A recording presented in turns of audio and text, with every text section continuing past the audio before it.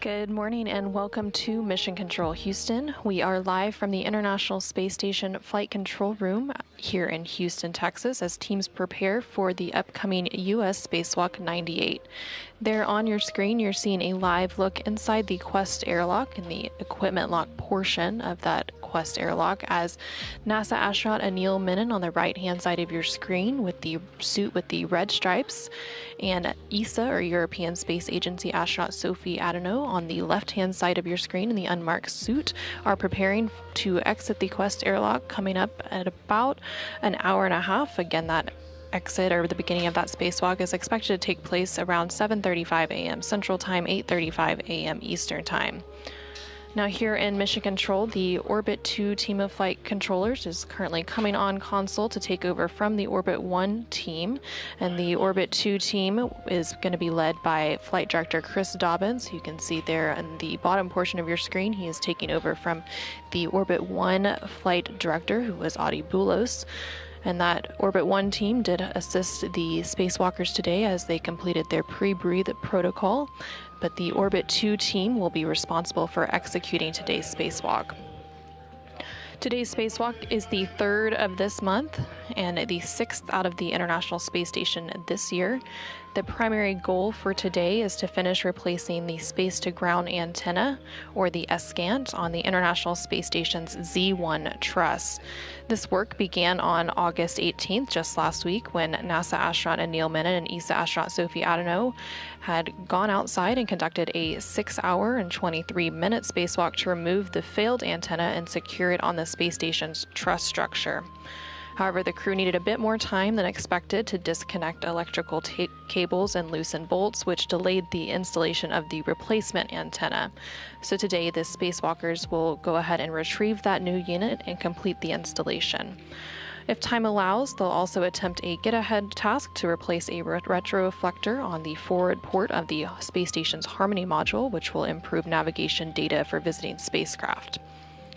The space-to-ground antenna is a dish-shaped unit and one of two that sit side by side on the Z1 truss. Last November, SCANT number 2 began experiencing periodic pointing issues during auto-track operations, which means it wasn't properly gimbaling or orienting itself to communicate with NASA's Tracking and Data Relay Satellite System, or TDRS. As a result, the flight control team switched operations to SCANT number 1, which continues to provide the high-rate video, voice, and telemetry for flight controllers here in Houston and at control centers around the world. There on your screen, you're seeing, again, a live look in that Quest airlock. You can now see NASA astronaut Jack Hathaway on your screen in between Sophie and Anil. And Jack is providing assistance from inside the space station for today's spacewalk, along with NASA astronaut Jessica Meir.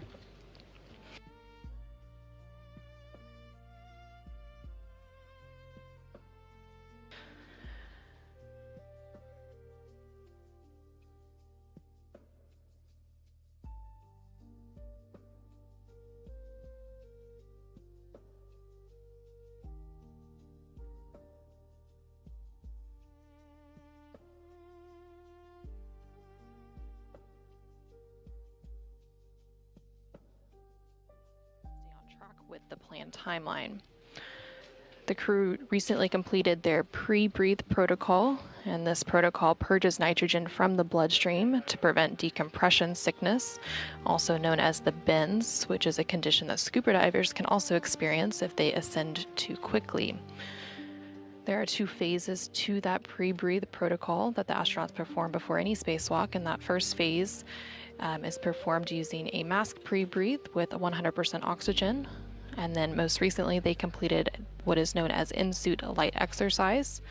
During that portion of the pre-breathe, they move their arms and legs to speed up their metabolic rate, which helps purge excess nitrogens.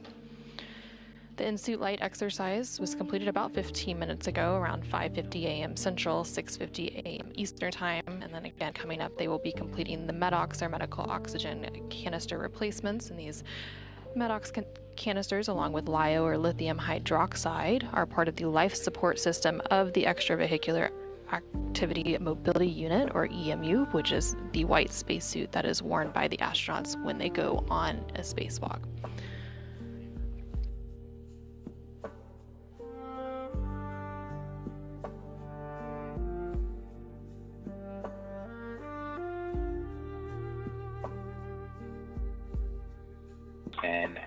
for go in 6, step 16.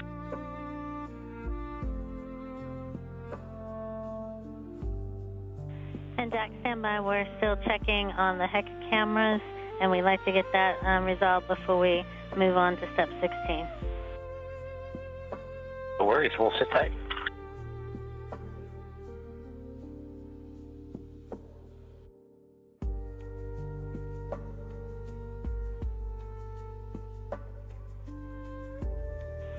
And Airlock Houston, we can give you the go in step 8 for the EMU cameras, and then once that is complete, you are go to pick up in step 16, 16. We'll go for step 8 to shut off the HECAs, and then once we're complete with that, we're into step 16. Good copy.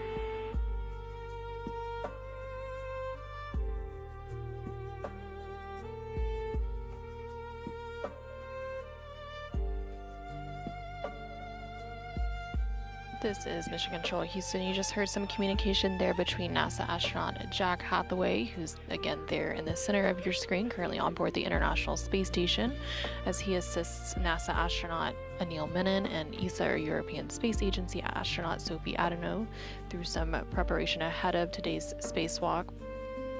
They are referencing a HECA, which is the HD EMU, or Extravehicular Mobility Unit Camera Assembly, and those are attached to the spacesuits that you see the crew wearing there, and provide some of the point of view cameras throughout the spacewalk. 2.120, we have serial number 1033 to put into EV1, looking for your go.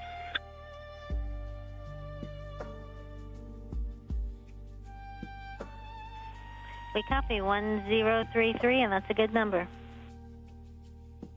Copy, go for EV1.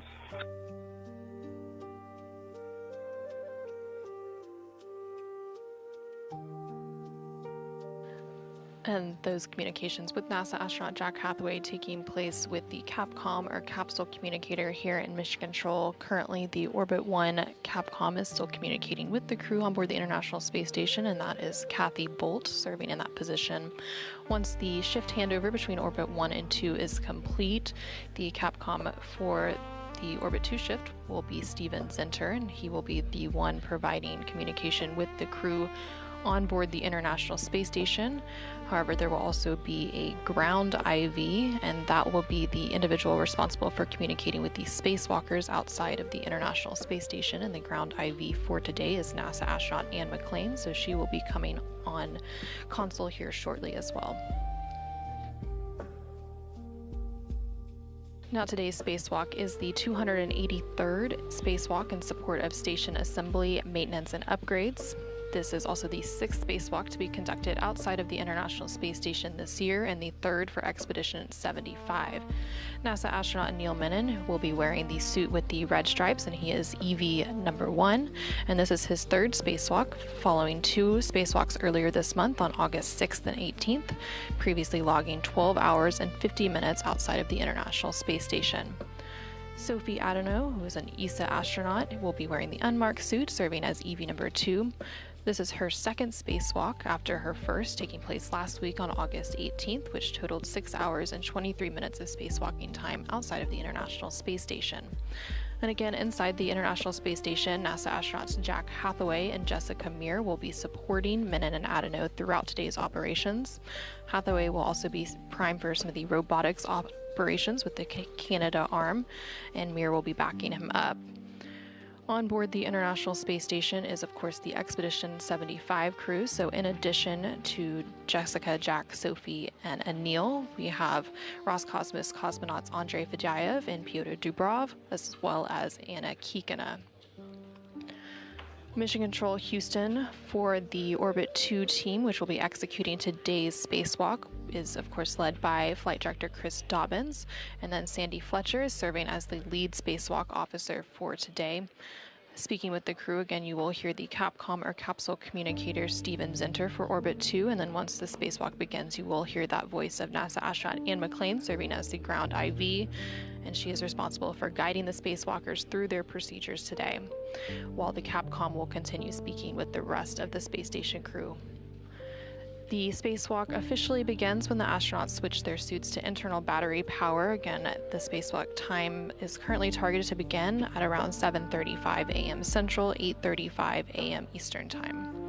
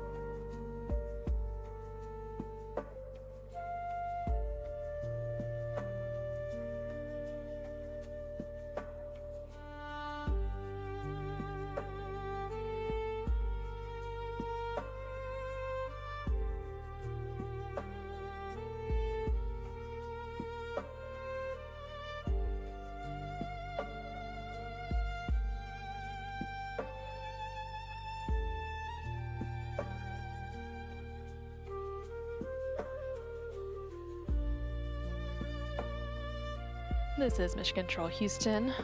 Again, the teams on board the International Space Station, as well as the flight controllers here on the ground, are working in tandem in preparation for today's upcoming spacewalk, U.S. Spacewalk 98. That spacewalk currently targeted to begin around 7:35 a.m. Central, 8:35 a.m. Eastern Time. The spacewalkers for today are NASA astronaut Anil Menon and ESA, or European Space Agency astronaut Sophie Adenot. And the spacesuits that you see Menon and Adenot wearing are known as the EMU, or Extravehicular Mobility Unit. This suit is an independent system that provides environmental protection, mobility, life support, and communications for crew members to perform a spacewalk. The EMU consists of the suit assembly as well as the life support system. The spacesuit assembly is the suit itself that encloses the crew member, and the life support system is attached to the back of the suit to provide oxygen for breathing and suit pressurization, water for cooling, carbon dioxide scrubbing, battery power, and radio, as well as a caution and warning system to monitor the suit's status. These spacesuits are fitted on the ground and then adjusted in orbit to account for spinal elongation and fluid shifts. Engineers take about 80 measurements to tailor each suit, assembling it from roughly 16 major elements, including multiple sizes for torsos, elbow and knee joints, adjustable waists, and dozens of glove sizes. On their forearms, there's typically procedure cards, which are references for the steps they'll perform throughout a spacewalk. Canister for ED21034. And Houston copies. We saw that in the view. That's a good number.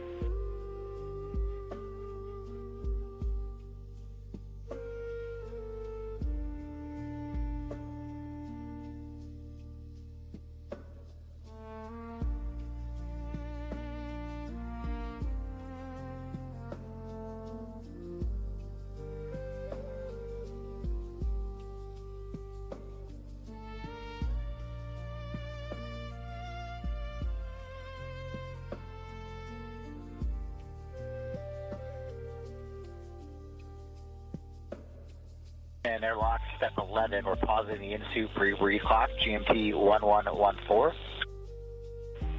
Copy, 1114.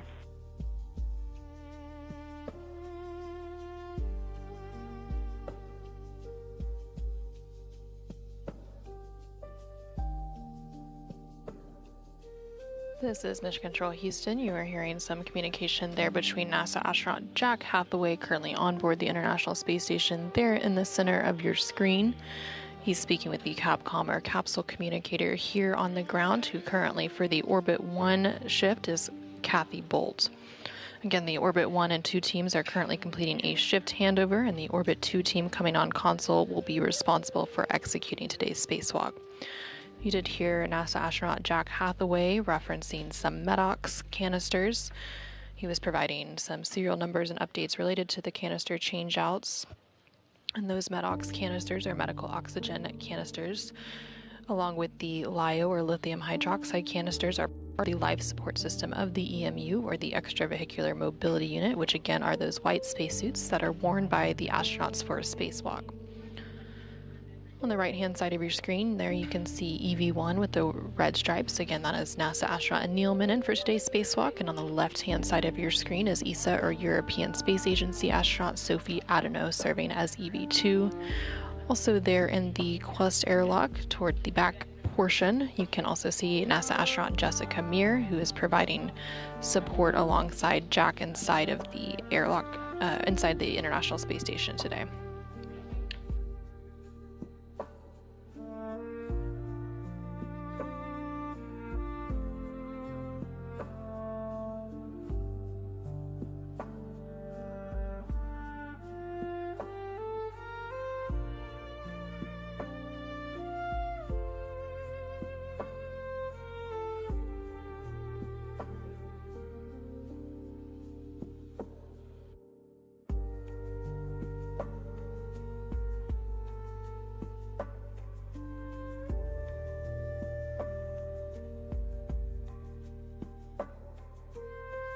Houston airlock, step 18, extended MEDOX canisters, serial number 0020 and serial number 0022.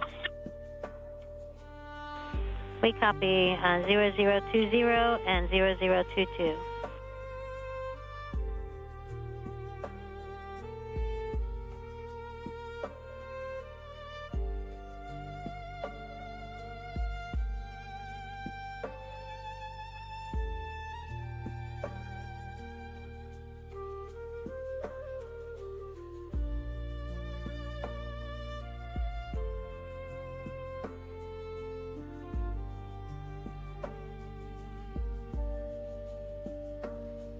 This is Mission Control Houston. Again, you're hearing those communications between NASA astronaut Jack Hathaway on board the International Space Station and the Capcom or capsule communicator here in Mission Control, currently Kathy Bolt, but that will soon be taken over by Steven Zenter.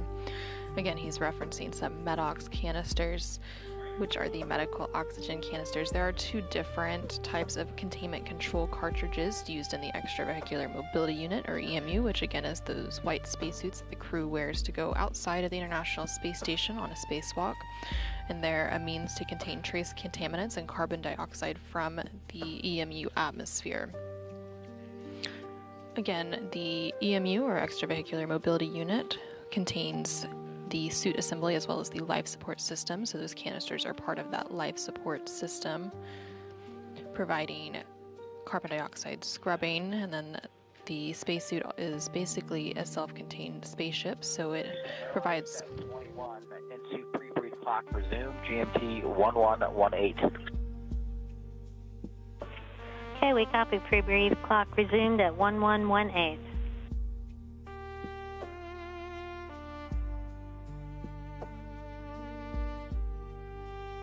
So the suit provides oxygen for breathing and suit pressurization, water for cooling, carbon dioxide scrubbing, battery power, and more. And the spacesuit operates at a pressure of 4.3 psi, or pounds per square inch, which compared to 14.7 psi inside the space station, and that pressure difference is why the pre-breathe protocol is necessary. Again, you were hearing NASA astronaut Jack Hathaway communicate about some of that pre-breathe to the teams here on the ground, specifically regarding some times for that pre-breathe protocol and the clocks that they're monitoring. The pre-breathe protocol has two different portions to it. The first portion, the astronauts perform a masked pre-breathe with 100% oxygen, and then they complete what is known as in-suit light exercise, which was completed a little bit ago. And during that in-suit light exercise, the spacewalkers move their arms and legs to speed up their metabolic rate, which helps purge excess nitrogen. Due to the pressure differences in the suits and the station, the pre-breathe protocol is necessary in order to purge nitrogen from the bloodstream to prevent decompression sickness. Again, that is also known as the bends, which is a condition that scuba divers can also experience.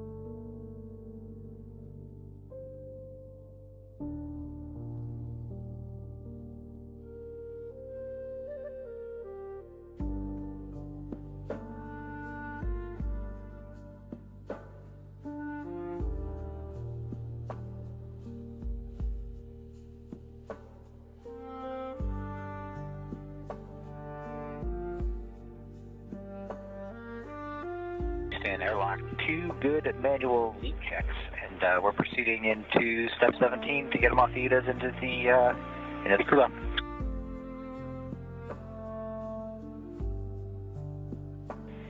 Okay, we copy y'all, and we'll go with that plan. And just letting you know, I'll be handing over to O2 Capcom shortly, and wish you guys the best of luck for the rest of the day. Okay, we really appreciate your help.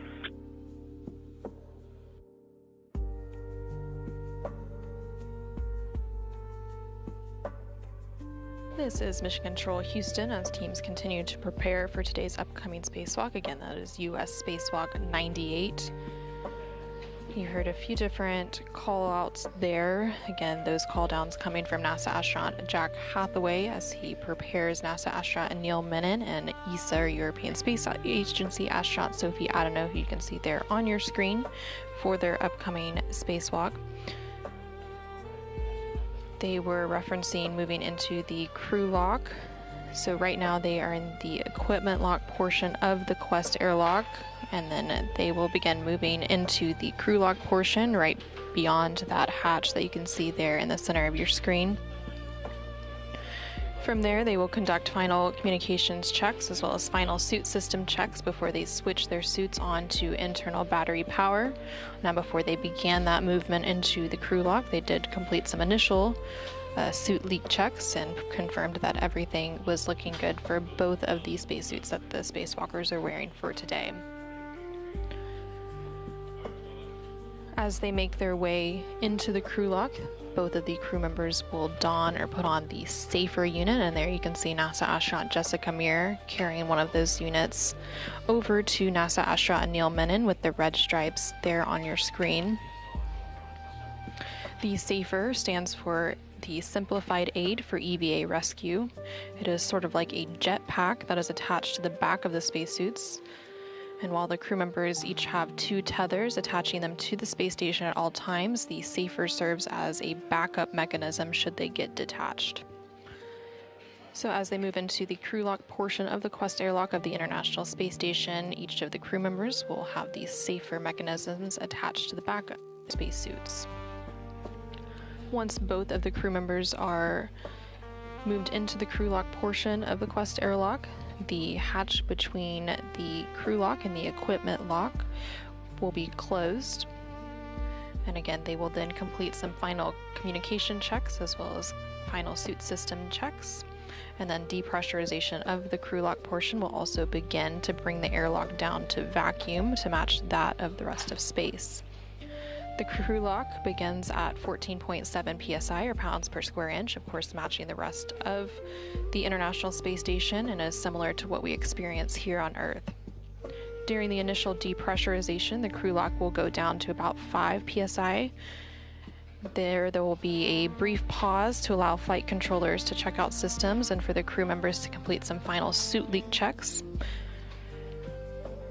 The depressurization process will then continue all the way down to vacuum, and once the crew lock depressurization is complete, the spacewalkers will be able to open the outer thermal hatch and then the hatch on the crew lock section prior to placing their suits on internal battery power. Again, when they turn their suits on to battery power, it will mark the official start of today's spacewalk.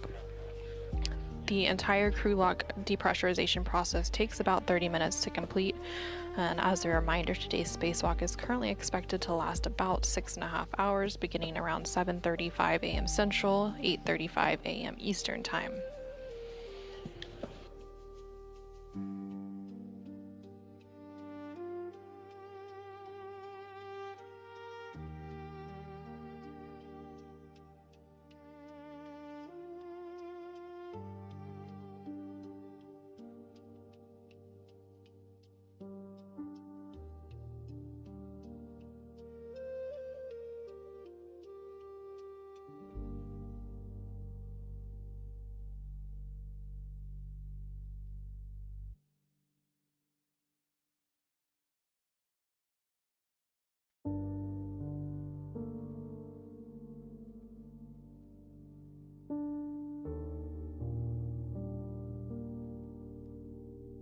Because of how that battery seats.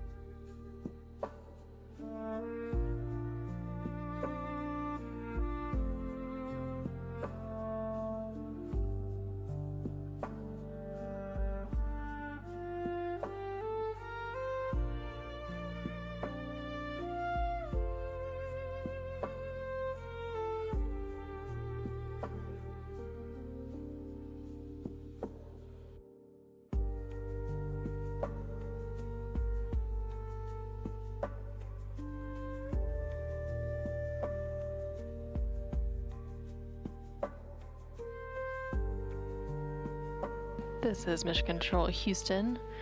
There on your screen you can see a live look inside the equipment lock portion of the Quest airlock on board the International Space Station.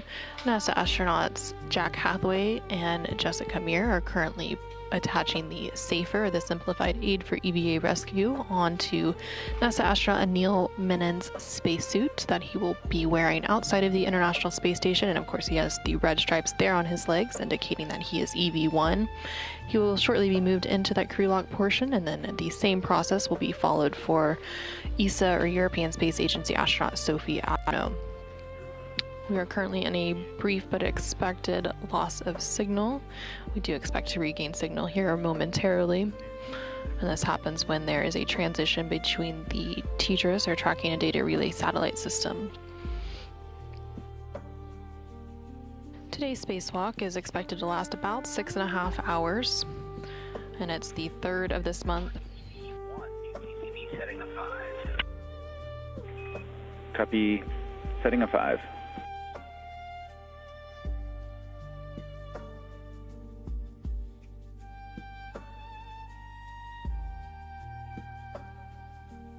And today's spacewalk is the 3rd of this month, and the 6th out of the International Space Station this year. Again, the primary goal for today's spacewalk is to finish replacing the space-to-ground antenna, or the SGANT, on the International Space Station's Z1 truss.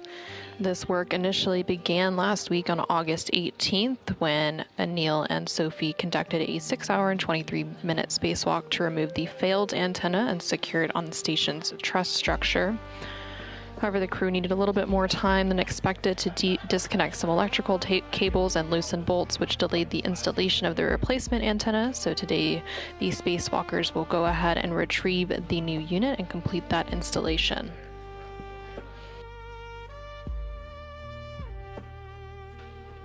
Once both NASA astronaut Anil Menon and ESA astronaut Sophie Adenot are moved into the crew lock portion of the Quest airlock on board the International Space Station, the hatch between the crew and equipment lock will be closed, and they will begin that depressurization process.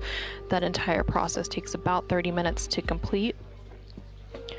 The spacewalk will officially begin when the suits are switched to battery power. Again, that spacewalk start time is currently targeted for around 7:35 a.m. Central, 8:35 a.m. Eastern.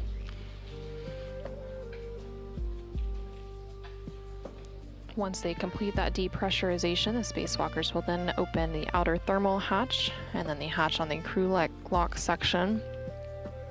NASA astronaut Anil Menon, serving as EV1 with the red stripes, will exit first, and then he will be followed by ESA astronaut Sophie Adenot, who's serving as EV2 today with the unmarked suit. They will then go ahead and set up their tools and tethers, turn on their helmet cameras, and begin to set up the SSRMS, which is the Space Station Robotic Manipulator System, basically the Canadarm2 robotic arm. And then they will make their way to External Stowage Platform 3, or ESP3, to retrieve the spare SGANT, which stands for the Space-to-Ground Antenna. Additionally, when they first exit the Quest airlock, NASA astronaut Anil Menon and ESA astronaut Sophie Adenot will perform what are called buddy checks, basically examining each other's suits and tethers to make sure that everything is in order before they move away from the airlock. After that is complete, NASA astronaut Anil Menon, serving as EV1, will go ahead and retrieve the foot restraint from an external pallet, and he will set up the Space Station Remote Manipulator System, again, that robotic arm that he will be strapped into for the duration of today's spacewalk. So he will strap his feet into a portable foot restraint, or a PFR, at the end of the Canadarm2 robotic arm, and then he will be maneuvered to various work sites, carrying the spare antenna from its current location on the External Stowage Platform 3, which is on the Port 3 truss of the space station. It will be moved to the work site at the Z1 truss to be installed and then subsequently activated by ground controllers here in Mission Control. The robotic arm will be primarily operated today by NASA astronaut Jack Hathaway, and he will be assisted by NASA astronaut Jessica Meir from inside the International Space Station. And while NASA astronaut Anil Menon, serving as EV1, rides the arm to the spare antenna work site and begins releasing some bolts, EV2, who is Sophie Adenot, will be assisting from the truss structure. Anil will remove the spare antenna, and the arm will then move to the installation location at the Z1 truss. And at that point, EV2, which is Sophie Adenot, will then translate back along the truss. So they will be making their way to ESP3, which is on the port 3 truss of the space station, remove the spare escant, which again is the only spare that is left on board the International Space Station. They maneuver it to its installation location on the Z1 truss to complete the replacement of the faulty space-to-ground antenna that was removed last week. Once it's installed, there will be some system checkouts by the ground control team here in Mission Control Houston, and it will restore the full redundancy to the space-to-ground communications system of the International Space Station. Once the installation of that spare is complete, the next task is to retrieve the failed SCAN. Again, that failed SCAN or space-to-ground antenna was removed last week and temporarily stowed. So it will be the job of ESA astronaut Sophie Adenot to go ahead and retrieve that failed antenna from its temporary stowage location, and then she will pass it along to EV1, who is NASA astronaut Anil Menon, and they will also clean up the work site while dropping off the tool bag at the airlock and heading outbound for the next task. To stow the SCAN, again the failed one, they will be installing a couple of bolts. And then after that is complete, EV1 Anil Menon will return to the arm ingress location. Again, that is where he would have got into the portable foot restraint of the SSRMS, which is the Canadarm2 robotic arm. And while Anil is doing that, Sophie will then translate back to the airlock to prepare for ingress. Again, this is expected to be a 6-hour and 30-minute spacewalk to complete both the spare SCAN retrieval and installation, as well as retrieving the failed SCAN and stowing it into its permanent stowage location. If time allows, the crew will also attempt a get-ahead task to replace a retroreflector on the forward port of the Harmony module to improve navigation data for visiting spacecraft. And the space-to-ground antenna is a dish-shaped unit and one of two that sit side by side on the Z1 truss. Last November, SCAN-2 began experiencing periodic pointing issues during auto-track operations, meaning it wasn't properly gimbaling or orienting itself to communicate using NASA's Tracking and Data Relay Satellite System, or TDRS. And as a result, the flight control team switched operations to SCAN-1, which continues to provide that high-rate video, voice, and telemetry for flight controllers here in Houston and at other control centers around the world.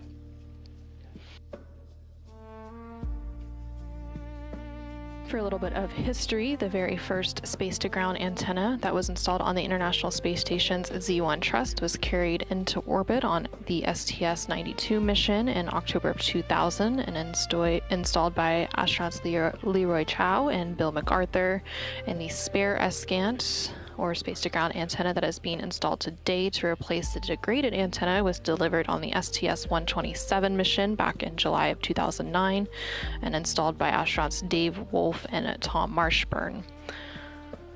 The faulty antenna that's being replaced and that was temporarily stowed last week was initially installed on the STS-132 mission in May of 2010 by astronauts Garrett Reisman and Steve Bowen. The replacement antenna for today has been parked on ESP3, again, external stowage platform. Space-to-ground 1. Earlier we copied a partial call regarding the safer on Anil's suit. We're looking for clarification on if you had to reseat the battery on the safer or just fix the MLI.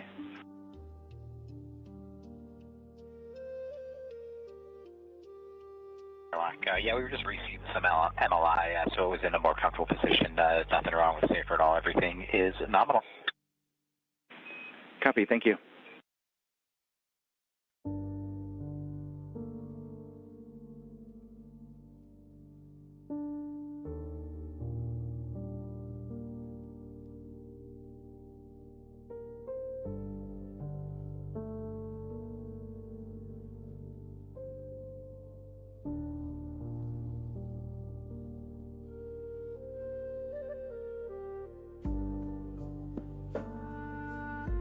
This is Mission Control Houston. You just heard a call down from NASA astronaut Jack Hathaway. You can see there on the left-hand side of your screen. He was speaking with the CAPCOM, or capsule communicator, here in Mission Control Houston, who for the Orbit 2 team of flight controllers now on console is Steven Zinter. They were referencing a SAFER, and that stands for Simplified Aid for EVA Rescue.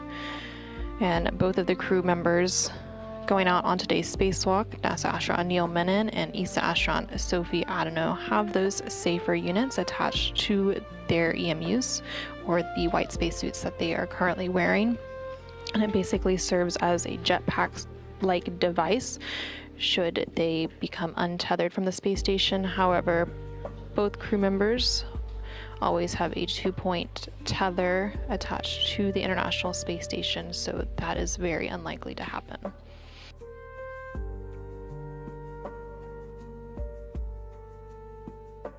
There in the center of your screen, you can see both NASA astronaut Jack Hathaway as well as NASA astronaut Jessica Meir. They're currently assisting ESA, or European Space Agency, astronaut Sophie Adenot into the crew lock portion of the Quest airlock. NASA astronaut Anil Menon was moved into there first as EV1, and now Sophie is joining him. Once they are fully situated into the crew lock portion, the hatch in between the crew lock and equipment lock of the Quest airlock, which you can see that hatchway there on your screen that Jessica Meir is currently touching, will be closed, and they will begin the depressurization process down to vacuum of that crew lock portion.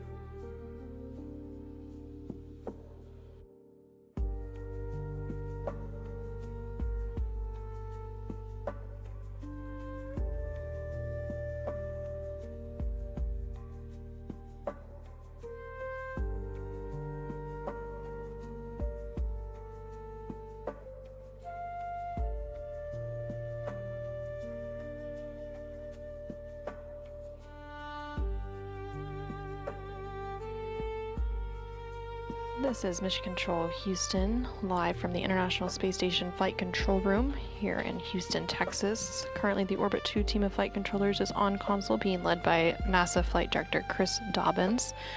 And the Orbit 2 team is responsible for executing today's spacewalk. Again, today's spacewalk is US Spacewalk 98. Serving as EV1 is NASA astronaut Anil Menon, and serving as EV2 is ESA, or European Space Agency astronaut Sophie Adenot. Both of the crew members are currently in the crew lock portion of the Quest airlock. They're at the latter half of your screen, and there you can see NASA astronaut Jessica Meir as she begins to close the hatch between the crew lock and the equipment lock portion of the Quest airlock. Once that hatch is closed, they will begin the depressurization process. That entire depressurization process takes about 30 minutes to complete. Currently, the crew lock and the equipment lock, as well as the rest of the International Space Station, are sitting at a pressure of about 14.7 psi, or pounds per square inch, which is similar to the pressure that we experience here on Earth. However, the EMUs, or the white spacesuits that the crew members wear to go out on a spacewalk, are at a pressure of about 4.3 psi, and then the crew lock will be depressed down to vacuum to match that of space. Once the depressurization process is complete, the crew members going out on today's spacewalk, again, NASA astronaut Anil Menon and ESA astronaut Sophie Adenot, will switch their spacesuits onto battery power, which will mark the official start of today's spacewalk. Again, today's spacewalk is expected to last about 6.5 hours. Airlock steps 76 and 77 are complete. You guys are go for 78. Copy and work.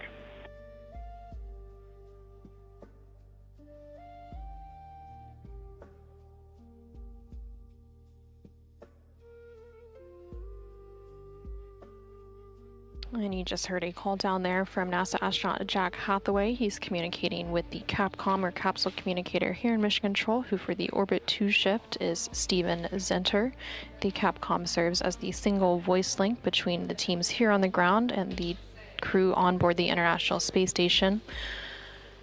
Throughout today's spacewalk, the Capcom will continue to communicate with the crew inside the International Space Station, but there will also be a ground IV who will be communicating with the crew going on today's spacewalk, and the ground IV for today is currently coming on console, and that will be NASA astronaut Anne McClain.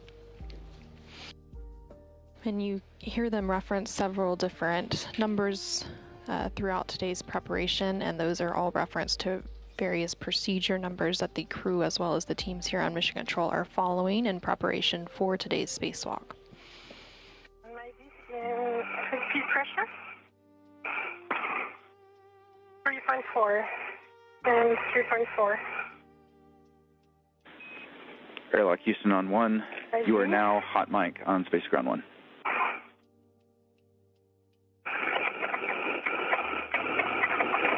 Copies, and we're just taking a quick look at switch configuration on EV2.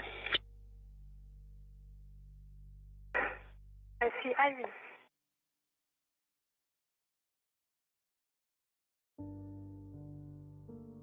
Yeah, Houston, we're just want to double check. We're seeing suit pressure on EV2 of 3.4. We were kind of expecting 4.2, but in IV that kind of makes sense that it slowly breathes down, and so that reading of 3.4 is good.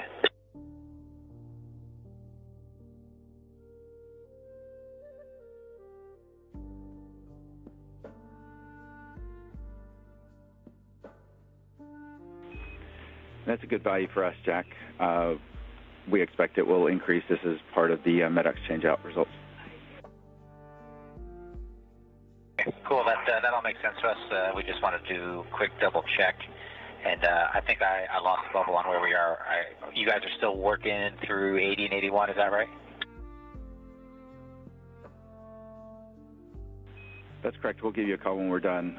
But EV crew is hot mic on Space Ground 1, if you didn't copy that. Okay, copy. We're standing by as you guys work through the steps, and EV1 and EV2 are hot mic on the big loops. Copy. Copy.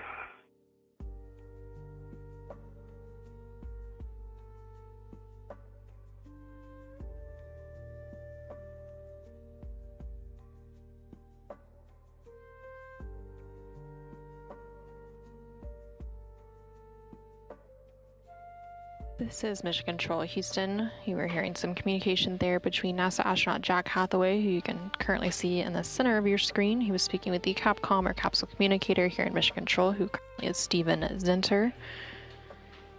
They were referencing some pressure readings on the EV2 spacesuit.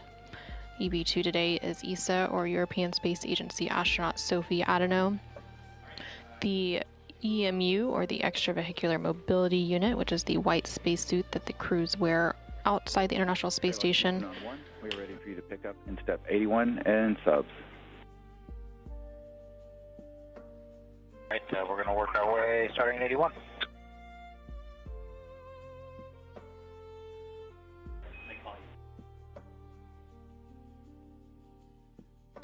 Again, they were referencing some suit pressures, and those spacesuits typically operate at a pressure of around. Couple cleanup steps for EV2 as we are, before we get into the Q card. You're not touched anything, but look on the UIA and check that the depressed pump power switch is in the off OFS. Depressed pump power switch is off OFS. I'm going to verify the depressed pump enable LED is on ON. Enable LED on ON. Houston Airlock, looking for your go in 84 to start the crew lock depress Q card.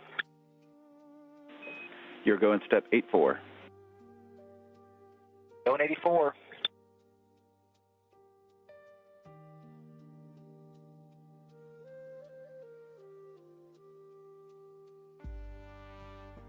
Right, Anil and Sophie, I am on the crew lock depress Q card, step 1. So on the UIA, if you'll take that depress pump power switch to the on ON position. Depress pump power switch to on ON, done. All right, we're going to count 10 seconds as it spins up.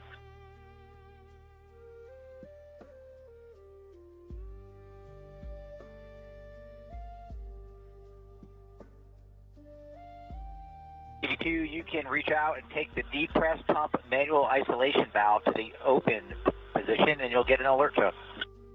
EV2, depress pump man ISO valve to open now. All right, for both 1 and 2, monitor your suit P gauge is less than 5.5, and if it gets up there, let us know. 1 copy. Copy.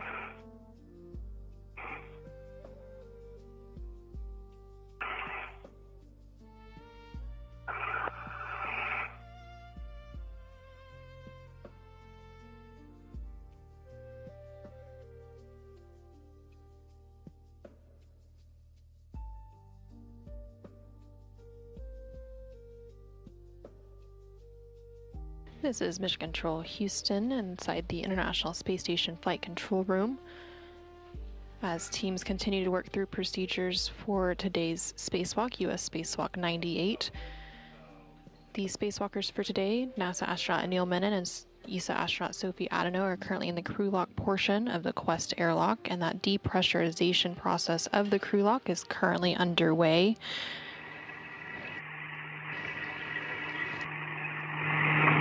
The crew lock pressure is now at about 12.4 psi, or pounds per square inch, and it began at a pressure of about 14.7 psi. It has to be depressed down to vacuum to match that of space, and then once that is complete, they will be able to open the thermal hatch and the hatch of the crew lock to exit the International Space Station to begin today's spacewalk. During this depressurization process, they will initially take the crew lock down to a pressure of about 5 psi, or pounds per square inch, and at that point they will go ahead and pause the depressurization process to complete some final suit leak checks and system checks before finishing the depressurization process.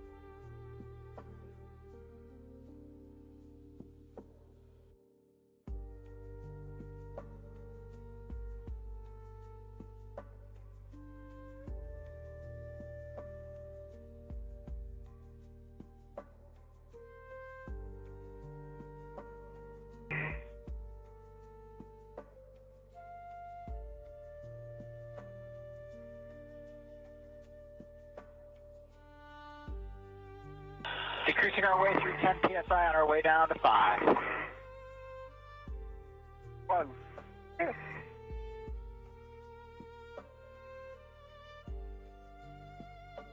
And this is Mission Control Houston. You just heard a call out from NASA astronaut Jack Hathaway. You can see there in the center of your screen, confirming that the pressure of the crew log is now at about 10 psi or pounds per square inch as it continues the depressurization process down to vacuum. Again, they will pause at about 5 psi for some final leak and system checks before resuming and going all the way down to vacuum. Following that call out from NASA astronaut Jack Hathaway, you did hear a brief communication with the spacewalkers for today. Again, today's spacewalk is being performed by NASA astronaut Anil Menon, serving as EV1 in a suit with red stripes, and EV2 today is ESA, or European Space Agency astronaut Sophie Adenot. Once the depressurization process is complete, again, that entire depressurization process takes about 30 minutes to complete. The spacewalkers will then go ahead and switch their suits to internal battery power, which will mark the official start of today's spacewalk. Today's spacewalk is scheduled to begin at around 7:35 a.m. Central Time, 8:35 a.m. Eastern Time, and is expected to last about 6.5 hours. Once they switch to internal battery power and that depressurization process is complete, the crew members will then go ahead and open the outer thermal hatch and then the hatch on the crew lock section. First out of the International Space Station today will be EV1, who again is NASA astronaut Anil Menon, and he will be followed shortly thereafter by EV2, who is ESA astronaut Sophie Adenot. Once they exit the International Space Station, they will go ahead and set up their tools and tethers. Again, they have 2 tethers that attach them to the International Space Station at a given time. They will also turn on their helmet cameras, or their HECAs, and they will begin setup for today's spacewalk. They will also complete what are known as buddy checks, which is where both Anil Menon and Sophie Adenot will basically be examining each other's suits and tethers to make sure that everything is in order before they begin to move away from the airlock.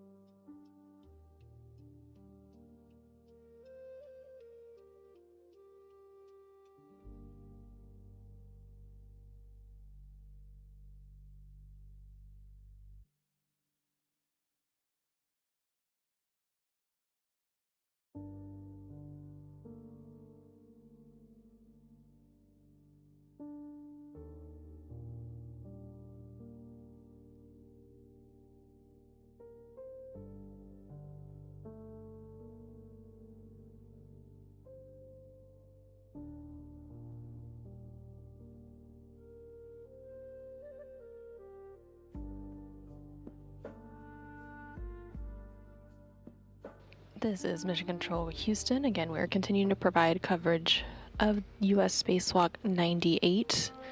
The crew members for today's spacewalk are currently in the crew lock portion of the Quest airlock on board the International Space Station as the depressurization process for that crew lock continues. The pressure inside the crew lock is currently at about 6.5 psi. 6.5 psi. You get alert tone at 6 on our way down to 5.0. 1, 2.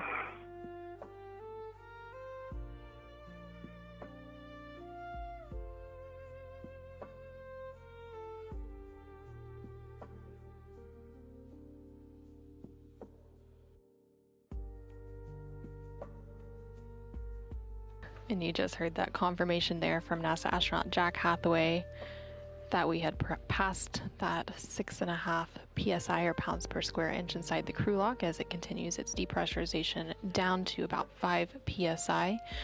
Once the crew lock reaches that 5 psi point, the depressurization process will pause momentarily to complete some final suit and system checks before resuming it down to vacuum. Throughout that depressurization process, you do hear periodic call-outs by the crew, and this is as they are following the procedures for that depressurization process. Various call-outs are required during the monitoring process, and you do hear confirmation coming from the spacewalkers inside the crew lock as NASA astronaut Jack Hathaway provides those call-outs for them.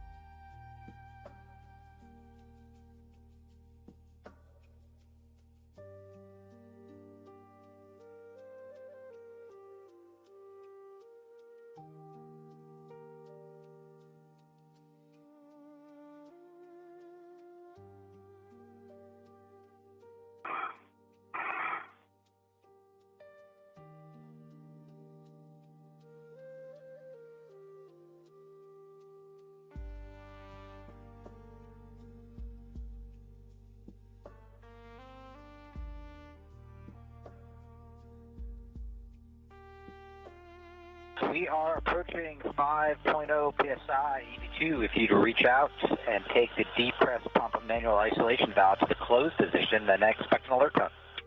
Yes.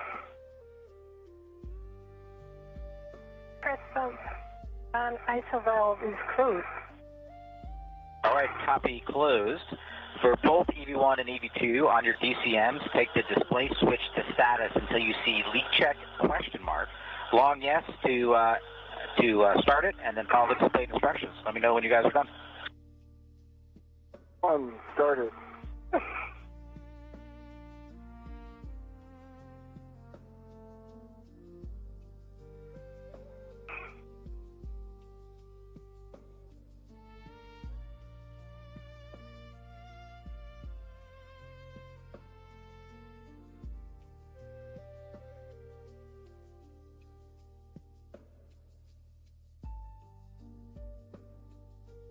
And this is Mission Control Houston.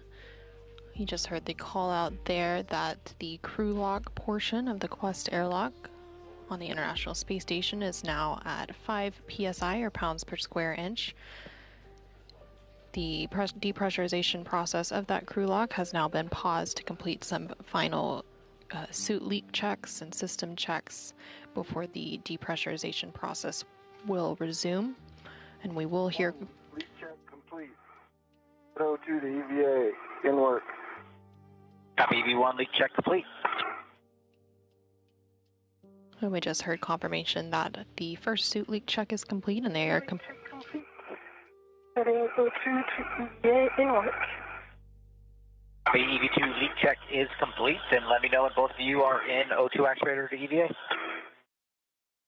Okay.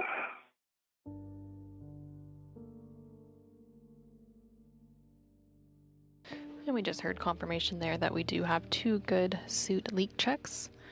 So they will complete some final system checks here on the ground.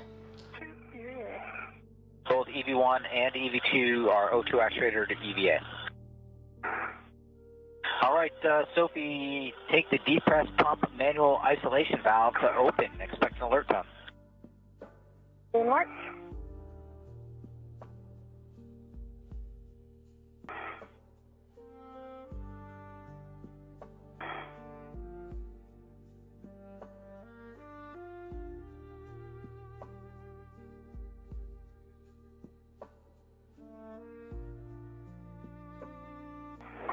pump man ISO valve to open.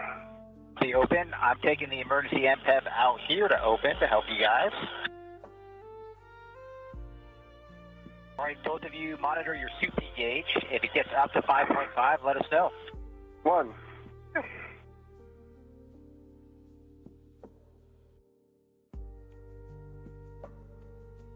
And this is Mission Control Houston. Following those suit leak checks and system checks at 5 psi or pounds per square inch inside the crew log, that depressurization process has now resumed. Again, this depressurization will take the crew log down to vacuum to match that of space. And at that point, the suits will be switched to battery power, which will mark the official start of today's spacewalk. Again, today's spacewalk is expected to last about 6.5 hours. As the crew works to complete the installation of a replacement space-to-ground or S-scan antenna.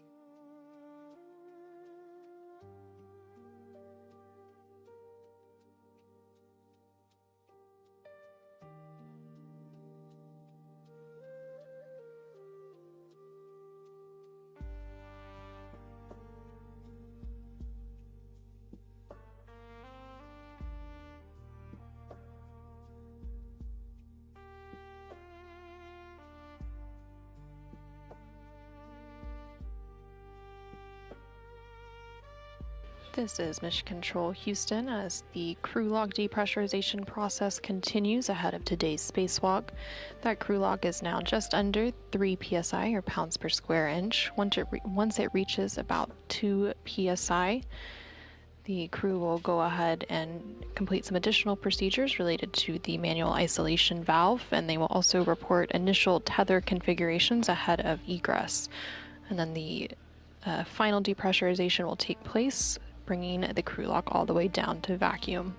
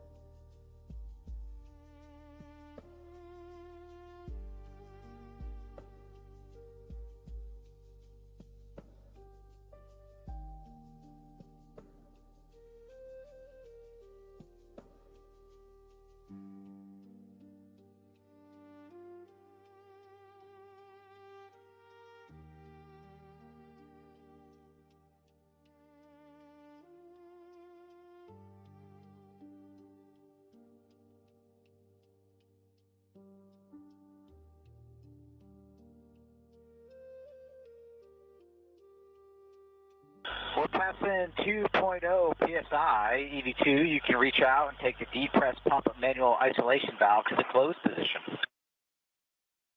Depress pump man ISO valve is closed. Copy closed, and on the UIA, you can take the depress pump power switch to the off OFF position. Depress pump power switch is off OFF. Copy OFF, and as always, it's a pleasure getting you guys to close the vacuum, and we will pass it off to Ann and the team down in Houston for the rest of your adventure today. Thank you, Jack and Jessica, and hello, Ann. Good morning, Anil and Sophie. It's game day. Let's do it. We'll take your initial tether config. All right, I'll start off with EV1. Starting on the left, I've got a left D-ring extender that's attached to a small hook on my waist tether, closed lock, black on black. Large hook is unlocked on that same D-ring extender. Then moving over to the right, I have a D-ring extender.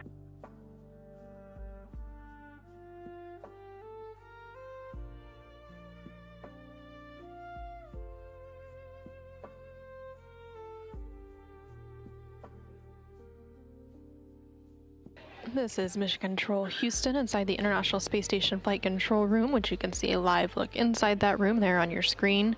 The Orbit 2 team of flight controllers being led by NASA Flight Director Chris Dobbins are on console. Red reel, closed lock, black on black. And then that anchor hook is on my MWF. On my red reel, I also have EV2's anchor hook, closed lock, black on black. I'm going to hand it over to Sophie to go through her tether config. Okay, thank you, Anil. I'll start with my right side. Right D-ring extender. I have a waist tether, which is also gate closed locked black on black, and the other hand is on my mini workstation. On this right D-ring extender, I also have the red hook, gate closed locked black on black. Going to the red reel, which is unlocked. On this red reel, I have the green hook, gate closed locked black on black. Red reel also leads to the yellow hook, gate closed locked black on black, which is on the green reel. This green reel is locked confirmed, and I see the anchor hook that is going to EV1's red, and I see it's gate closed locked black on black. On my left side, I have a D-ring extender with the small hook gate closed locked black on black going to the airlock waist tether, and I see both large hook of the waist tether gate closed locked black and black, and the airlock waist tether small hook is gate closed locked black on black on the airlock D-ring extender that gives a good load path to station.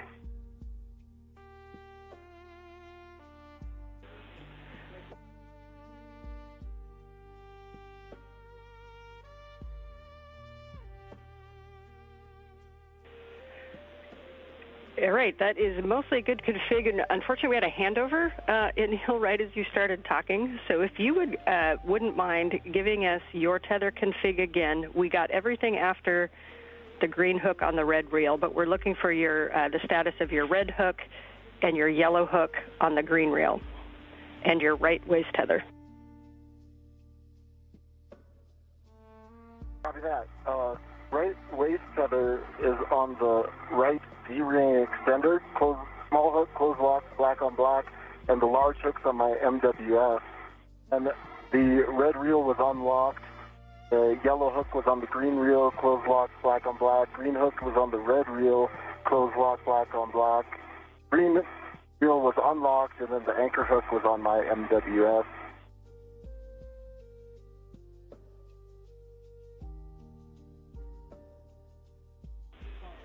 And Anil, we just need the status of your small red hook, please. Hook, closed lock, black on black on my D-ring right side.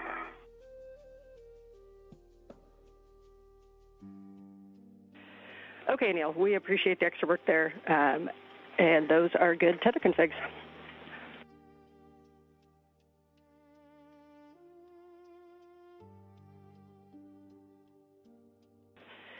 And for both of you, we're just above 1 PSI. We're expecting about 11 more minutes in the depress. Good copies.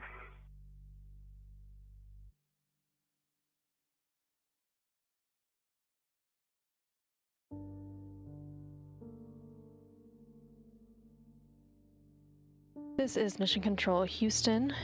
You just heard NASA astronaut Anil Menon, who is serving as the ground IV, working through the initial tether configurations for EV1 and EV2. Again, for today's spacewalk, EV1 is NASA astronaut Anil Menon, and EV2 is ESA, or European Space Agency astronaut Sophie Adenot. They reported those initial tether configurations ahead of egress, or exiting the Quest airlock of the International Space Station. That egress will come once the crew lock depressurization process is fully complete. There's about 10 minutes remaining in that depressurization process. The crew lock is just above about 1 psi, or pound per square inch. Again, it has to go all the way down to vacuum before that egress process can begin. Throughout today's spacewalk, you will hear NASA astronaut Anil Menon serving as the ground IV, speaking with the spacewalkers and walking them through the procedures for today. And then also there is a CAPCOM, or capsule communicator, who is Steven Zenter, and he will still be responsible for communicating with the crew members still inside the International Space Station.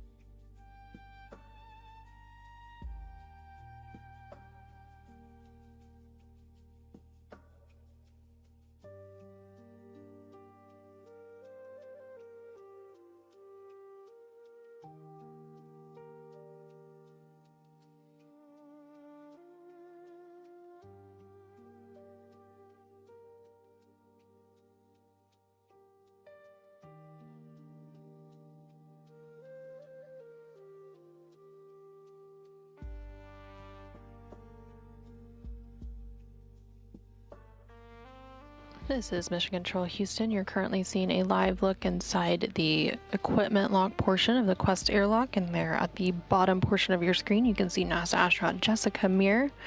Jessica, alongside NASA astronaut Jack Hathaway, are providing support for today's spacewalk from inside the International Space Station. Before the crew members for today's spacewalk, again, NASA astronaut Anil Menon and ESA astronaut Sophie Adenot were moved into the crew lock portion just beyond that hatchway you see there on your screen. Jessica and Jack assisted them with donning their suits, and as well as walking them through their pre-breathe procedures and various other preparation steps for today's spacewalk.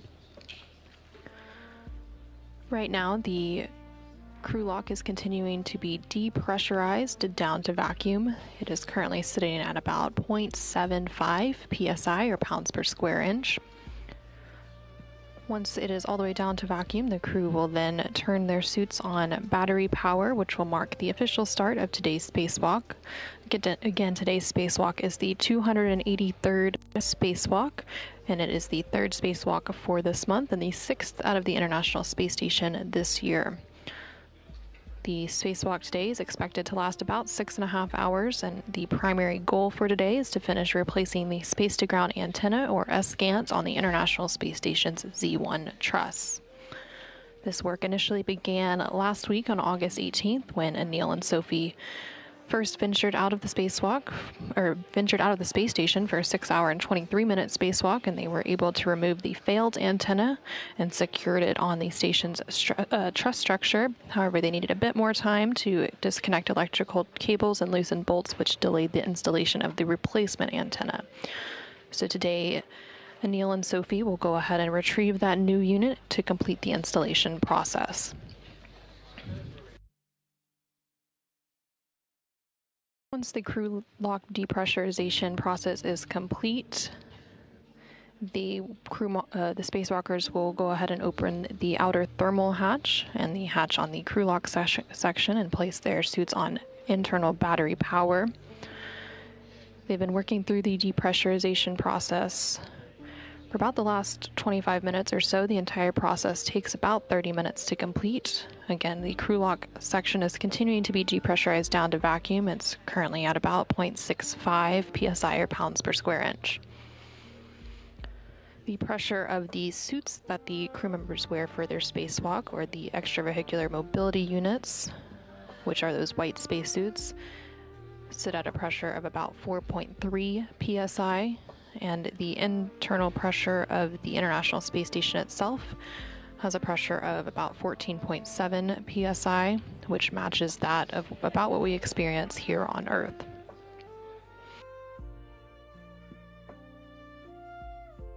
Once they begin the process of egressing or exiting the International Space Station, first out of the hatch will be EV-1, which is NASA astronaut Anil Menon, and he will be followed by EV-2, who is ESA astronaut Sophie Adenot. Anil, serving as EV-1, has the suit with the red stripes, and Sophie, serving as EV-2, is wearing an unmarked suit. Once they exit the airlock, they will complete some initial checks of each other, which are called buddy checks, where they examine each other's suits and tethers to make sure that everything is in order and looking good before they begin moving away from the airlock and working into their procedures for today.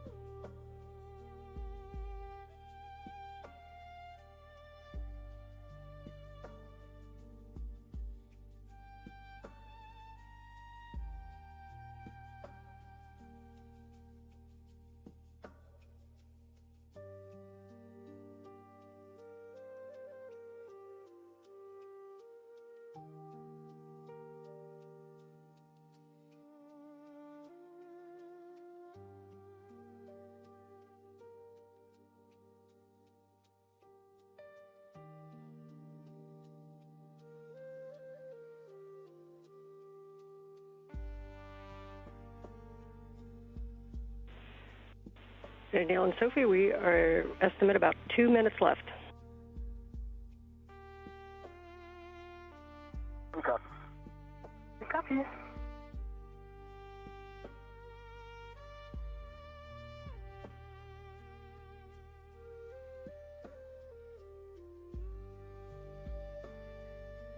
This is Mission Control Houston. You just heard NASA astronaut Anne McClain, who is serving as the ground IV here in Mission Control for today's spacewalk, speaking with NASA astronaut Anil Menon and ESA astronaut Sophie Adenot, who are currently in the crew lock portion of the Quest airlock of the International Space Station as they continue the depressurization process down to vacuum. They reported that there's about 2 minutes remaining in that depressurization process. The crew lock right now is sitting at a pressure of about 0.5 psi. For today's spacewalk, again, the crew members will be installing a replacement SGANT, or space-to-ground antenna, on the International Space Station's Z1 truss. Last November, Escant number 2 began experiencing periodic pointing issues during auto-track operations, basically meaning it wasn't properly gimbaling or orienting itself to communicate with NASA's Tracking and Data Relay Satellite System, or TDRS. And as a result, the flight control team switched operations to Escant number 1, which continues to provide high-rate video, voice, and telemetry for controllers here in Houston and around the world. But following today's Escant installation, the redundancy for that space-to-ground antenna system will be restored.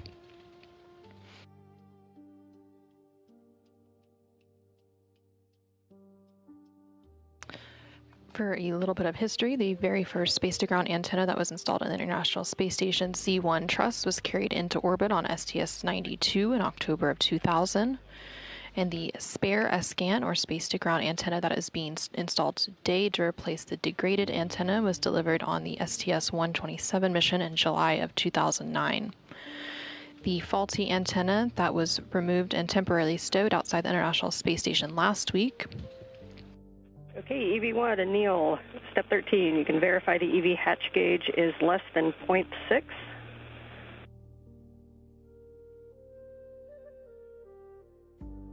Hatch gauge less than 0.6.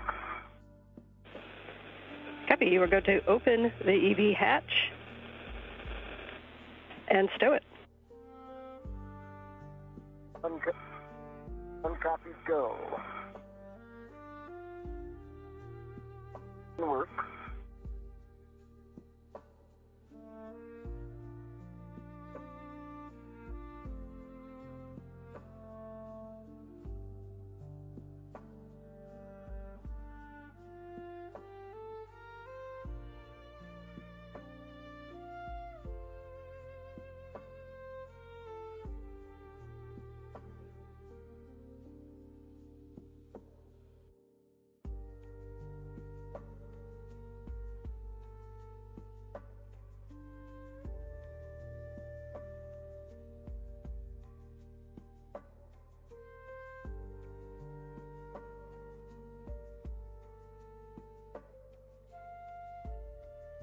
Is open and stowed.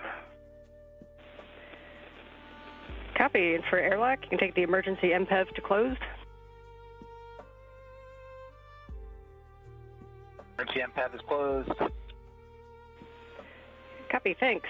Okay, staggering switch throws. EV1 and 2, you can switch power to BAT and expect warning tone. Okay, 1 will go first. Yep.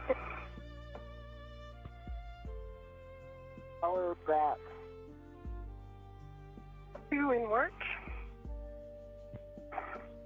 Power BAT. Copy for 1 and 2. You can now switch your display to Pro to verify functional display. 1 has a functional display. 2 functional display. Copy. Sophie, on the UIA, switch power EV1 and 2 to off OFF and check all 4 LEDs off OFF.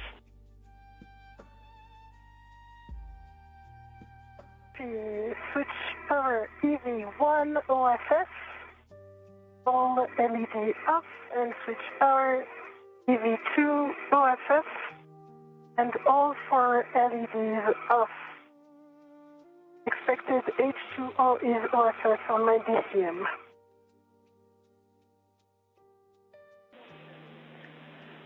Okay, we copy, and that is an expected message. For both crew, you can remove your SCU from your DCM, install the DCM cover, and stow the SCU in the pouch with pouch Velcro closed.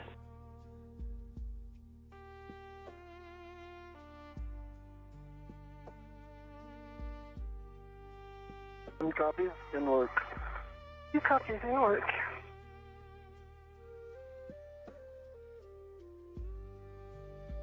This is Mission Control Houston with NASA astronaut Anil Menon and ESA astronaut Sophie Adenot having placed their suits on battery power. Today's spacewalk has officially begun, that taking place at 7:27 a.m. Central Time, 8:27 a.m. Eastern Time. Again, today's spacewalk is the 283rd spacewalk in support of space station assembly, maintenance, and upgrades.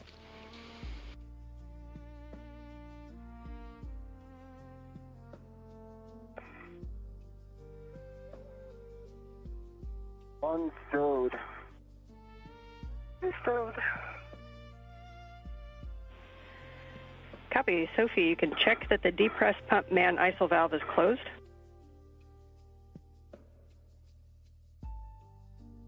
Depressed pump my ISO valve is closed. Copy for both crew. Take your temperature control valve to max hot, lowest numbers.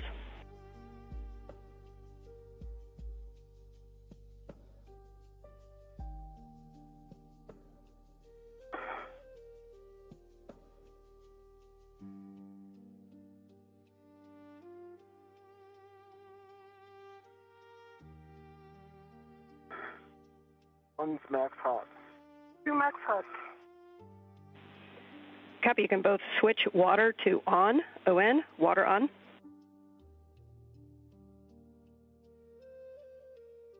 On, water on. 2 water on OM. Check that your DCM is blank and your byte off. On, blank, sight off. 2 blank, sight off. Copy. You can each set your temperature control valve as desired. And as you do so, just a reminder to report all TCV changes and best practice not to do large changes over 2.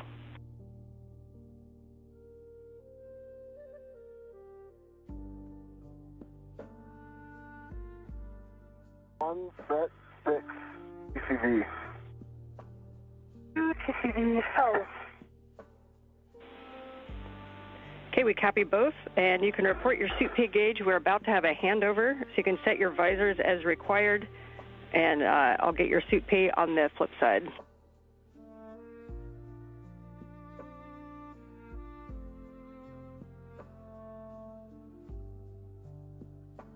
This is Mission Control Houston. We are currently in a brief but expected handover between tracking and data relay satellite system.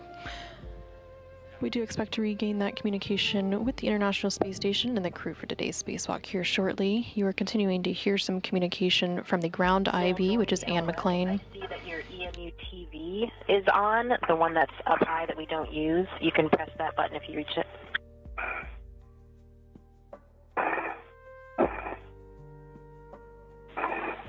And Houston is back with you if each crew can report suit P gauge.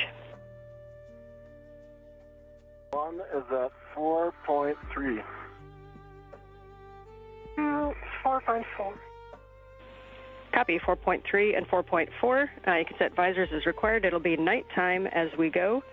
We see good suit parameters for both of you, so we do not need step 14, and we'll take care of 15 on the ground, and that takes us to egress. So Anil, you are go to open the hatch thermal cover. You'll unhook the strap from the magnetic plate D-ring, move the hook to the tether point, cinch the strap, and report Sharpie lines. Thermal covers in work.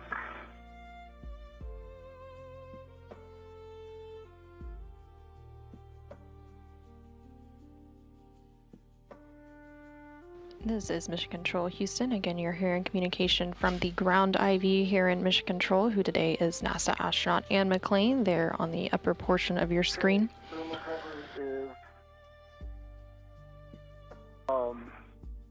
attached to itself on the D-ring, and it's got 6 Sharpie lines. Copy 6 Sharpie lines. Anil, you are go to egress the airlock. Let's take the office outside. Sounds great, Anne. One's egressing. All right, and as you go out, your first step is going to be to attach your anchor hook on the forward airlock D-ring. Work.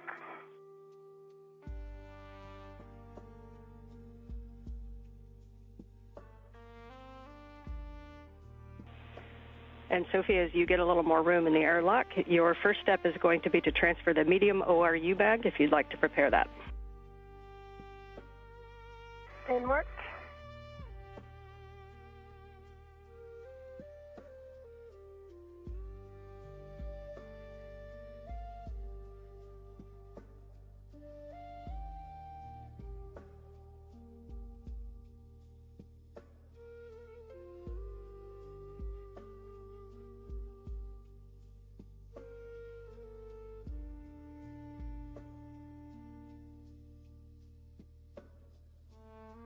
Okay, EV1, safety tether is closed, lock, black on black, forward, airlock D-ring. Copy. You can take EV2's anchor hook to the aft D-ring. This is Mission Control Houston. You're now seeing a view outside of the International Space Station. EV1, who today is NASA astronaut Anil Menon, has opened the thermal cover and is making his way outside of the International Space Station. And he is attaching his anchor hook. And then following that attachment, EV2 will follow.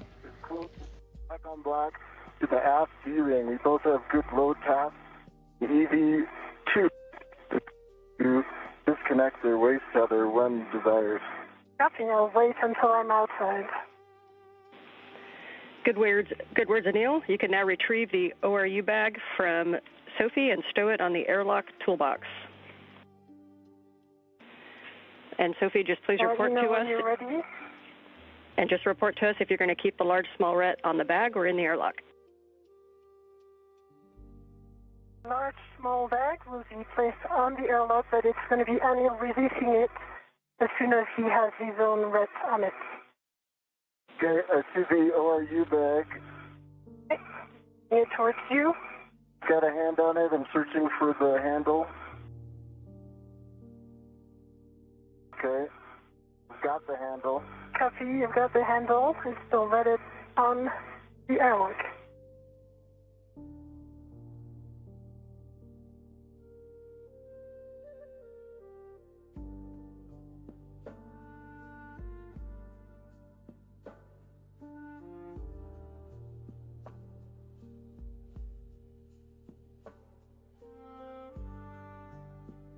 Okay, I've confirmed a good ret on my MWS, and I'm going to release the airlock ret. Okay, I am ready. Released. See it.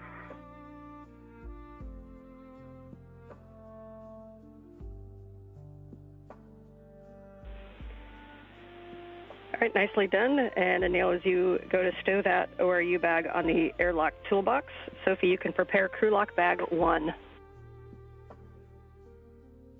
And work.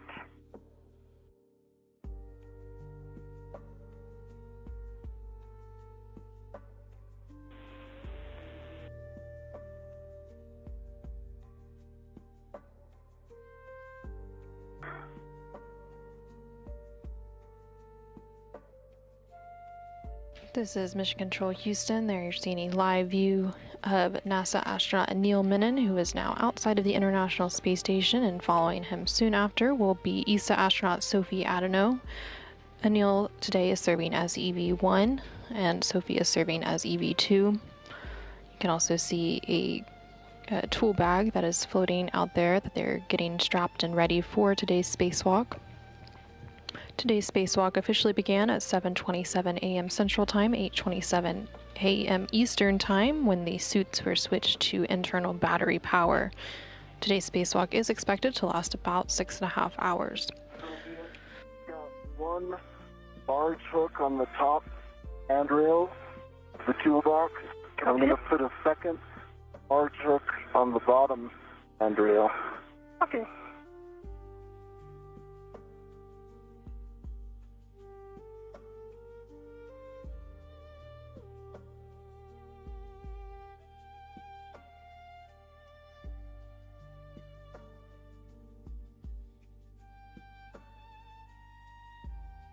The hooks are down and get my ret and come back to you. Copy.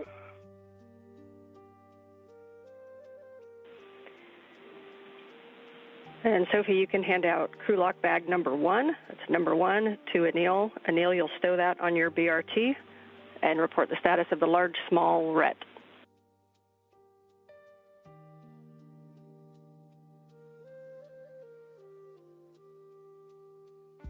Two copies.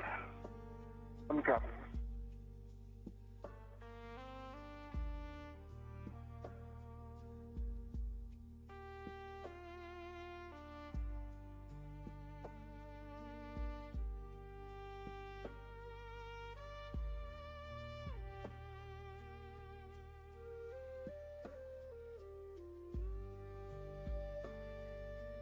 This is Mission Control Houston. Again, you're seeing a live look at NASA astronaut Anil Menon, currently outside the International Space Station as he continues to prepare some tools and bags for today's spacewalk, and then he will be joined outside of the Quest airlock here shortly by ESA astronaut Sophie Adenot.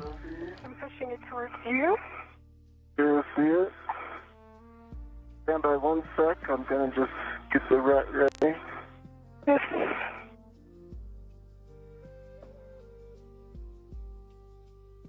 And you can see that it is currently nighttime outside the International Space Station. So the space station does see 16 sunrises and sunsets per day. So the spacewalkers will be working in alternating light and darkness throughout today's spacewalk. Okay.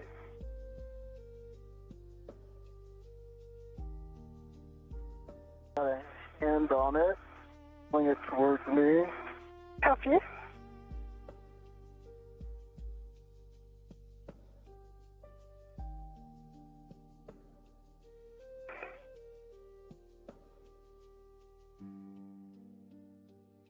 Houston, Sophie, TCV 3.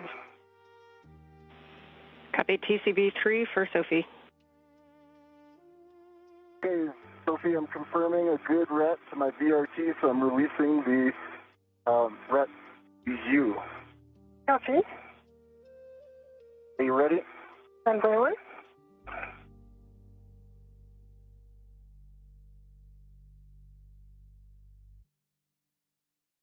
I am ready. Okay.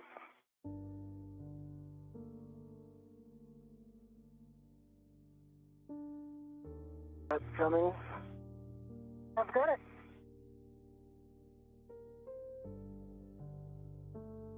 Give me 30 seconds to put this on my VRT. Sure, take your time.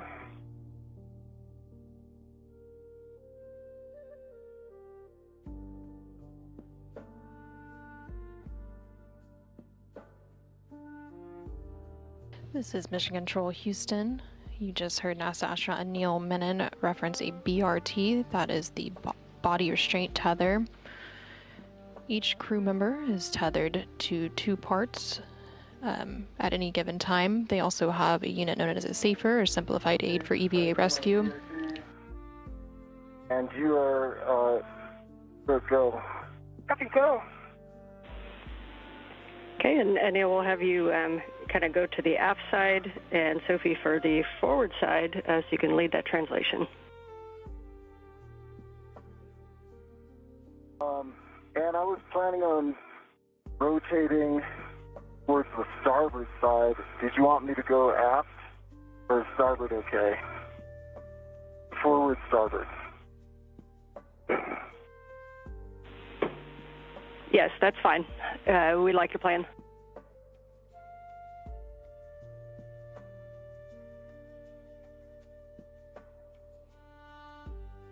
Coming out. I see you coming out. Safe room. Good, Soph.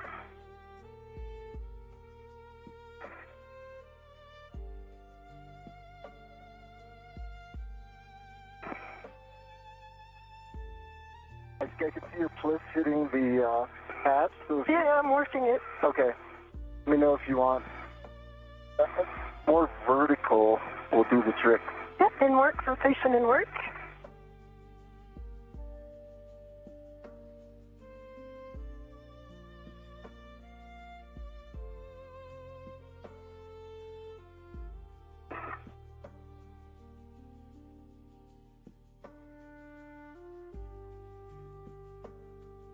This is Mission Control Houston. EV2, which today is ESA astronaut Sophie Adenot, is now making her way outside of the Quest airlock, and you can see And clean. Copy. You?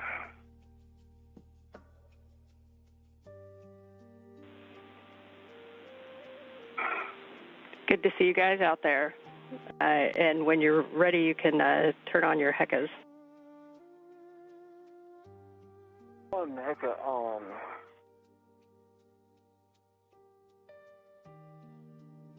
this is Mission Control Houston. Both NASA astronaut Anil Menon and ESA astronaut Sophie Adenot are now outside of the International Space Station. Copy, and close the thermal cover. By one, I'm just relocating my left waist there. You heard them referencing a HECA. That stands for the HD EMU camera assembly, basically the cameras that are attached to their spacesuits that you will see point of view camera views during today's spacewalk. Good. All right, so you're clear, so we can close the thermal cover, correct? Yep. Okay, I'm going to kick it your way. And I'm pushing it. Nice. Nice.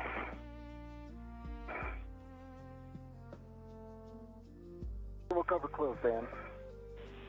Copy, thermal cover closed. You can position for buddy checks.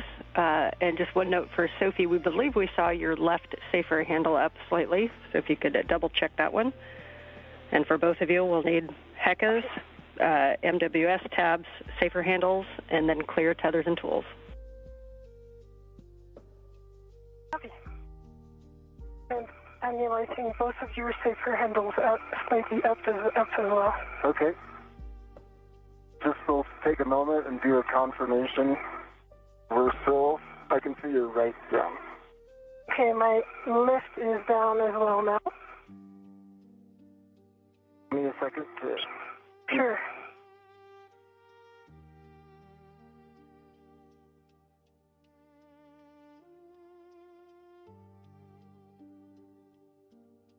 This is Mission Control Houston with NASA astronaut Anil Menon and ESA astronaut Sophie Adenot now outside the International Space Station. They are currently performing a buddy check. Okay, well, why don't I start with the buddy check here. I can see one green light. You can see 3 tabs are up. And can you rotate to your left so I can get a good look at your right? Okay, that right favors down. Can you rotate the other way? Double check. I can see it, and it is down. Taking a good look at your tethers, will you give us your hat? My hat is dry. I think your tethers, I know your tethers are in a good config. Double checking. Are in good config. Right, let me do the buddy checks for you.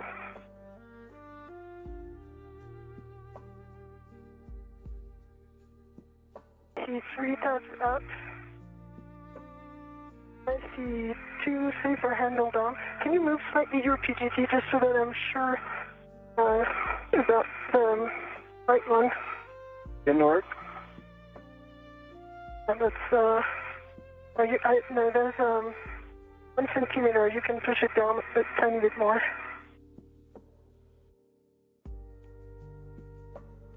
Is it parallax? I'm putting a lot of pressure on it. Okay, that's down. Okay, I see 1 good green light. I see your 2 helmet lights for the light. And your tethers look good. I see the acrylic bag, which looks good as well. I like that. I'm going to move to the forward, starboard side to clear some room for you. Copy. And Anil will take a baseline hat from you as well. Hat's dry.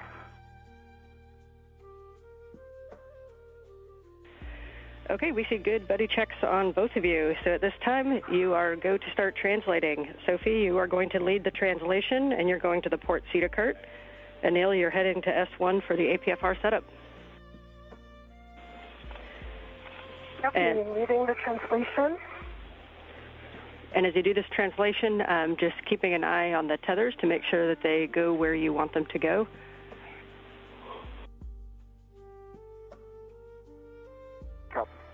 Copy.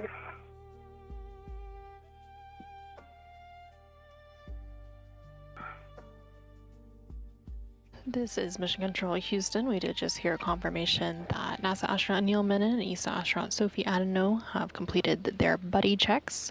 During those buddy checks, each of the crew members examined the other one's suits and tethers to make sure that everything was in order before they began moving away from the airlock.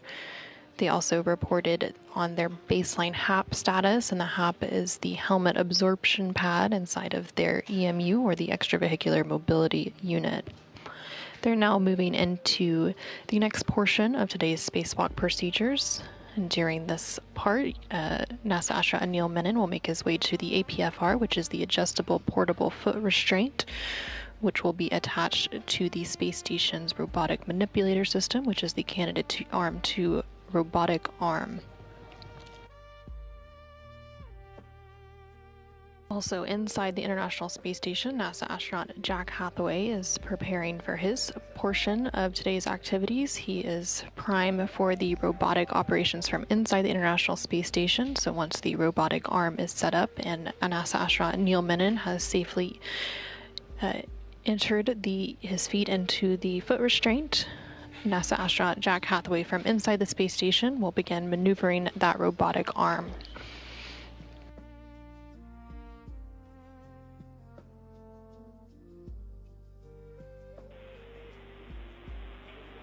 And a reminder to both of you as you approach Phase 1 to avoid inadvertent contact with the deployed TUS cable, zenith and nadir of the cedar rails. Copy, mindful of test cable. Copy.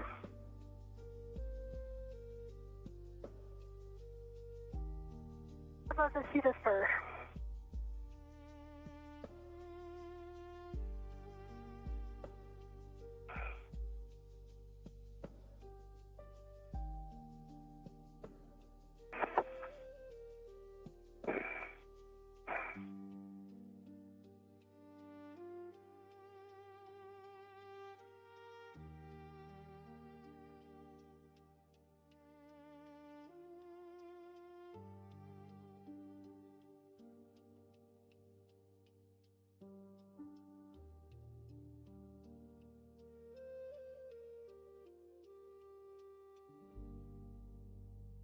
Time.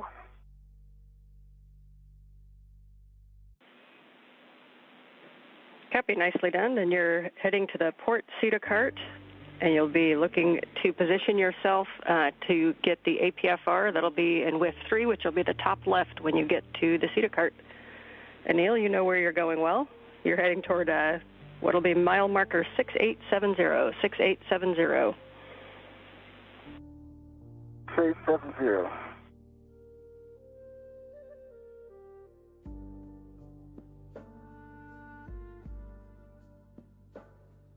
This is Mission Control Houston. There on your screen, you can see both ESA astronaut Sophie Adenot as well as NASA astronaut Anil Menon.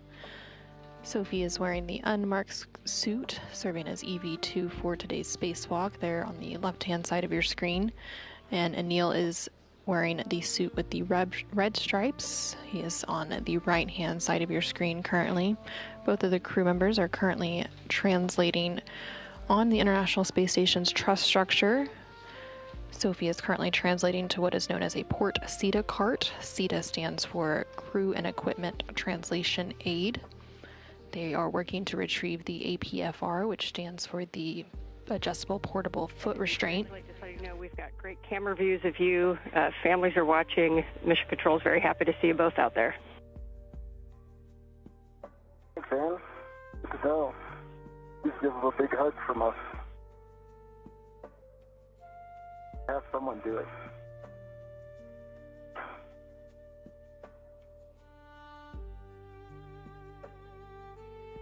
Let's see the cart.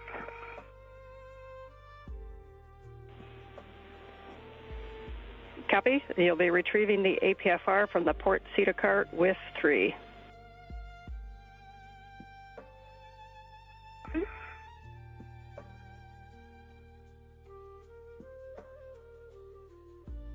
And you did just hear ESA astronaut Sophie Adenot call down and say that she had reached that port CETA cart. Again, that is the Crew and Equipment Translation Aid outside of the International Space Station, which is where the... At the NTA, so I'm ready for handoff to Jessica at M1. Copy. And Sophie, you have your steps at the port CETA cart, so we'll give Anil the comm, and Anil, you can give the M1 go to GCA to the published APFR install ingress position. Copy. Need any more comms, Sophie, or are you okay if I take it over? Take it over. I'm good, thanks. Okay, and for MCC, I can see a small sticker. It looks like a mile marker sticker that's headed nadir, twirling at about quarter meter per second. We copy the sticker heading nadir. And Jessica, how's copy? I've got you loud and clear, Anil. Are you ready for the GCA to the published APFR install position? Ready for GCR. Good work.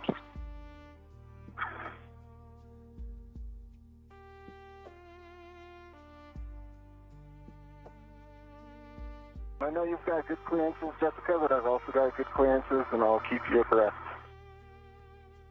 All right, we copy, Anil. You'll be helping with clearances. We're starting motion station aft in 3, 2, 1.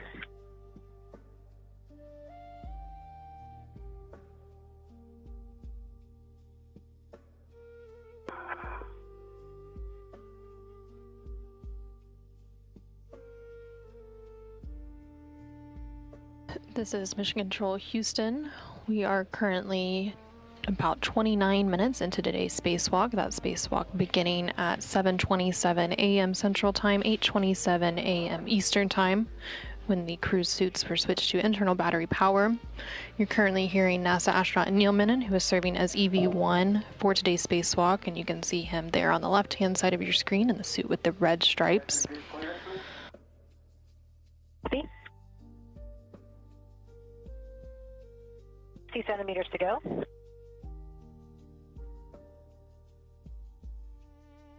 Three centimeters remaining.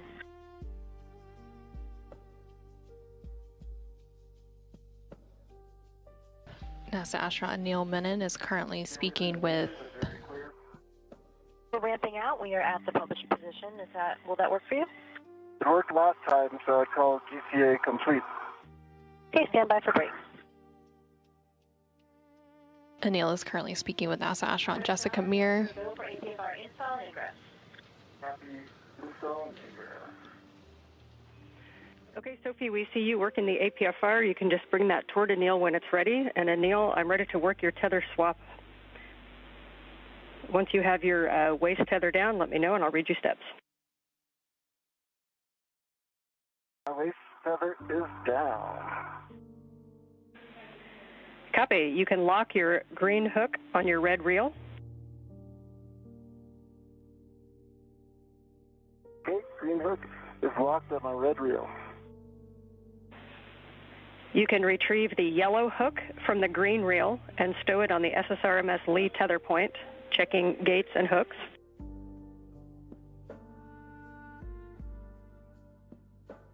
Okay, I'm in work.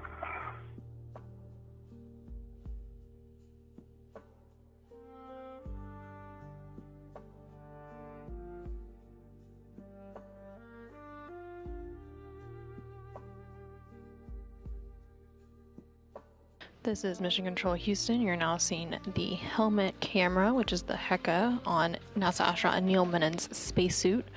We will see these views throughout today's spacewalk. They're providing some point-of-view visuals for each of today's spacewalkers. NASA astronaut Anil Menon is currently working alongside ESA astronaut Sophie Adenot as they prepare the SSRMS, which is the Space Station Robotic Manipulator System, which is also known as the Canadarm2 robotic arm. They will be working to install the adjustable portable foot restraint to that robotic arm. NASA astronaut Anil Menon is also currently working on some tether swaps, moving over to that space station robotic arm.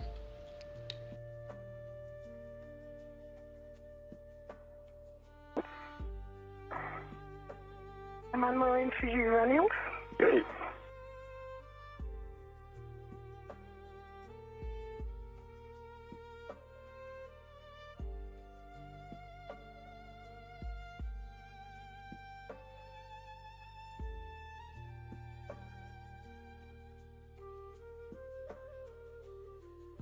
Okay, the yellow hook is closed lock black on black on the lee handrail.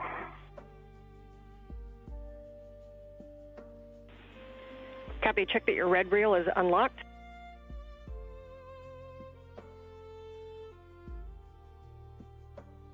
Red reel is unlocked. Copy. You can lock your green reel.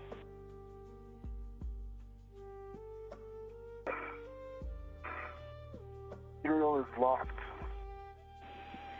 And you can retrieve your green hook and stow it on the vertical NTA handrail. Then unlock the green reel. Okay. North.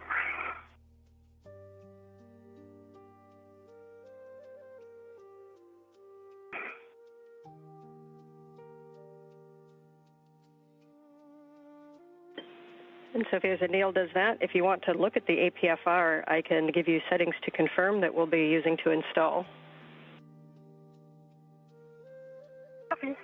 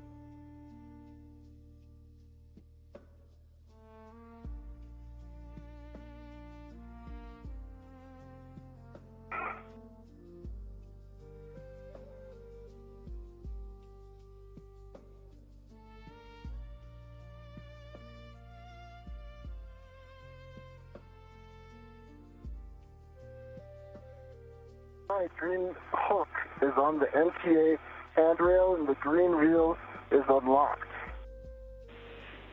Copy, Anil. We are good with that tether path, so you guys can work together to install the APFR onto the arm. And you're looking for 12 Papa Papa Fox 6. That's 12 Papa Papa Fox 6. Confirm Papa Papa Fox 6 confirmed. So we are good, and I confirm pitch knob can be depressed. Okay, I'm Copy, in a good pitch knob, spot thanks. then, Sophie. If you can send it my way, once I have control of it. Yes, sending it your way. Okay, I have control. Yes. Put on your ret if you can. Yes. Just going to position it.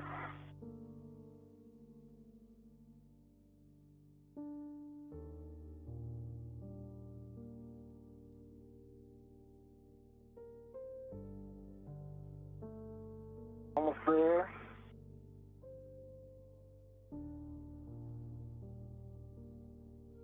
This is Mission Control Houston. We're about 36 minutes into today's spacewalk. Black color, black on black.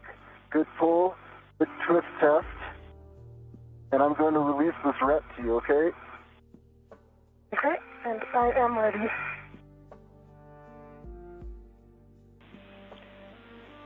And then, Dale, I think you said it, but I might have missed it. Confirm the clocking of 12. Clocking of 12. Okay, that's a good config on the APFR. We copy your pull twist and your black on black. And so, Anil, you can get in position to ingress the APFR when you're ready. Okay, I'm moving to an ingress position.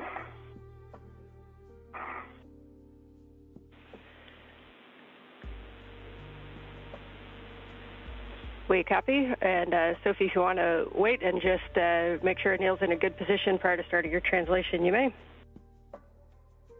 Copy. Observing. And so you know you guys are working incredibly You guys are working incredibly efficiently right now. So we're just over half the time that we've allotted for the arm setup, and you're just about done. So really nice work this morning. Thank you, Ann. Thank you. Saving that for the boom.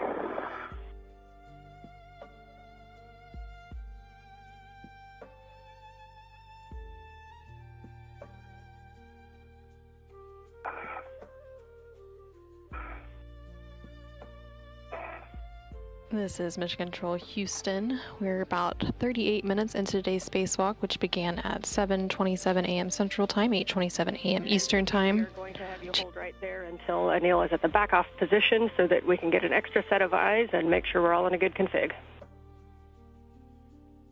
Copy, observing and standing by. The crew outside of the International Space Station for today's spacewalk are NASA astronaut Anil Menon, who you can see there on the left-hand side of your screen in the suit with the red stripes. He is joined by ESA astronaut Sophie Adenot, who has the unmarked suit as EV2. They recently completed the installation of the APFR into the SSRMS, which is the articulating portable foot restraint onto the space station's robotic arm. NASA astronaut Anil Menon is now working to ingress or attach his feet to that foot restraint on the robotic arm, and once that step is complete, then ESA astronaut Sophie Adenot will begin translation or movement to ESP-3, which is the external stowage platform 3 on the space station's truss. You're doing great, Anil. Thank you, Phil.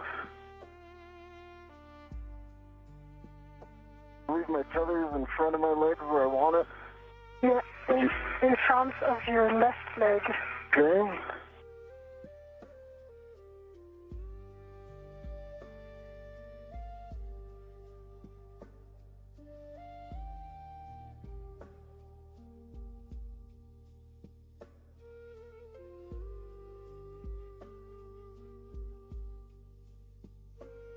Can you confirm my heels? The left one is not in. Need to go inboard, yeah. That feels good to me. No, the left one is not in. It isn't, okay? Yeah. You're there. The left one is in. Let me just change body position to confirm the right one. The right one is in as well, so you're in great spot right now. Nice to have you here. Okay, Ann, I am in. So, ready for CA and next step. Copy, and Anil will take a baseline glove inspection and a HAP check, please.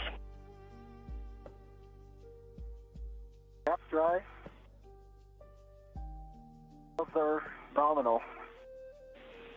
Copy, and again, Sophie will hold you there. Anil, you can give M1 go to GCA to the published APFR back-off position. All right, I'm setting my TCB to 4. And to M1, you are go to GCA to published back-off position. All right, we copy. Brakes are off. We're getting set up. And we copied EV1, TCV 4.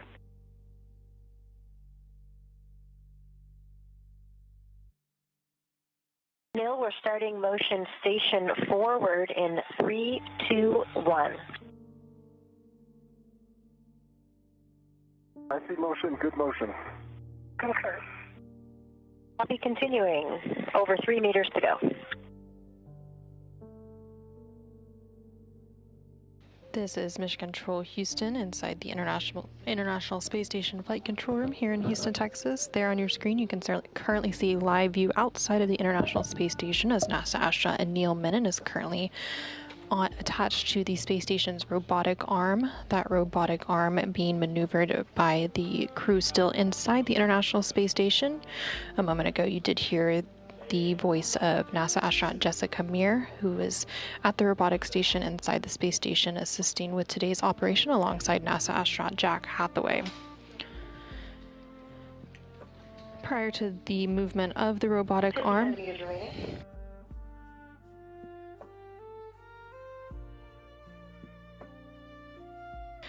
Prior to the movement of that robotic arm, NASA astronaut Anil Menon strapped his feet into an articulating portable foot restraint.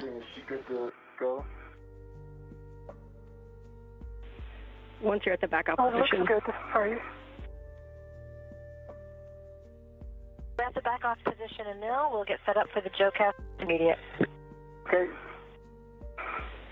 Okay, Stand by. with that, Sophie, as they get reconfigured, you are go to start your translation toward ESP3. Reminder as a warning to avoid contact with grapple fixtures.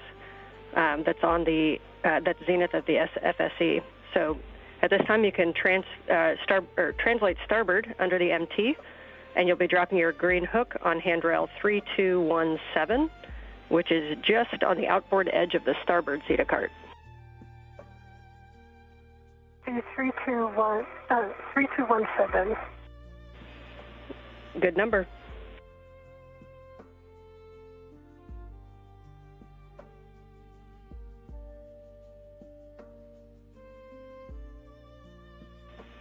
And I think that the Zeta card will block the mile markers, but if not, it's mile marker 5760. Okay.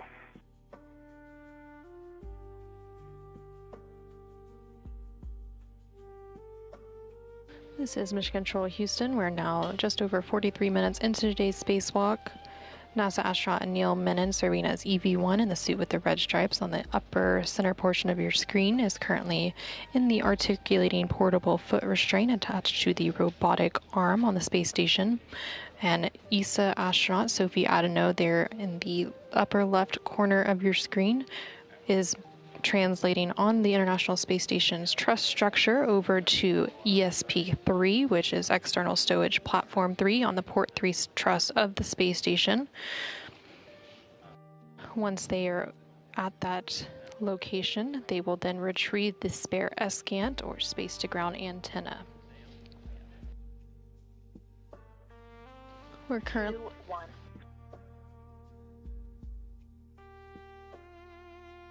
Motion, good motion.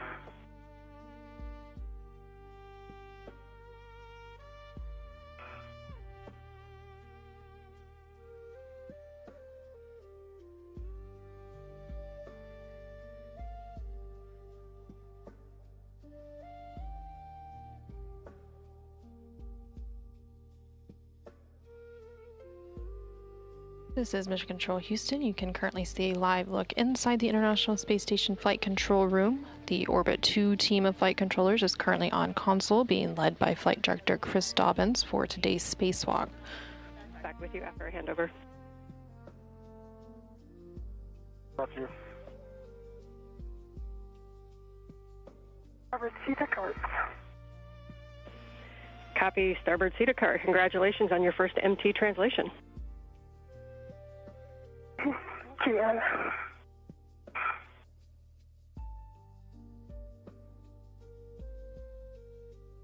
(217) inside and inward for the Greenwood. Copy, Sophie.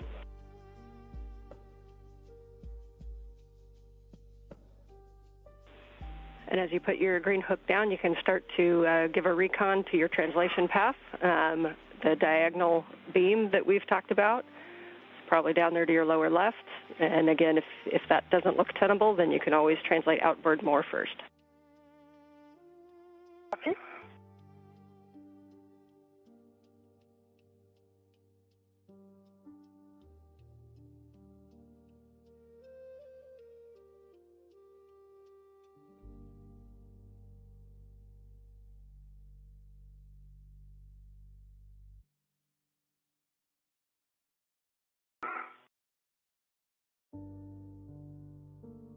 This is Mission Control Houston. Again, there on your screen, you're seeing a live view of the outside of the International Space Station. And there on the upper portion of your screen, you can see the space station's robotic arm, which attached to the end of that robotic arm and an articulating portable foot restraint is NASA astronaut Anil Menon, who today is serving as EV1. Anil and EV2, which today is ESA astronaut Sophie Adenot, are currently making their way over to External Stowage Platform 3, or ESP3, on the Port 3 truss of the space station to retrieve the spare space-to-ground antenna, or SCANT. Copy, green hook on 3217, nicely done. So you can continue your translation starboard, and you can use that diagonal I-beam if you'd like, or let us know if you choose to go starboard first. Okay. I'm going to choose symmetrical diagonal compared to the one that we've reached. There are far less cables, and my body position as well as feathers will be much better. Okay, getting out to intermediate, Anil. Okay.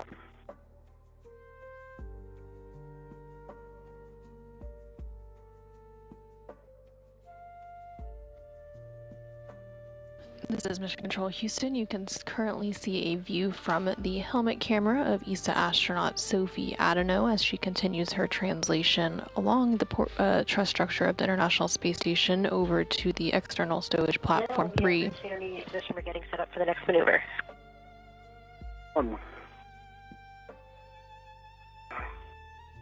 And you also just heard some... And Sophie, if you're going to take the 90-degree path, you're looking for mile marker 5490, and you should see an I-beam headed straight down toward Earth that has WIF 19 on it.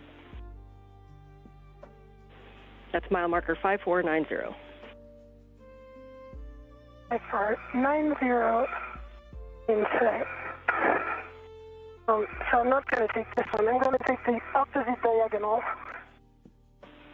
Copy, see the opposite diagonal, and if you head out that direction, there's also would be a handrail path just inboard of the Sarge that can take you down later also.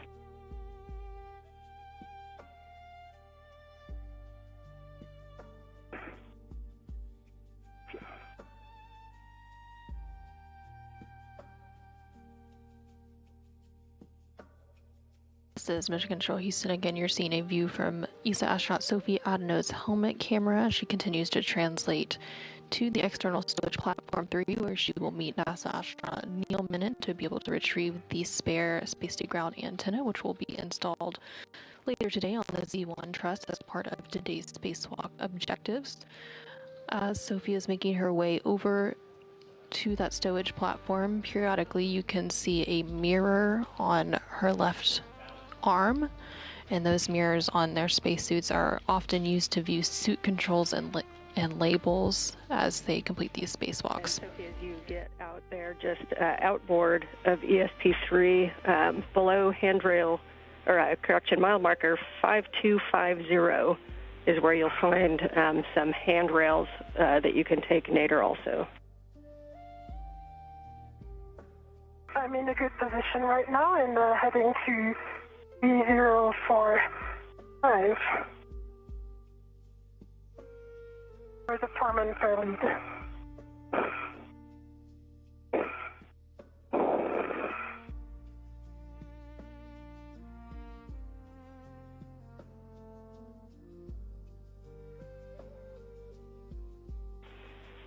Copy, we see you. Nicely done.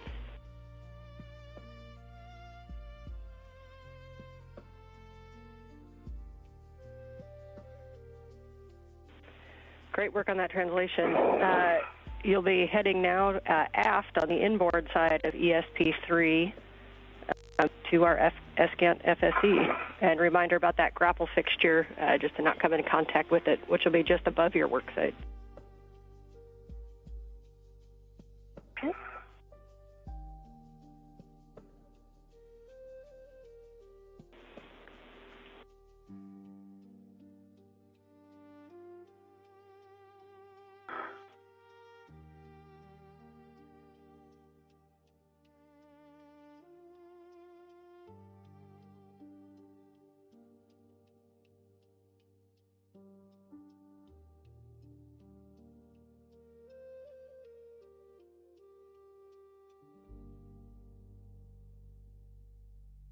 Anil, we're ready to take you to the ESP3 position. We're starting motion in 3, 2, 1.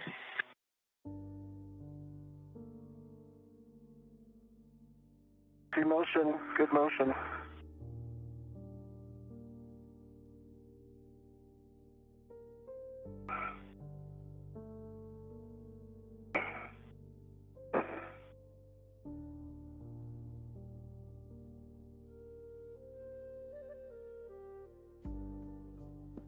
This is Mission Control Houston. We're just over 52 minutes into today's spacewalk, which officially began at 7:27 a.m. Central, 8:27 a.m. Eastern Time. There on your screen, you can continue to see a live view of the external portion of the International Space Station, with NASA astronaut Anil Menon currently attached to the end of that space station robotic arm, which is currently maneuvering to its next location over on the external stowage platform 3, where Sophie and Anil. Corner that we talked about. It looks like you're working it. If you need any words, let us know. If you need to do a rich man's fair lead to keep that tether a little more secure, you can. I know they don't loop around handrails as well as they do in the NBL. Yeah, so I changed the rail for the 4-man fair lead because the 3041 is not an appropriate one. I used one on the starboard side of ESG3, and I'm still in work. I'll show all the process. Good job improvising.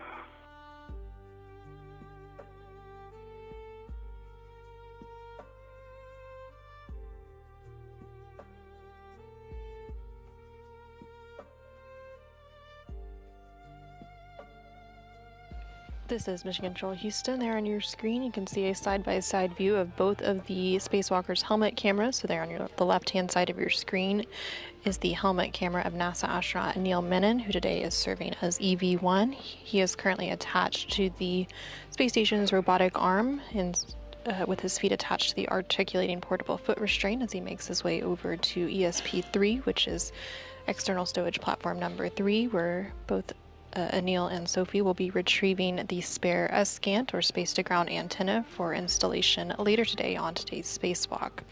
On the right-hand side of your screen there, you can see the helmet camera for Sophie Adenot, who again is a European Space Agency astronaut who is serving as EV2 for today's spacewalk. Nice job working that corner. You'll see 8305 is off to your right, and that should lead you straight up to the FSE.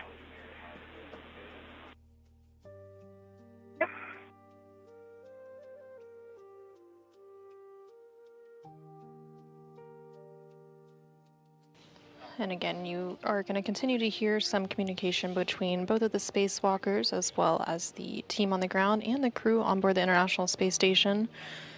So here on the ground IV will be the main person communicating. It's quite an adventure. Well, you're making it sound fun. You've got a lot of smiles down here when you get out there. All right. I'm on the FSE. It's a beautiful sight.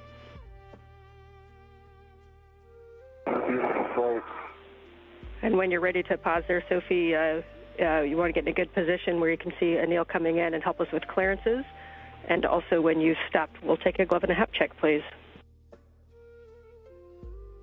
Okay. I've got good. So we're ramping out? Happy ramping out.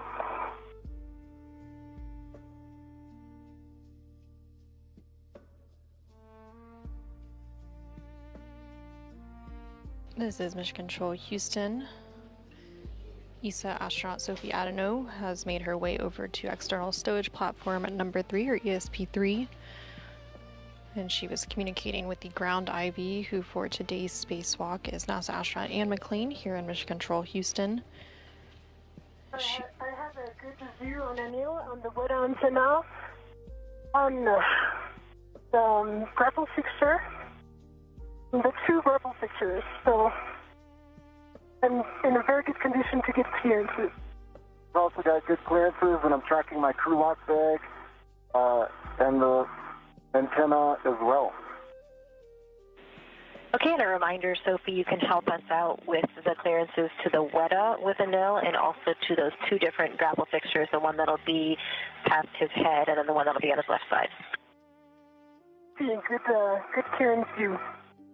I think I've got really good clearance to the one past my head, and I've got my ratchet wrench out. Copy, read my mind. So with that, and we have got a good heck of you, so Anil, you can give the M1 go to GCA to the published ESP3 bolt access position. Okay, Jessica, your go to the published bolt access position. Okay, we copy, Anil. This is going to bring you body left, and I can see your crew lock bag just off to the left of your helmet there. Assume you've got eyes on that. Got eyes on it, Jessica. Thank you. And you might have to lean forward. This is if you're going purely body left, we'll have to lean forward. So let's observe. A lot of range forward. Okay, Anil, we're starting motion in 3, 2, 1.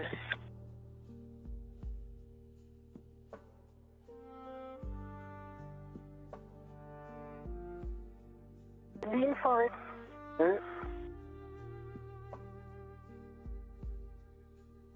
Clearances.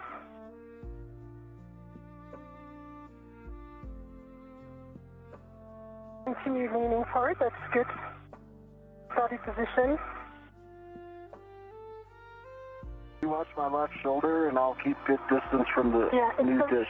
The first thing is the bottom of your spacer, but it's good right now. So keep leaning, that's great. Okay.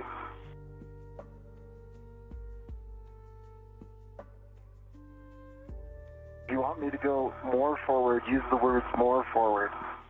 Copy, you're good. The next closest thing is going to be close to your head. I see it. Observe, yes, the dish.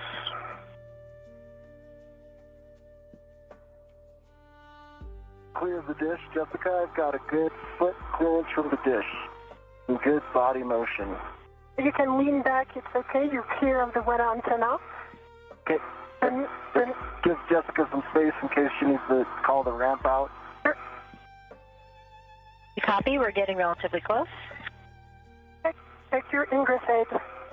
Lean back your ingress aid. Call. Ramp out, 3, 2, 1.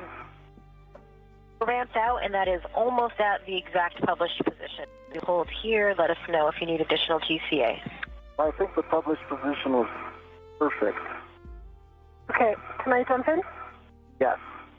Okay. Are you ready for brakes? Complete. GCA complete, ready for brakes. Bringing brakes on.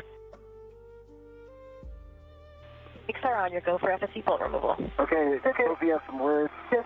Go ahead. The closest obstacles are the dish itself. You can see it closest to your hand.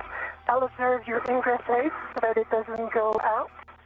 And the second closest one is right above your helmet. You have about 20 centimeters to the top of the grapple fixture.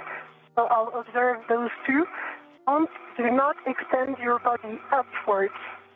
Okay, I will not pitch. I will not pitch back. I will not pitch towards my back. Yeah, and so if you had to make one error in terms of body position, keep your knees bended. That's going to be better. I mean, it's okay, but don't extend your knees. Okay. Okay, good word, Sophie. Thank you. And Anil, you've verified reach the FSC bolts, so you can now ret to the S-Gant T-handle. And Sophie will take that glove and hap check, please. Okay, inward.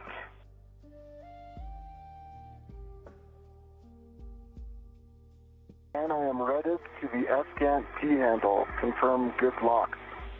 Copy, you can open the bolt MLI flaps.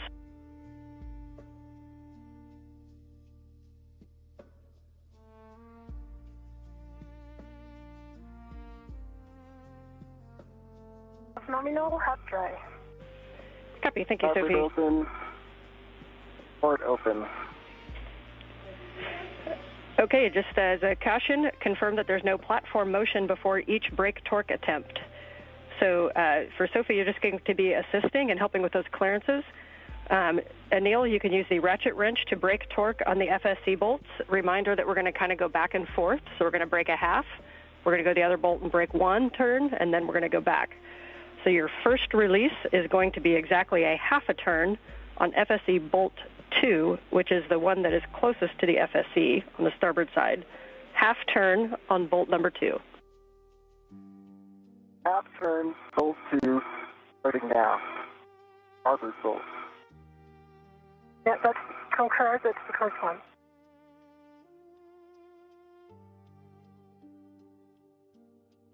This is Mission Control Houston. We're now 1 hour and 2 minutes into today's spacewalk.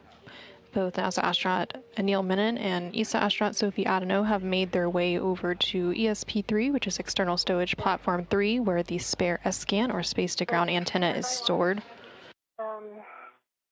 Your helmet is very close to the thing. If you're done with the torque braking, that's good, but then you're really very, very close to the FHIC. To the grapple fixture, sorry. Thank you. Half turn, starboard bolt. Felt a significant decrease in running torque with that half turn. Copy. Good words. We're happy with that. You're going to release bolt number 1, exactly 1 turn. Bolt number 1, which is the port bolt, the other one. Bolt, 1 turn. Sophie, I'm going to get into position to turn it. You tell me if I'll ask you for your feedback. You tell me if I'm in a good position. For this bolt, it's okay. We're in good position.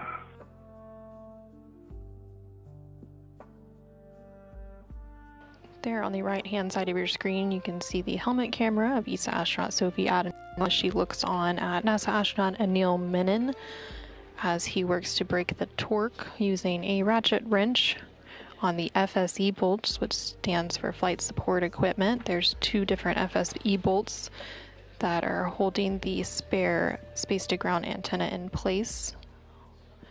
So he is currently working to release the second of those FSE bolts.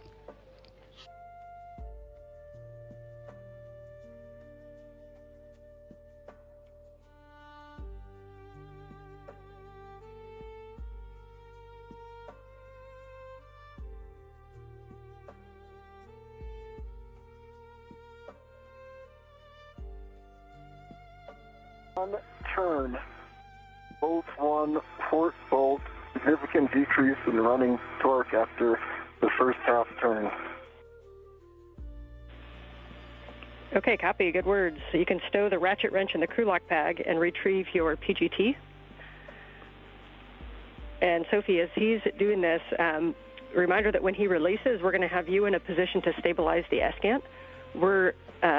We don't mind if you go on the zenith or nadir side, but we're thinking maybe the nadir side to get to a T-handle, but your call on which side is easier to get out to. Yeah, I'm getting ready to go to the nadir side. The only down thing that I see about this is that I won't be able to observe the grapple fixture, which is the first obstacle. If you want to get some margin, because with the arm movements, there is some, it's very close. So we need some body down of the arm. I think I have good intuitive awareness now, so I'll just keep this same distance from the bolts. Your call on what you guys saw on the Hecka, and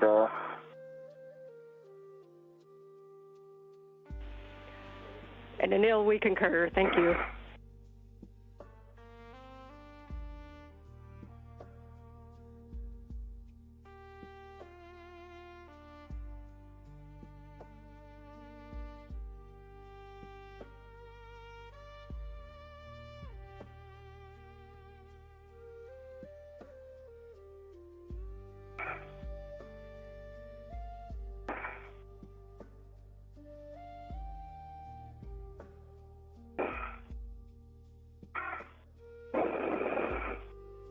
EGT is out and CAL's 41 volts.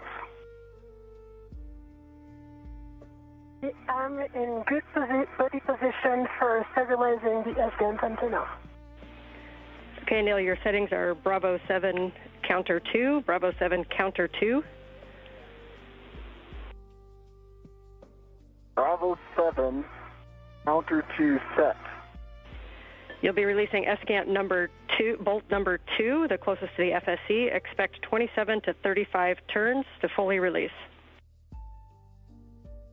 Bolt 2, closest to the FSC, starboard bolt. Expecting 27 to 35.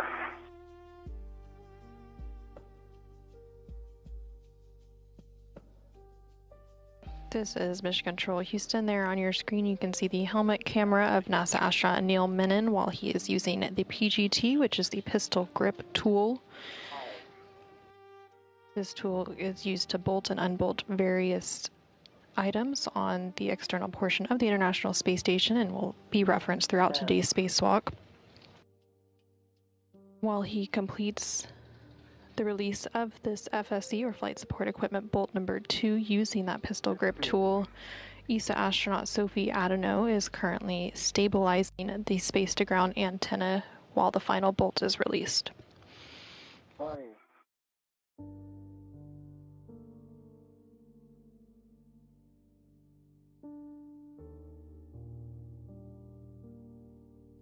5.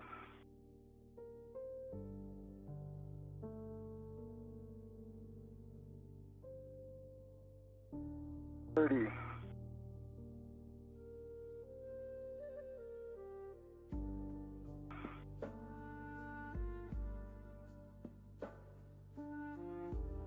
33.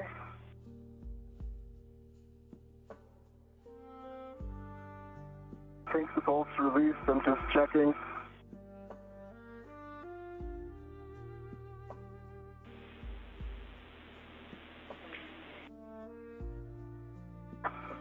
Okay, bolt releases to a hard stop, correct? NA firm, yeah, we don't expect it to pop out. It's just to the hard stop. So we agree with you that that one is released.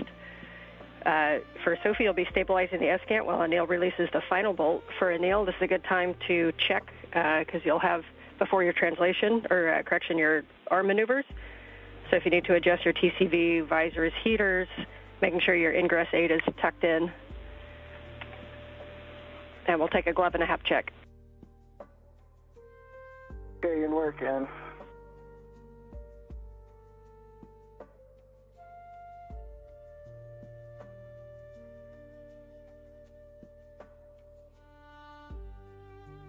I'm stable and with one hand on the T handle and one hand on the FSC, good position to stabilize the antenna. The one thing I cannot offer right now is clearances for Anil, the weather antenna. So I will have to reposition once Anil has good control. Copy and good words. Thank you, Sophie. And will I be in a night for a period of this holding when I make it back to the boom? You have about 30 minutes, just under 30 minutes to a night pass. So it's likely going to be a little bit of both.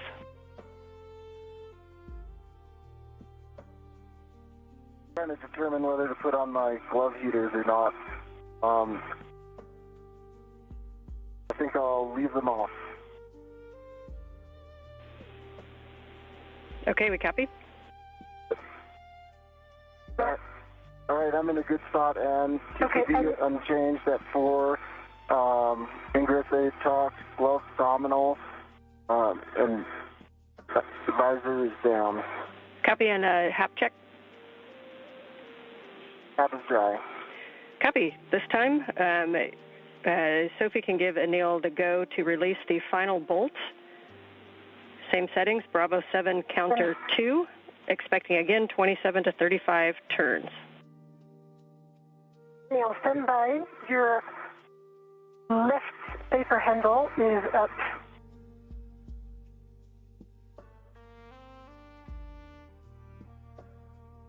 Yes, it is now down, and I confirm the right one is down as well. So you're a good config now.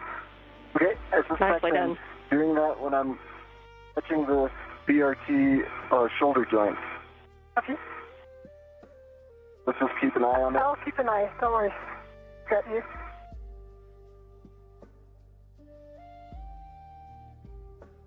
Okay, are you in a good position?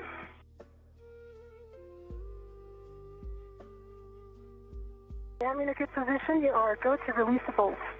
Copy, go. We concur.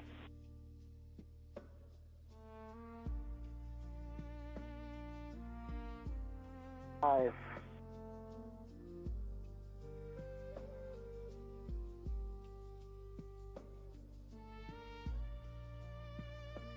10.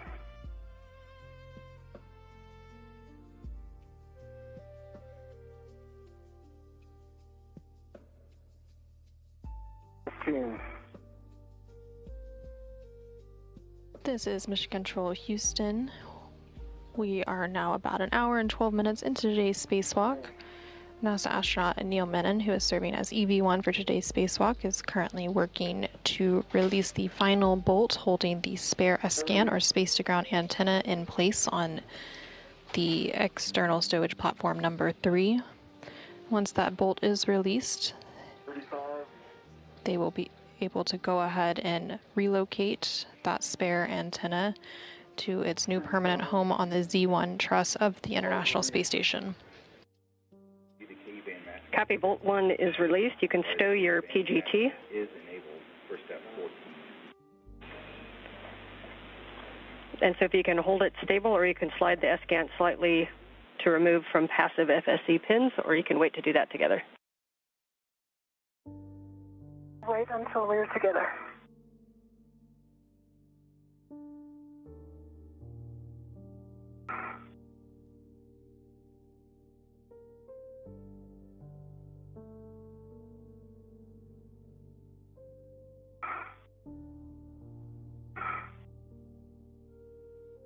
The PGT is stowed.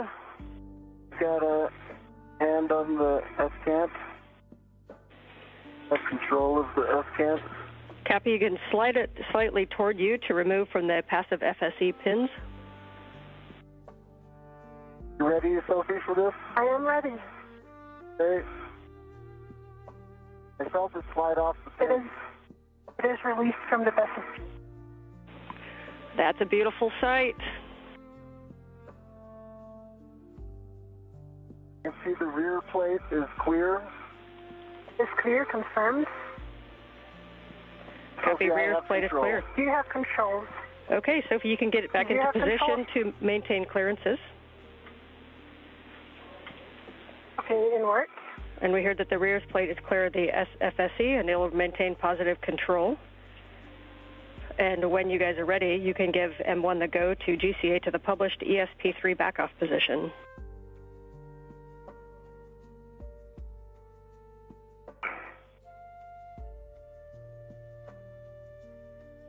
All right, M1, you have the go for GCA to back off. 1 by 1, I'm not in position for clearances. Copy, Anil. We'll get set up and we will wait until Sophie's in position before we start moving. We're going to take brakes off now. Okay. Jessica, just for your awareness, I know we briefed this, but just to repeat, we're going to go super slow so I can make body adjustments and we can potentially pause motion if needed. You concur. We'll go slow and we'll be ready to listen to any pause you have. And a reminder, you have the grapple fixture just ahead of your head, and then it'll be the WETA behind you and then to your left. Sophie, let us know when you're in position for clearances. I am in position. Okay, we copy.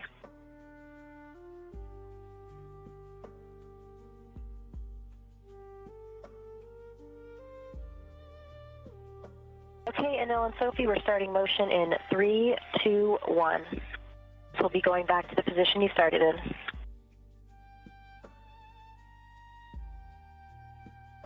I see motion, good motion.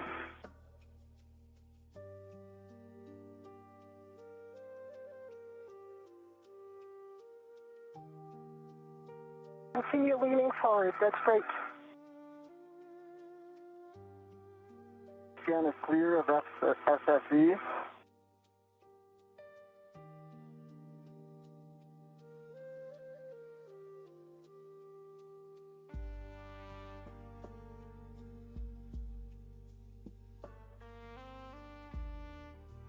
We're good on clearances, continue leaning forward like this. Okay.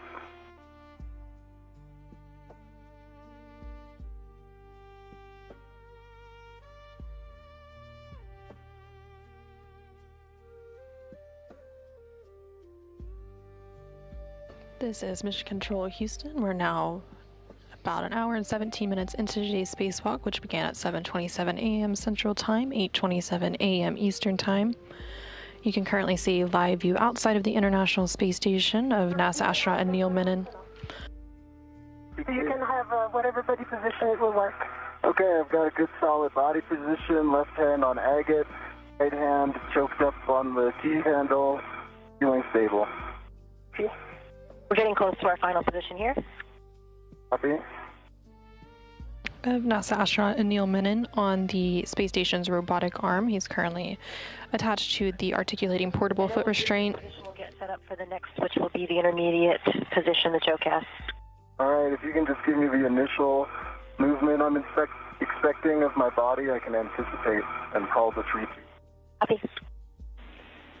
Sophie, you can begin your translation back towards your green hook, 3217. Copy, inward.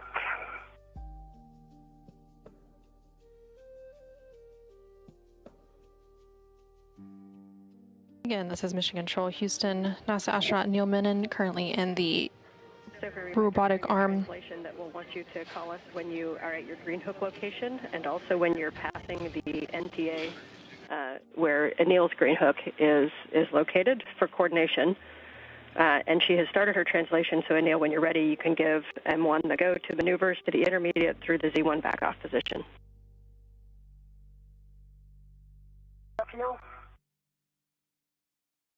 Anil, are you happy with the orientation right now of the antenna?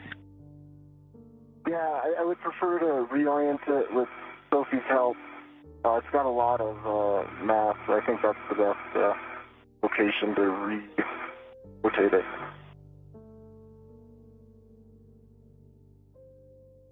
But yes, I'm happy. And you go for intermediate to Z1 back off.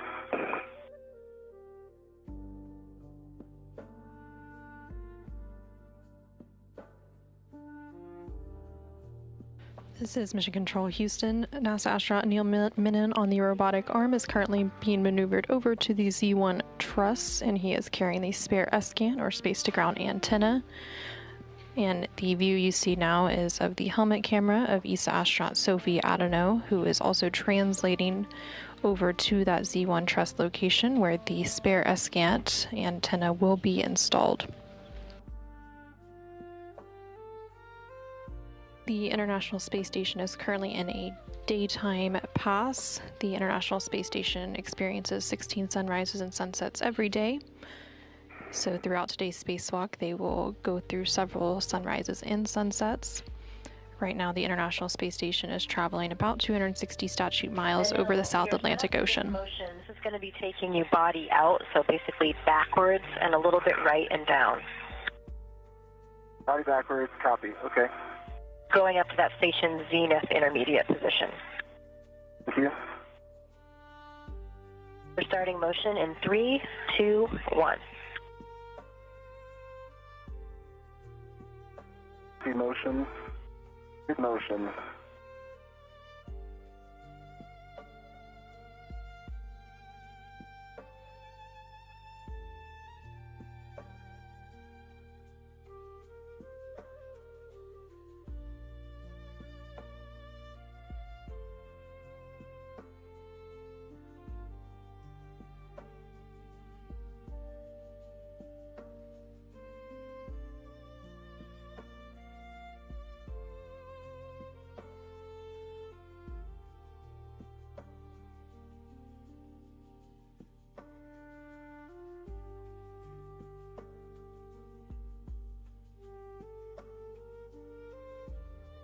Arriving at my green hook location. Copy, Sophie.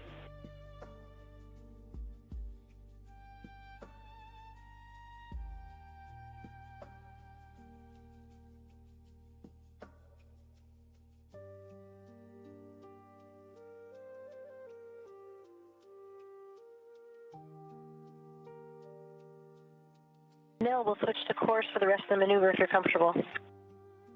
I can handle 33% more speed. All right, here it comes. Now we're talking.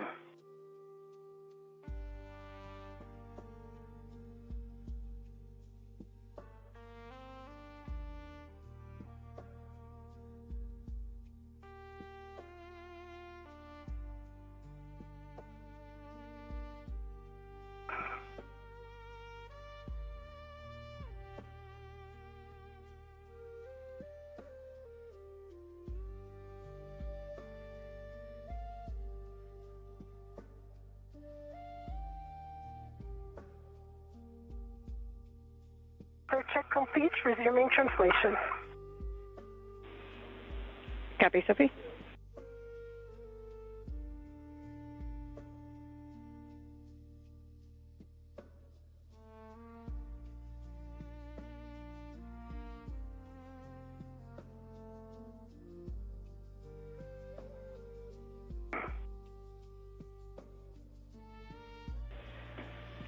And Sophie, thank you for the status calls. We did turn your HECA off for a little while to let it cool down.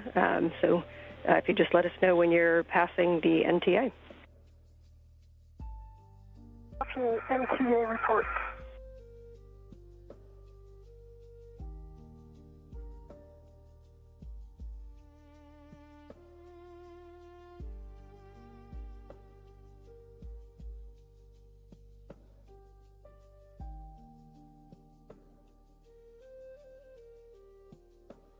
This is Mission Control Houston. We're now an hour and 23 minutes into today's spacewalk. There in the upper left corner of your screen, you can see the space station's robotic arm. That robotic arm being maneuvered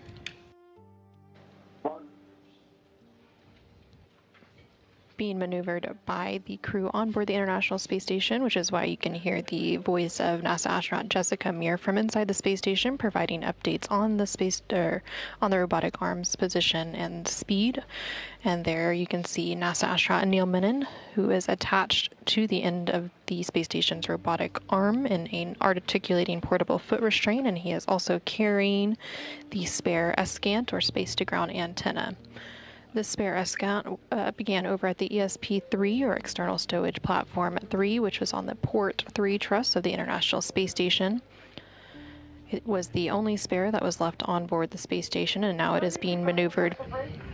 First you take out or later? And Sophie, we have it later, but you're always welcome to tap that on the way in and report it. Okay, 2 taps on the port one. Copy, and arriving at the NTA. Copy, and we've got a good camera view of you, so you'll keep moving inboard and go down the cedar rail. Reminder, the cedar rail is at mile marker 7200, and you're going to go retrieve the ORU bag from the airlock toolboxes. Okay.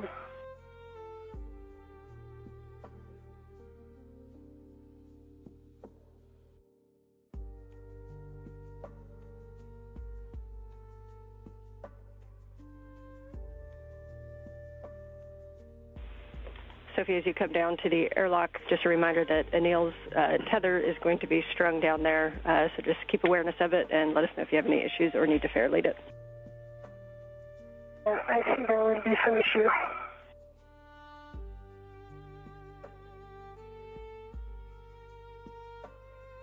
It's okay, it's going to be close to the airlock. Copy, and we're heading into a handover. See you on the other side. Okay.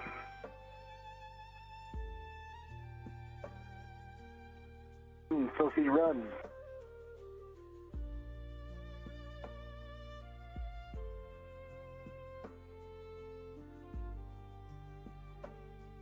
This is Mission Control Houston. We're currently in a brief but expected handover between satellites for the tracking and data relay satellite system. We do expect to regain those views here shortly. Currently, NASA astronaut Anil Menon is attached to the end of the space station's robotic arm and being maneuvered over to the Z1 truss, where he will be meeting ESA astronaut Sophie Adenot, who is manually translating over there for the installation of the spare space-to-ground antenna.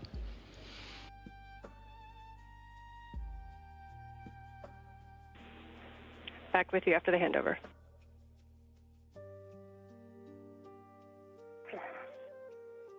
I'm at the toolbox for retrieval of the bag. Copy, good words.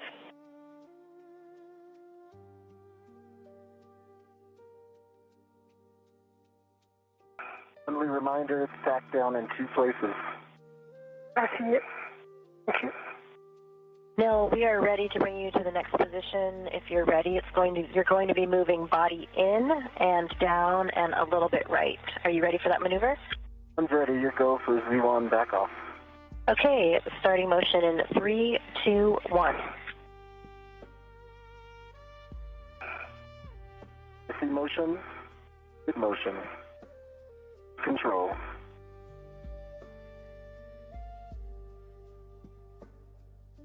This is Mission Control Houston. There you're getting a good view of Sophie, TCV settings. 5. Copy TCV 5 for EV2. a good view of that space station robotic arm as the crew inside the International Space Station continues to maneuver NASA astronaut Anil Menon, who is attached to an articulating portable foot restraint on the end of the robotic arm. He's being maneuvered over to the Z1 truss, and that will be the final location for the installation of the spare S-scan or space-to-ground antenna. Once NASA astronaut Anil Menon, who today again is serving as EV1 for the spacewalk in the suit with the red stripes, meets up with ESA astronaut Sophie Adenot, who's serving as EV2, they will begin the process to install that spare antenna, which will begin with a boom insert cleaning and lubrication process.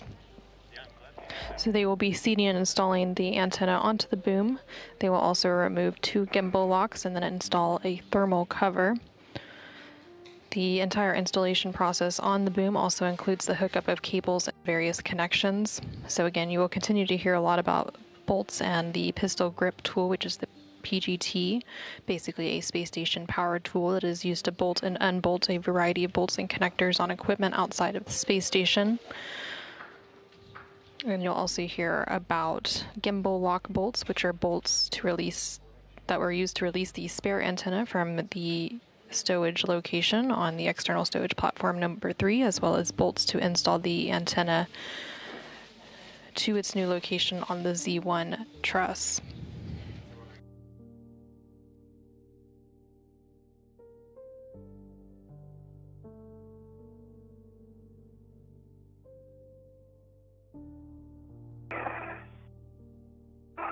And Jessica, I've got good clearances to the boom and the failed antenna.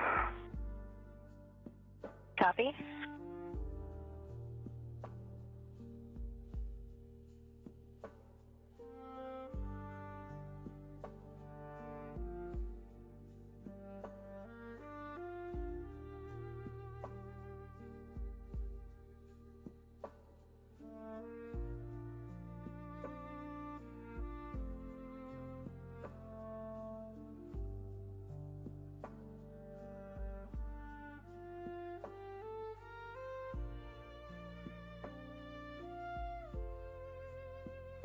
Something out of it. Copy.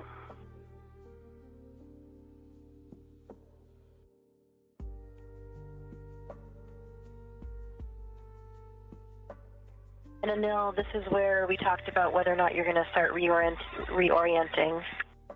I am going to give it a try. Are you doing brakes on here? Negative, that's not in the plan, but we can if you need it. I don't think it matters. This is a hold point, correct? Well, Sophie gets up there. And this is the Z1 back-off position. Yes, okay. Yeah, and Just a Anil, reminder, I will attempt a reorientation. yeah, and Anil, reminder you'll be here for a little while Sophie does the lubrication, and we are approaching a night pass. Copy, thank you, Ann. And Sophie, when you have a free finger, could you cycle your HECA power, please?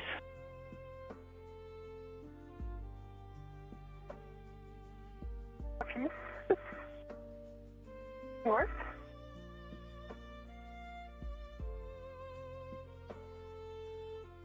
Flag is on the VRT and was about to resume translation, and HICA is our cycle.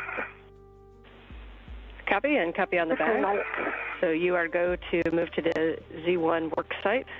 You know that translation path well. Forward and up the airlock and out to Z1.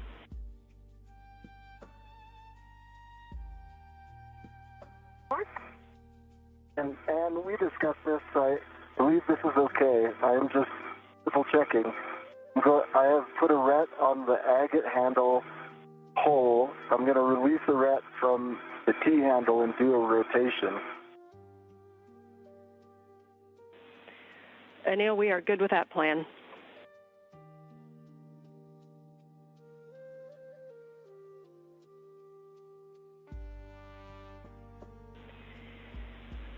Sophie, for your translation out there, just a cautions associated with Z1. Avoid contact with the SASA, the CMG covers and shells, the heat pipe radiators, the big shiny mirrors, and the tied down S-gant on Z1, please.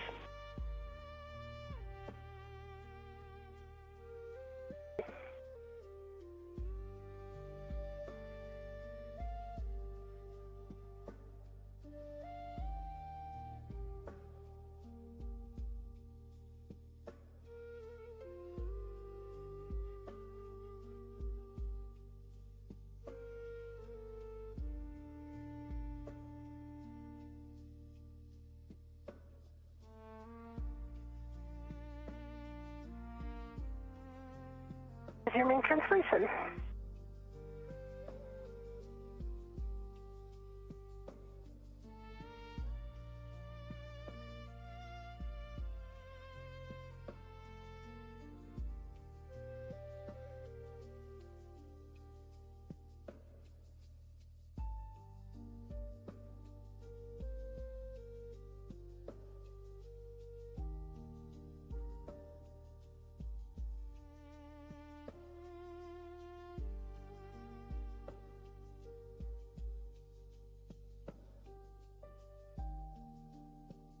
Okay, and rotation complete. Do you recommend I go back to the T-handle, or is it okay if I leave it on the agate?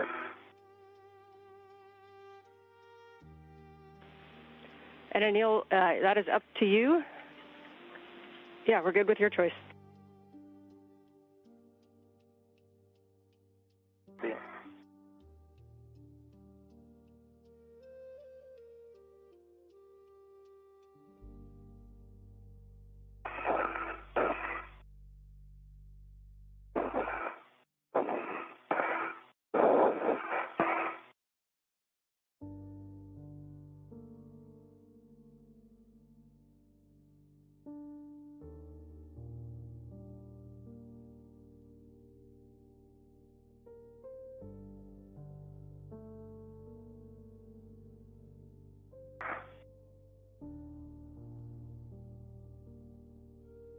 Great, Sophie, I see you there. Got eyes on you if you need anything.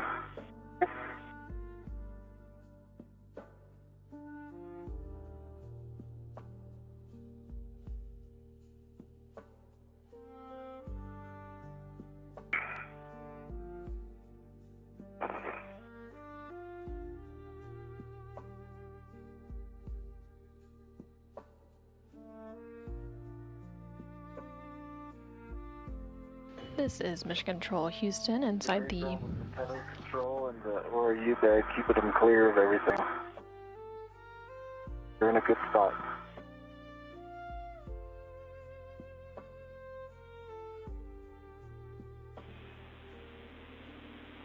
Welcome back, Sophie, to the adventures last week. We'll be stowing the ORU bag in between ZH-36 handrail and the lower boom handrail, and you'll be pulling out crew lock bag 4.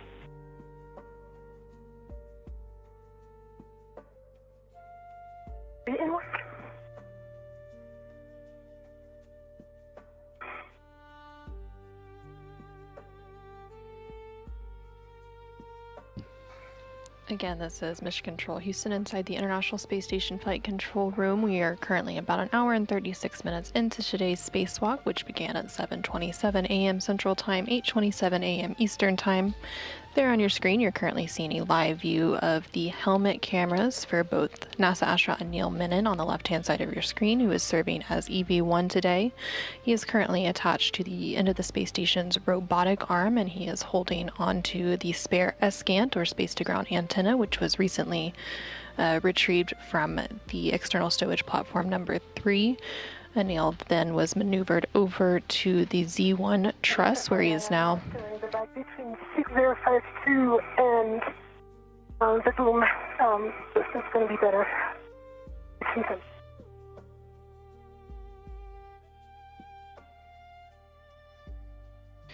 the right-hand side of your screen, you can see the helmet camera from ESA astronaut Sophie Adenot, who is serving as EV2 today.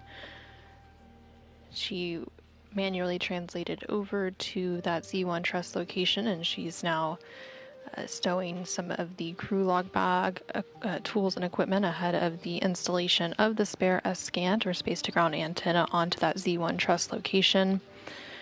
You will likely hear them referencing some wipes and toothbrushes and other items. For me, I have the capability to adjust a little bit if you tell me where you want it. Copy, we appreciate it. We can see the antenna in your hands, and we have a good view of Sophie and the HEC as well. So where you're at is great. Thank you. And Sophie, for translating on the boom, a reminder to translate slowly on the Z1 boom, avoiding sudden stops or cyclic loading.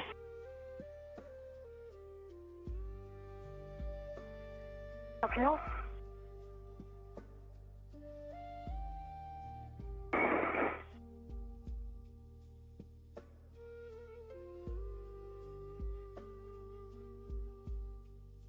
Again, coming up, you will likely hear them referencing various wipes and tool brushes and other tools, and these will be used to clean and lubricate the boom insert.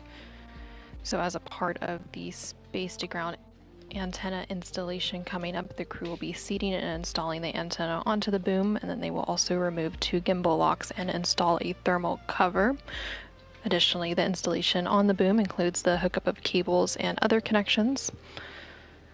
So you will be hearing a lot about bolts as well as the PGT, or the pistol grip tool, which is the space station's power tool that is used to bolt and unbolt various connectors on equipment outside of the International Space Station.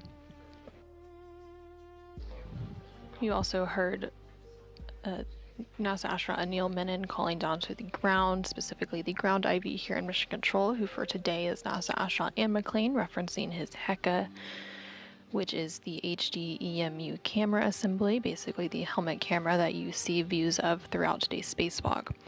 While he is currently attached to the end of the space station's robotic arm, he is looking on at his fellow spacewalker, ESA astronaut Sophie Adenot, as she completes some of her tasks, maneuvering over to the Z1 truss and retrieving and stowing various bags and tools in preparation for that boom insert cleaning, lubrication, and installation process.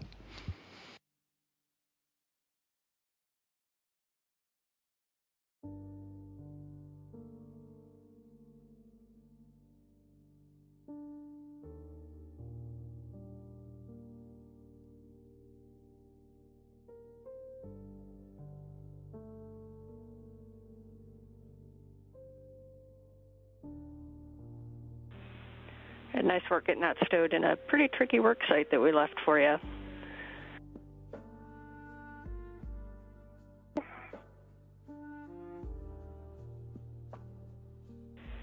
Once you're happy with that bag, we'll be retrieving crew lock bag 4 and tending it up toward the zenith end of the boom.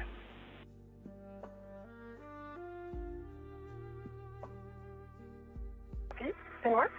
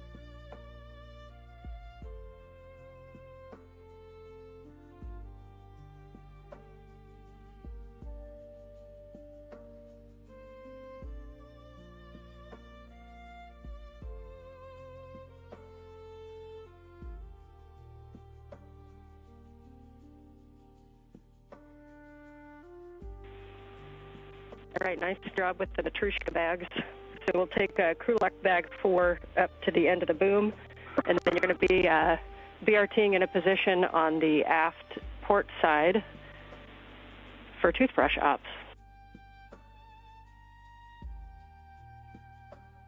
Toothbrush ops. Those cavity creeps.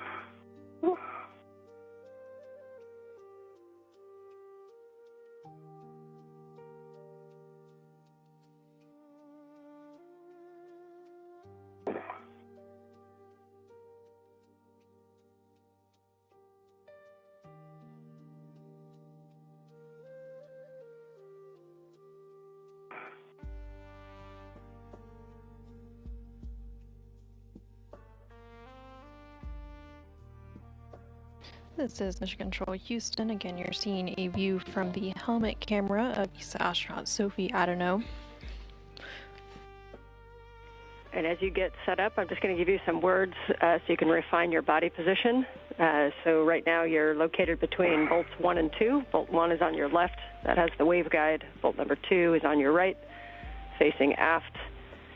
We're going to do bolt number 1 second, that starboard one with the waveguide. We're going to be doing that one second, and we're going to want to move from farthest to closest.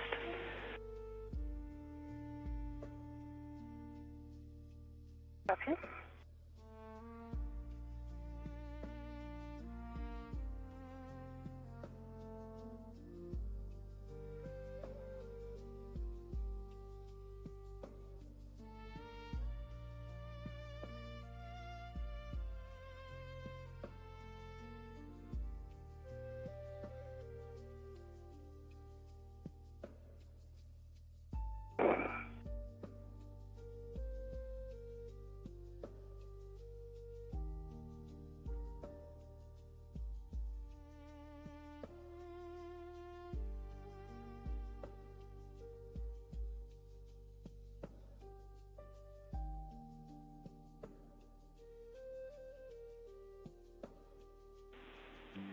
And Anil, you're doing great playing the part of the mutt ball stack mutt.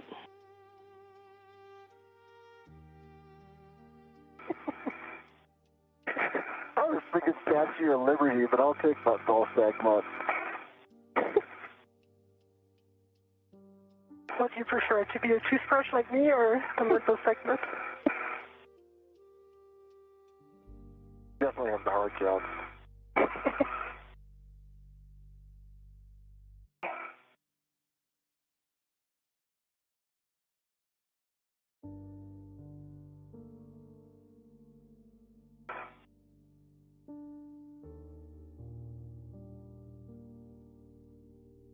This is Mission Control Houston. We're now about an hour and 46 minutes into today's spacewalk. Again, the expected spacewalk time for today is about 6.5 hours.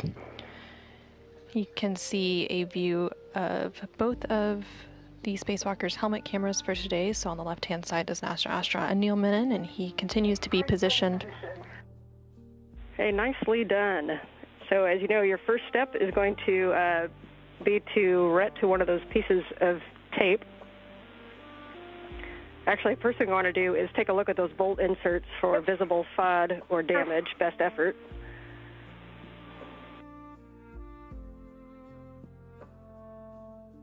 Oh, great. Don't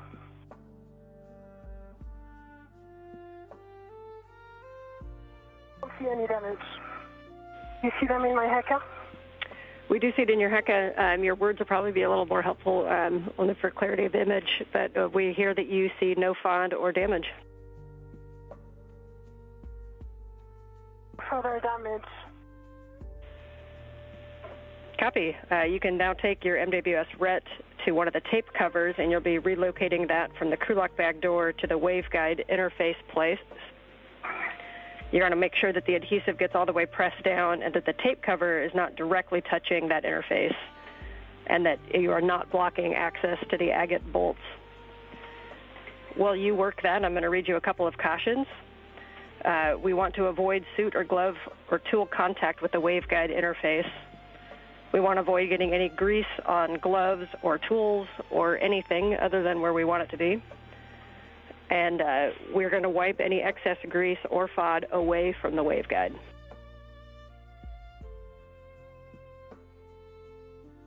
Okay. Once it's on the waveguide, can I remove my red, or do you want me to remove my red? It seems to be sticking well. Yes, once it's stuck down, you can remove that red. Alright.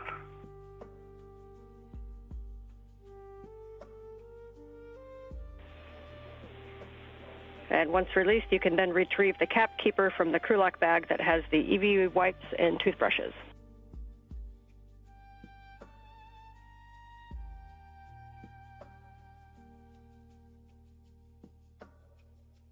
What?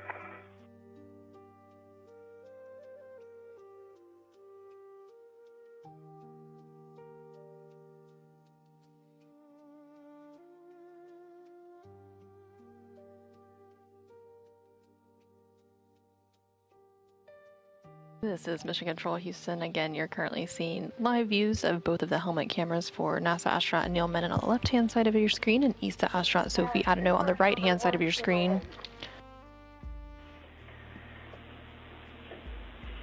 Copy. You can retrieve the AT with the EVA dry wet wipes from the crew lock bag, and you release the Velcro on the wet wipe.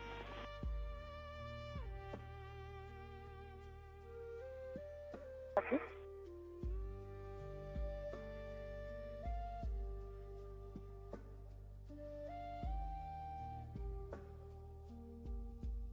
And you're going to continue to hear the ground IV, which for today is NASA astronaut Anne McClain here on the ground communicating with the spacewalkers outside the International Space Station. Right now, ESA astronaut Sophie Adenot is working through some steps in preparation to clean and lubricate the boom insert before the S-GAN can be installed. Again, the S-GAN is the spare space-to-ground antenna. Okay, see, with the wet wipe and the toothbrush, we're going to start with bolt number 3 forward. You're going to insert the toothbrush into the wet wipe and didn't work. Copy.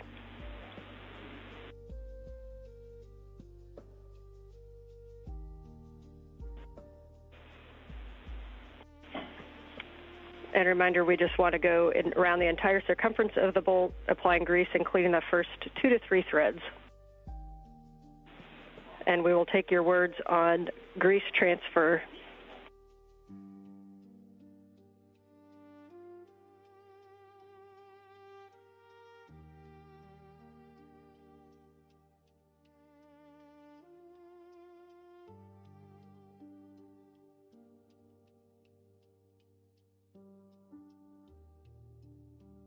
Sensor nominal. No thought on the toothbrush. Okay, copy. That's good words. We understand that grease transferred nominally into bolt 3. So you can reposition, if you need to, for access to bolt 1. This is the one next to the waveguides. This is our most important bolt. And you can do that same maneuver, inserting the toothbrush into the wet wipe to get a small amount of grease, and then wiping the toothbrush around the entire circumference of the bolt insert, applying grease and cleaning the first 2 to 3 threads.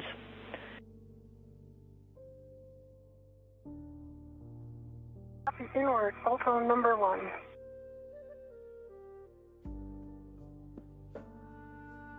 And this is Mission Control Houston. Again, ESA astronaut Sophie Adenot, who you can see a helmet camera view from on the right-hand side of your screen, is currently working to lubricate the bolt inserts on the boom for preparation of the S-GAN or space-to-ground antenna installation. She is using a toothbrush to transfer grease from a wet wipe, and that toothbrush on the right-hand side of your screen, and then the grease is and the wet wipe was on the left-hand side of your screen there to transfer that grease and lubricate those bolt inserts in preparation for further installation.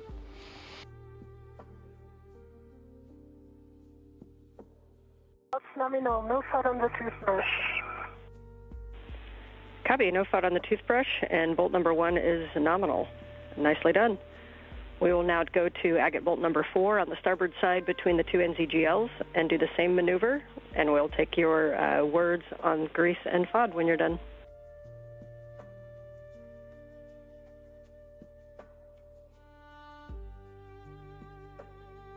Inward, bolt number 4 starboard.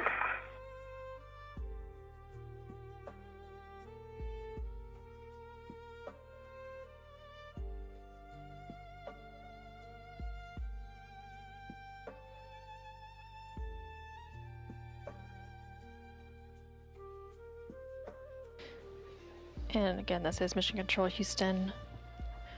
ESA astronaut Sophie Adenot there on your screen, continuing to grease the bolt inserts on the boom for the installation of the spare S-scan antenna.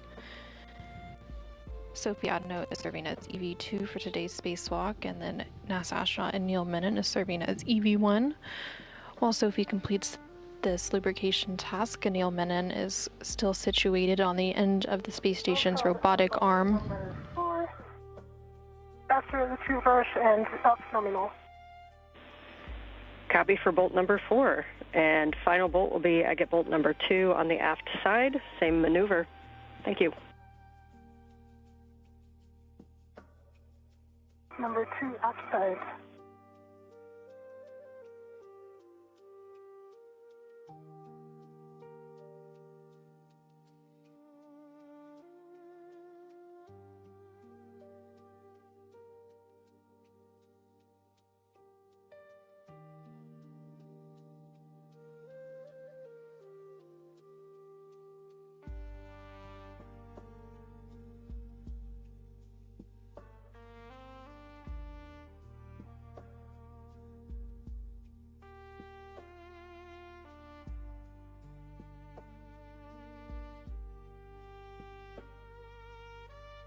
Nominal and no FUD. Okay, copy for bolt number 2. At this time, we're gonna talk a little bit about that grease transfer. So what we'll take from you is if you can do a HECA scan and look to see if there is any excess grease anywhere, including the upper boom surface, your suit, or any surrounding hardware. There is none on my suit. There's a tiny bit on the surface, which I'm going to clean right away. It's the dry wipe that's containing toothbrush number 1, so that it will contain toothbrush number 1. Okay, we copy and reminder that dabs pick up the grease the best, and to keep that away from the waveguide.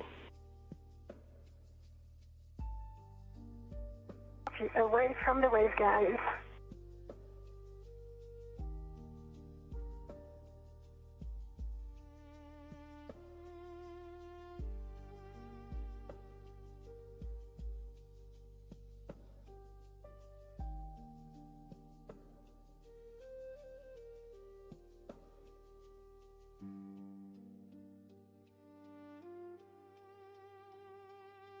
This is Mission Control Houston. We're now about an hour and 56 minutes into today's spacewalk. Currently on your screen, you can see a HECA view, or helmet camera view, from ESA astronaut Sophie Adenot. She is wrapping up some lubrication tasks. And I'm ready to put the toothbrush inside its wipe. Okay, we agree. You can stow the toothbrush in the wipe, and then you'll be stowing the cap keeper back in the crew lock bag, and the AET with the wipes back in the crew lock bag. Very nicely done.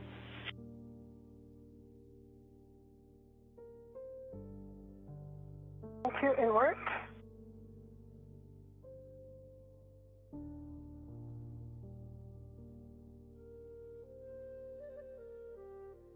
And Sophie is now cleaning up the workstation where she was lubricating the bolt inserts on the boom, which will be used momentarily for the installation of the spare S-scan, or space-to-ground antenna.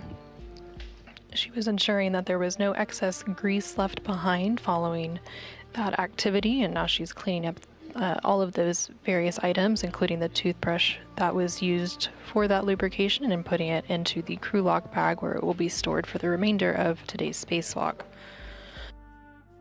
Once that's complete, and Sophie, your choice after this, your next step is going to be to put the tape cover back. So if you have an extra ret that's inside the bag or on the cap keeper, you're welcome to grab it now. Otherwise, we'll do the same transfer that we did before with your MWS ret.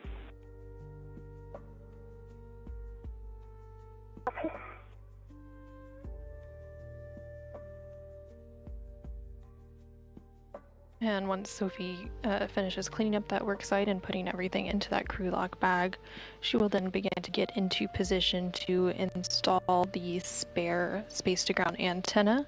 And currently that spare space-to-ground antenna, or SGANT, is being held by NASA astronaut Anil Menon, who is on the end of the space station's robotic arm. Once Sophie does get into position for that installation, then both Sophie and Anil will work together to complete that installation.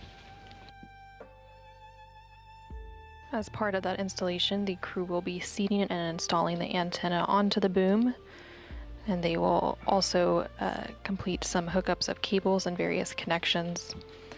And they will. Is on the capkeeper. Copy, tape is on the capkeeper. As you get that garage sale back in the bag, I've got some 2-hour consumables for you guys. We are just coming up on 2 hours. Which means that we are ahead of the timeline. You guys are working very efficiently, thank you. And we are battery limited to 755 on EV1, so we've got plenty of time.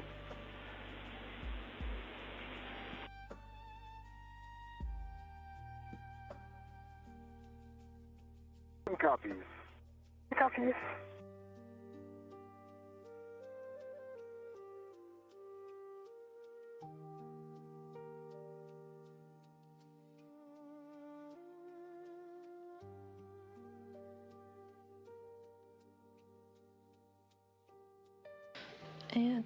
And this is Mission Control Houston. You did just hear the ground IV, who today is NASA astronaut Anne McClain, call up to the spacewalkers for today.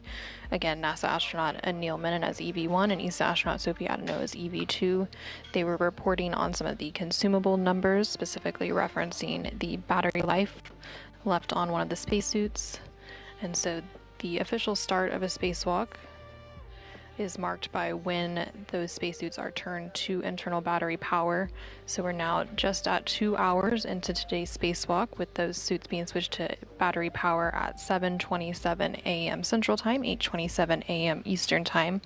And the teams here on the ground were reporting that we are a bit ahead of schedule for today's spacewalk tasks, and they are looking good on the remaining consumables and battery life on both of the spacesuits.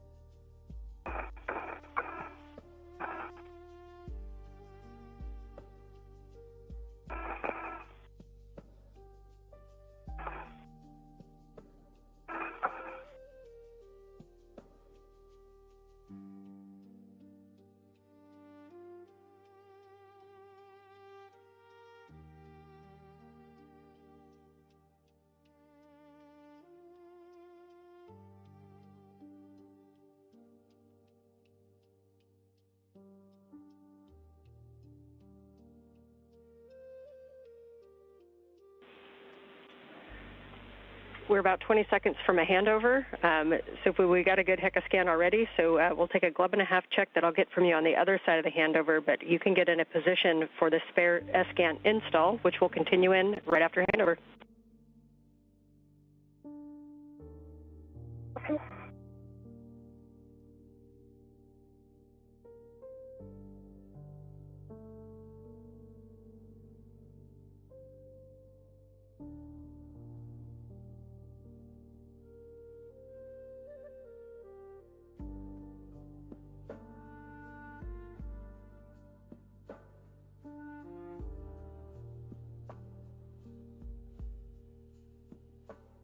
In the handover right now, guys. Looking great out there. We're psyched to see you looking ahead of the schedule. Thanks, Jessica. Jack. Okay.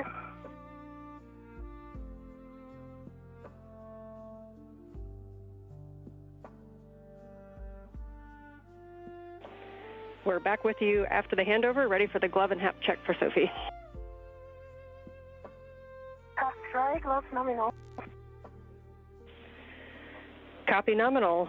When you are in a good position for the spare S-scan install, then we can have Anil work with M1. So let us know when you're in a good position. We do not have camera views at the moment.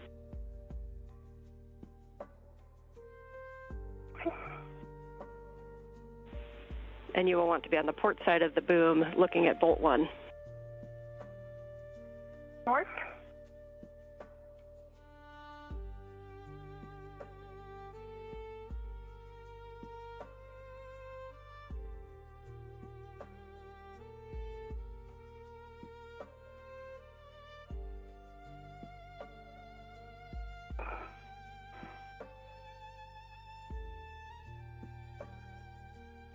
As we start thinking about getting ready for this maneuver, you are good with your final orientation before you move in?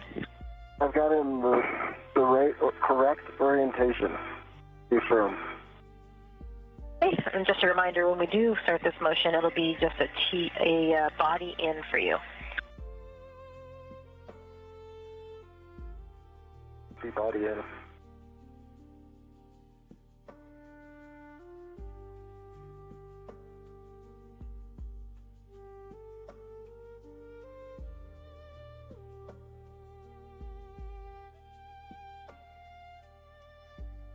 This is Mission Control Houston. Again, we're about 2 hours and 4 minutes into today's spacewalk. Your visor may have slipped down a little. Yeah, it's thank you. It's actually that I did not put it back. And for both, be advised, we're about 8 to 10 minutes from sunrise. Okay. Can't wait.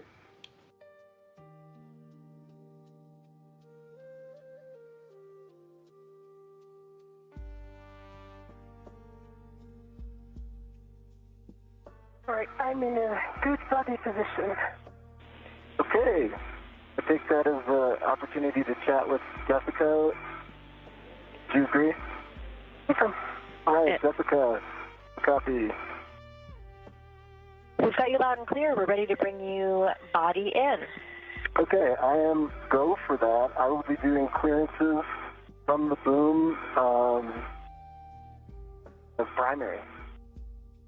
Okay, yeah, we concur. We'll rely on your clearances from the boom, and if you need to hand over to Sophie for the clearance for the S-scan and the boom, let us know. Will do. Sophie, I'll make that very clear. And I'm go. Okay, starting motion in 3, 2, 1.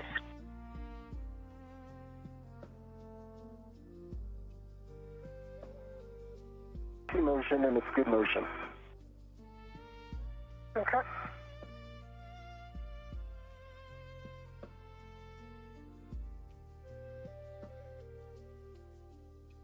This is Mission Control Houston. There on your screen, you are seeing a view from the helmet camera of NASA astronaut Anil Menon. He is currently holding on to that spare S-scan or space-to-ground antenna, and he is being maneuvered into position by the crew inside the International Space Station, who is manning the robotic arm.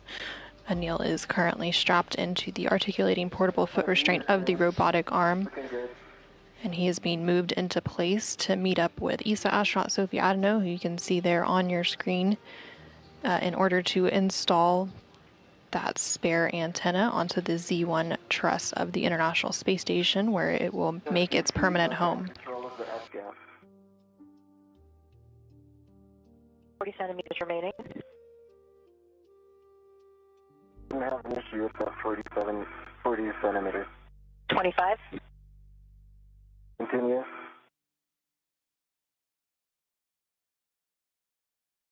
Okay, good clearance.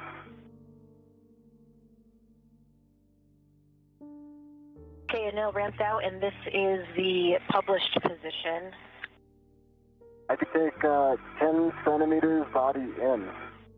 Okay, copy, 10 centimeters body in. This is also where we talked before about whether or not you need to be feet down. We'll just bring your body in for now. You can think about it.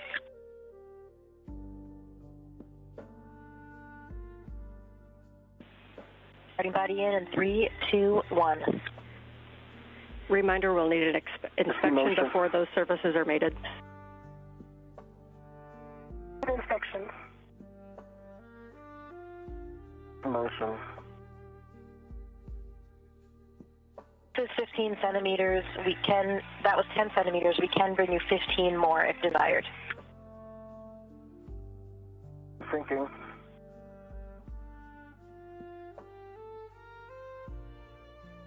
Good 10 more.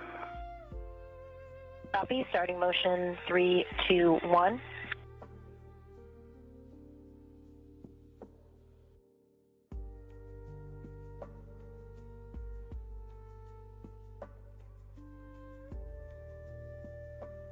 Okay, that's 10. TA complete. Copy. GCA complete. Stand by for brakes. Brakes are on. Your go for S-scan install at Z1. Okay, Sophie, I've got gross motor control. You've got... Okay, I've got fine motor control. So you're... Okay, was there more? And for Sophie, if we can get an inspection of the S-scan and boom interfaces, looking at the alignment pins, waveguides, and no FOD or obstruction. Inspection complete. Looks good. Copy. You can fully seat the S-scan on the Z1 boom using the alignment pins. Reminder that max load onto the S-scan while on the boom is 45 pounds or 20 kilograms. And minimize all loads above the S-scan gimbals.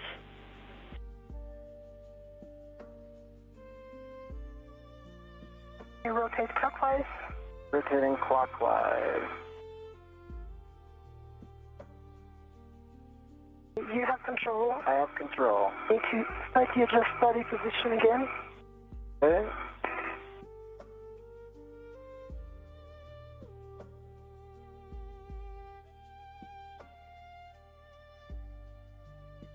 Rotating clockwise.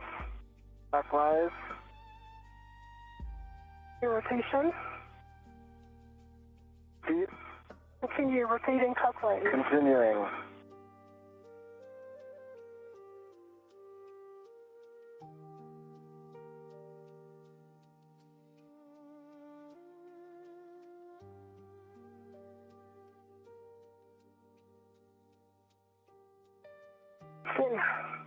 Soft.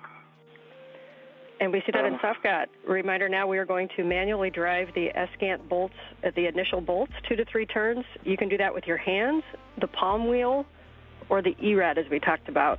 Your choice, and we can go in any order for initial turns. Can you release... Well, I have control. You have control. Can you release the ret that's right in front of you? No, I need to put storage ret on it. I've got a ret on the T-handle. So I've got 2 rets on the S-scan right now. Copy. If you release that, I will have a ret on it. Copy.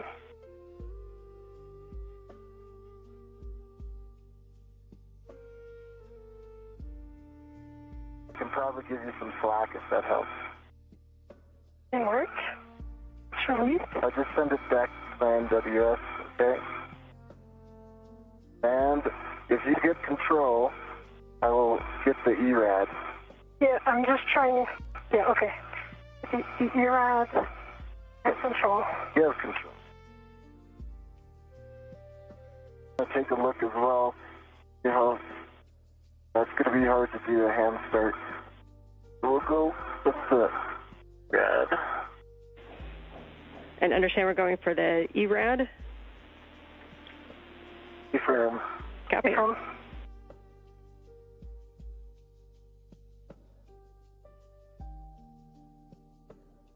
This is Mission Control Houston. NASA astronaut Anil Menon and ESA astronaut Sophie Adenot are continuing on today's spacewalk, about 2 hours and 12 minutes into today's spacewalk. They are currently working together to complete the installation of the spare S-scan, or space-to-ground antenna, on the Z1 truss of the International Space Station.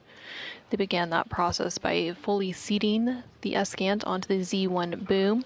There were 5 alignment pins that they had to line up. Okay with that hold straight? Okay. Yes. Okay.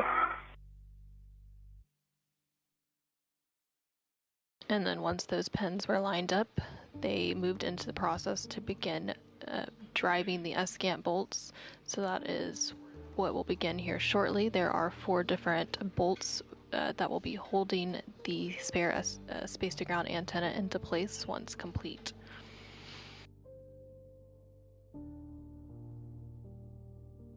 What's your right when you're See it.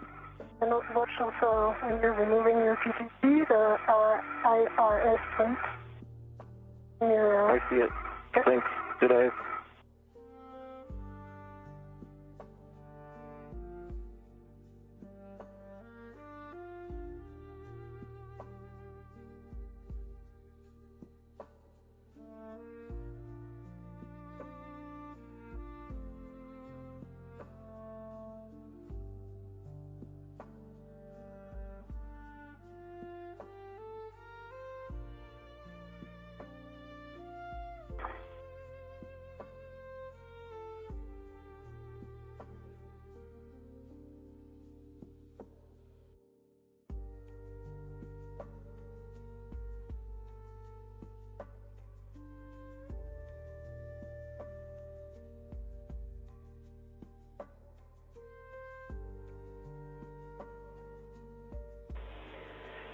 As you get that set up, just one reminder as we count turns on the ERAD that the PGT and the socket will have different turns, so please clarify which end the turns are actually being counted on. We prefer socket, but we know that sometimes you can only see the PGT, and that's fine too.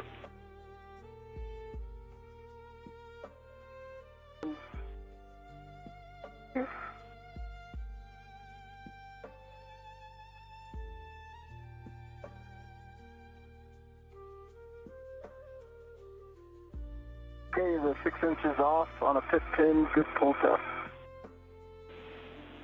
Copy.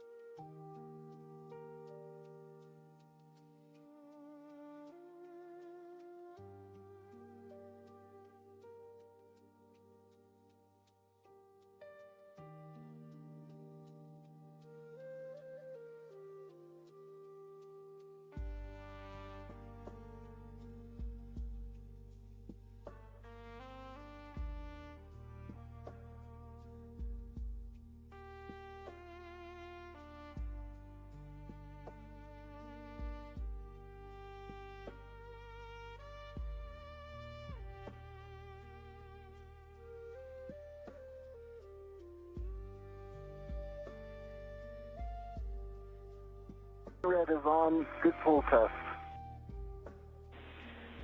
Copy, ERAD and pull test. Your PGT settings for these initial turns are going to be alpha 1, clockwise 2. Alpha 1, clockwise 2. Just copying alpha 1, clockwise 2, I'll let you know when it's set. Copy.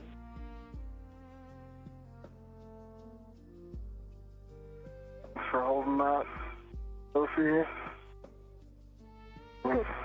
I'm good.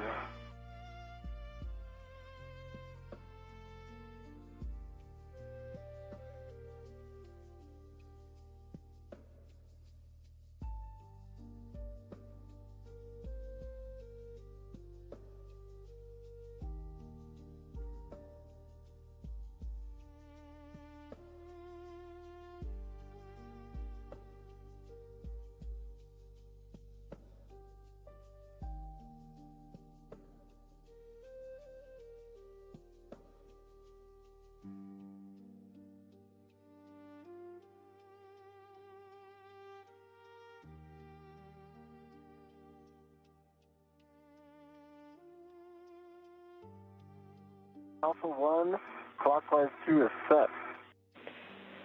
Copy, Alpha 1, clockwise 2. You are go to drive all 4 escant bolts, 2 to 3 turns for the initial, and just let us know exactly how many turns you get.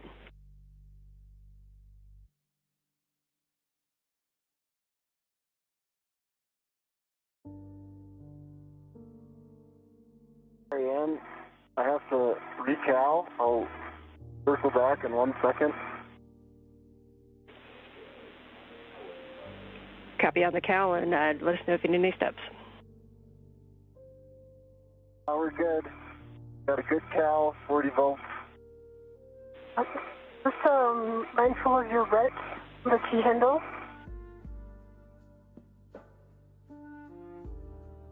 Alpha 1, clockwise 2, is it pulling you?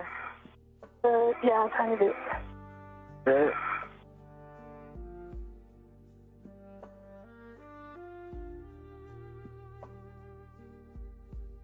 Okay, I've got Alpha 1, clockwise 2 set. Copy Alpha 1, clockwise 2 set. You're go to drive. And, okay. I cannot see number 4. Okay, I'm going to start with bolt 4. Can you remind me how many turns I'm putting in bolt 4? 2 to 3 turns on bolt 4. Okay. Okay, I can see bolt 4. Okay. Mindful of the tool, the antenna.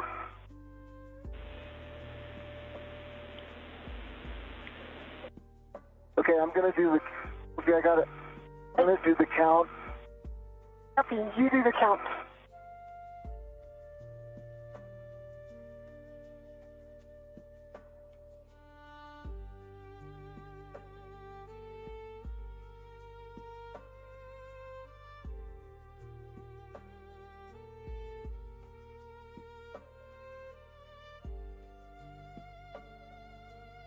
Turns, bolt 4. Copy 2 turns, bolt 4. Sorry, and let's retract that. I thought I got 3 turns. I didn't have enough downward pressure on the bolt, so I'm going to go back with more downward pressure. Copy, so understand no turns yet on bolt 4. 0 turns, exactly.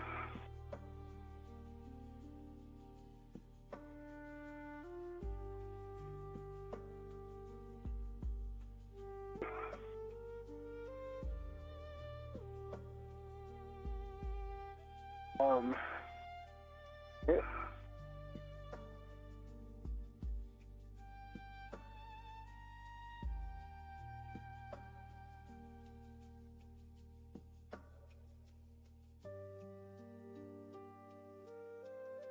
This is Mission Control Houston. We're about 2 hours and 20 minutes into today's spacewalk.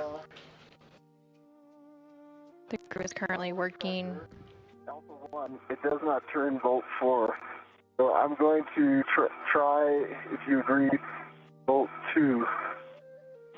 Maybe I'll have more luck there. Copy.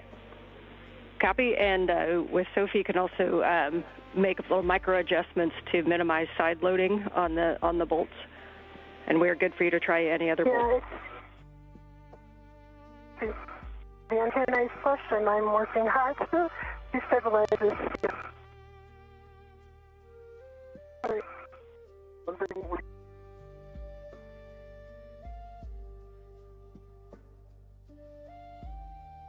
This is Mission Control Houston. We're currently in a brief but expected handover between satellites on the Tracking and Data Relay Satellite System, or TDRS, and we do expect to regain those views and communications with the crew on board and outside the International Space Station here shortly. Currently outside the International Space Station, NASA astronaut Anil Menon and ESA astronaut Sophie Adenot. For a moment, and then I'm going to take control, and then I'm going to let you do a rep, okay? Okay. Back with you after our handover. Not sure how much of that you caught, Ann. We did not catch the status due to handover. Okay, so plan is I'm going to hold down, I have control, Sophie. I'm going to hold down the S-scan. Sophie's going to ret to it, but I'm going to undo my ret to the T handle because it's possible that's also adding some challenges in terms of side loading. Okay, my red is on the Copy, and we are good with that plan. So here's a ret to the agate handle. I'm going to go release my key handle ret. Copy and concur.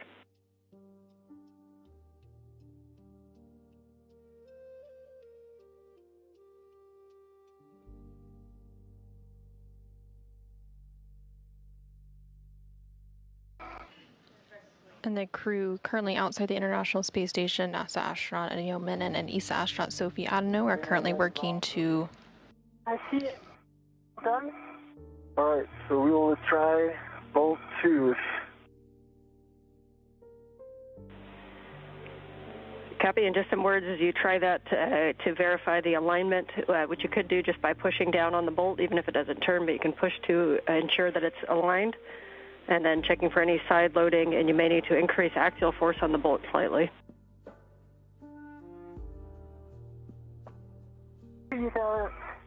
The alignment is good. We can see the bolt going down. The surfaces are flush, so minimal side loading. Copy message. Copy.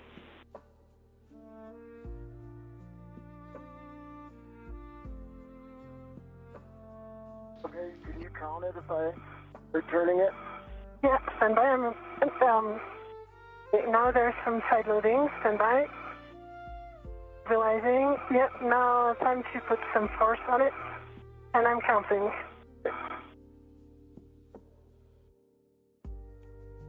Not in. Oh, I agree.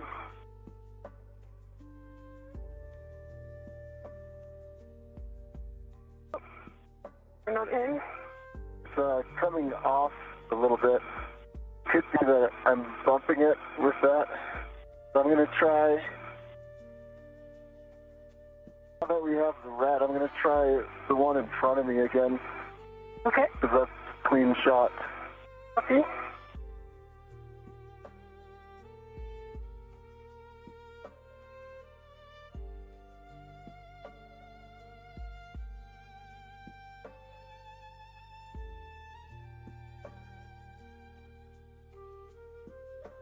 I cannot see the bolt. I can see it.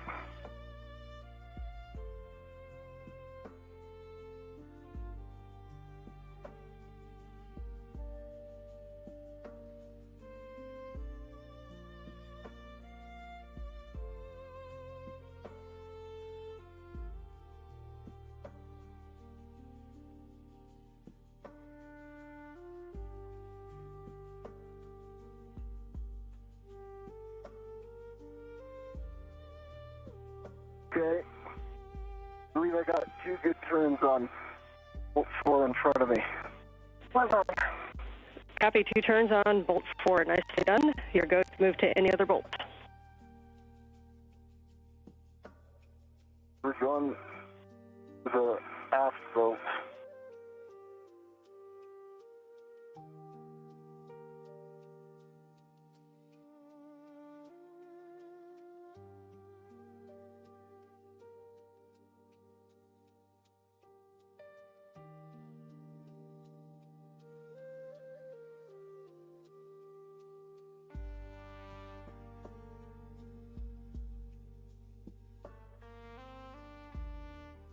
This is Mission Control.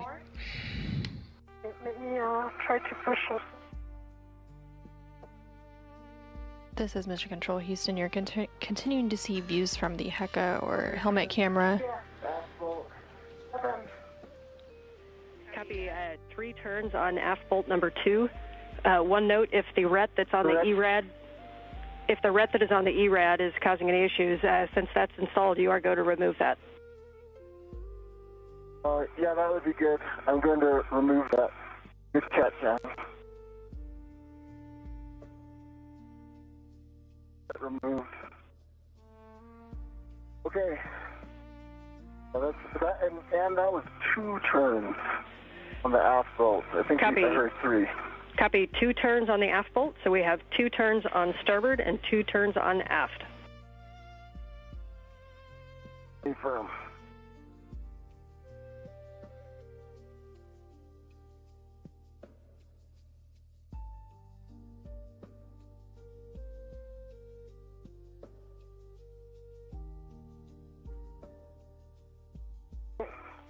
can press on it.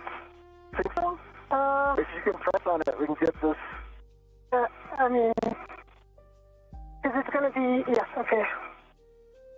Go for it. Okay. Go. Might be side-loaded. You can see it wanting to turn. There it goes.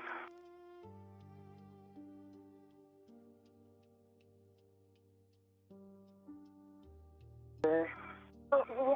One more house turn. The first house did not go. Yeah, that's good. Okay. You call the turns on that? 2 turns. Okay. Copy 2 turns on forward. Copy 2 turns on forward bolt. I need to do mine here. Yeah, if you can put that on yours. Yes, and work. And if possible, this handle gets in your way. I can move the handle if need be. Just let me grab the handle on my side. Yes.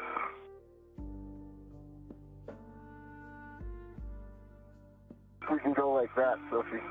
Let's try.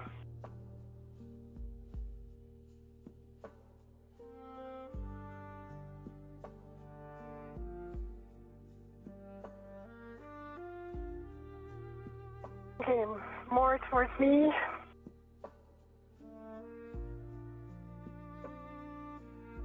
Towards me. It's in. Go ahead. You're doing the count. Yes. Anyone to stop? There's 2 turns and a half.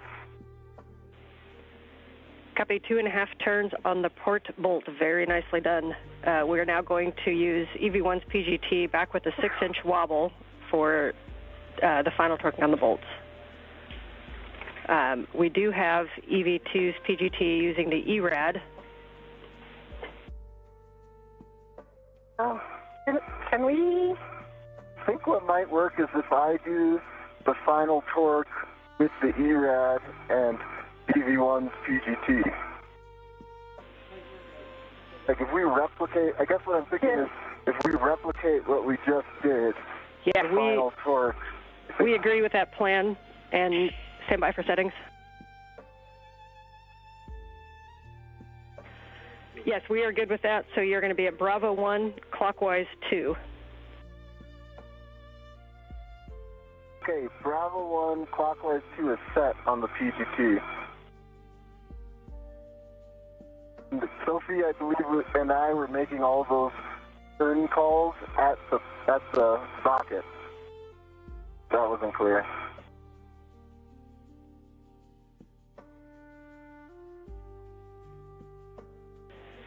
Okay, and this is where we do want to do bolt number 1 first. So on the Sophie side, but by the waveguide. So bolt number 1, Bravo 1, clockwise 2, and you'll expect 4 to 8 additional turns. Okay. How many did you say? 4 to 8. 4 to 8 additional turns.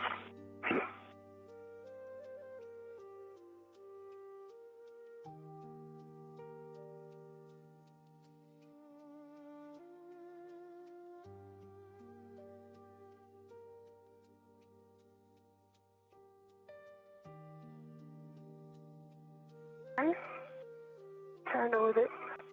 I think it needs to go down more on it. Yeah, You need me to turn it. Yeah, but it's not aligned with the balls. Understand. Yeah. Got it. Okay. You need to brace this well. Yes. And I'm pushing. And you're going to tell me when to stop and start turns, okay? Okay. I'm braced, so just do a countdown and tell me. Okay. 3, 2, 1, go.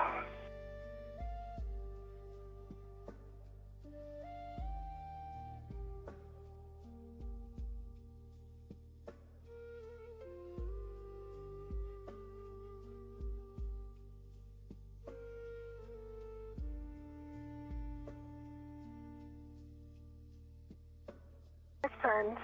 Okay. I'm going to check the PGT. Got a green light, 12.1 torque. green light, 12.1 torque, 6 turns for bolt 1. S5. And you are going to move to bolt number 2 on the aft. Okay. And that was 5 additional turns. Copy, 5 additional turns. The bolt is flush. It's a receptacle. It looks nominal here. Copy, flush. Thank you.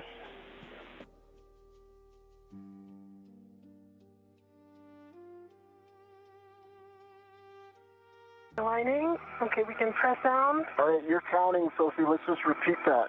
Rinse and repeat, okay? All right. Are you ready? I'm ready. Okay, 3, 2, 1, go.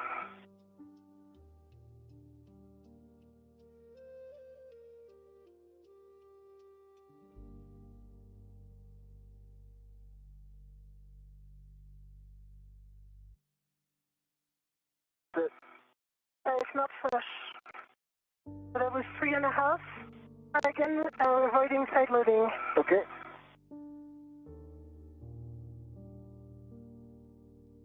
Just check the.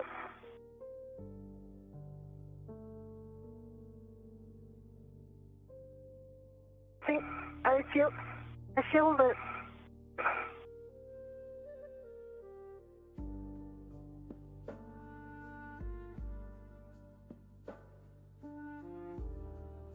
So that was 3.5. A green light, and we got 12.1 torque on that. Copy, green light, 12.1, 3.5 extra turns on bolt number 2. I will confirm Sophie's observation, which is... Bolt is not flush. 1 second, Sophie. I'm going to put my Hecka on it, and then if you look at it, there is a lip around the bolt that sticks out of the aluminum cylinder. On Sophie's side, that lip is completely flush with the aluminum cylinder. Copy, we're talking it. Good eyes, Sophie.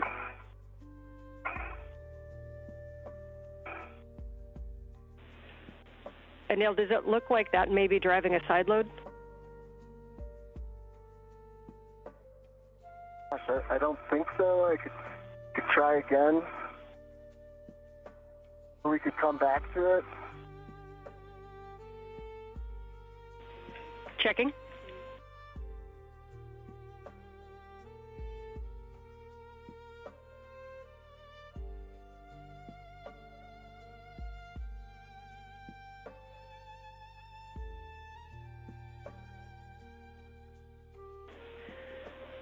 Okay, and we like your idea of going to the next bolt, so we'll go to bolt 3 forward and try the same maneuver.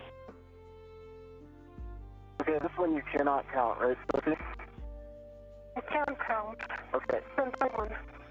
And Houston Sophie TCV3. Copy, TCV3 for EV2. Okay. Tell me when you're ready, Soph, and I'll get it going. So I thought we were doing forward. Oh, we're doing forward. Yeah. Well, good call. Did you just ask us forward?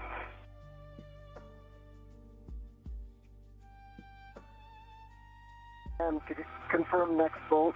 Yep, next bolt is bolt number 3 forward. Copy, inward. And I am ready. Are you ready? I'm ready. Okay, 3, 2, 1, go.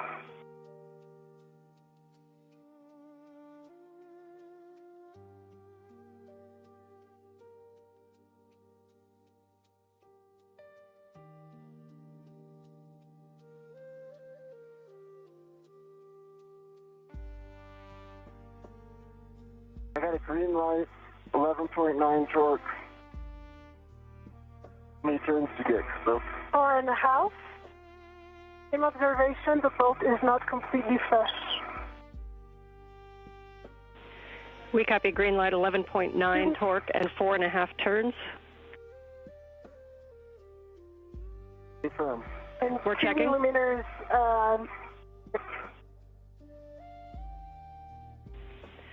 And if you could please drive that bolt one more time, please.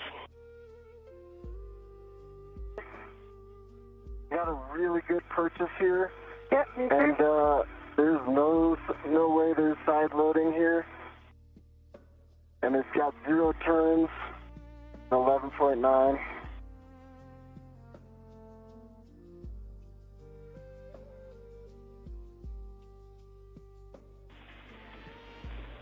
We copy, and you can move to bolt 4 on the starboard side. I'm going to reposition so that I can count. I think I can do this one if it's... I have good view now. You do? Okay. All right. All right, there's 0 side loading. I'm starting in 3, 2, 1.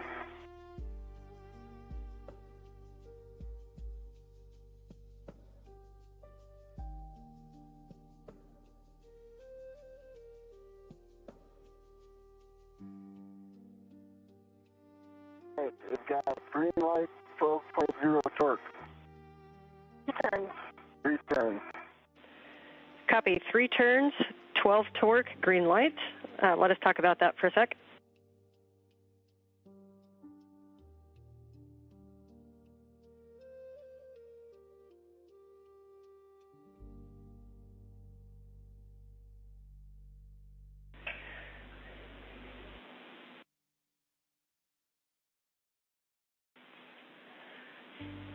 Okay, so we're going to talk about the bolts. While we do that, if you can give us a visual inspection of any gaps or misalignment and a wiggle test to see if the S-gant is moving on the boom. All right, I'll hand that to you, Sophie, to give the verbal. Okay. Gap and wiggle test is there's no wiggle. It's really stable on the boom. And if we could do the wiggle test at the T-handle, just to be able to impart a little bit more force. Let me do that, Sophie. You watch, and I'll... I watch.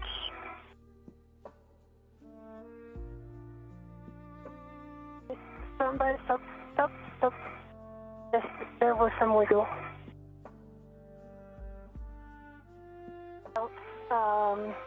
But we came back to nominal, and now there's no gaps again.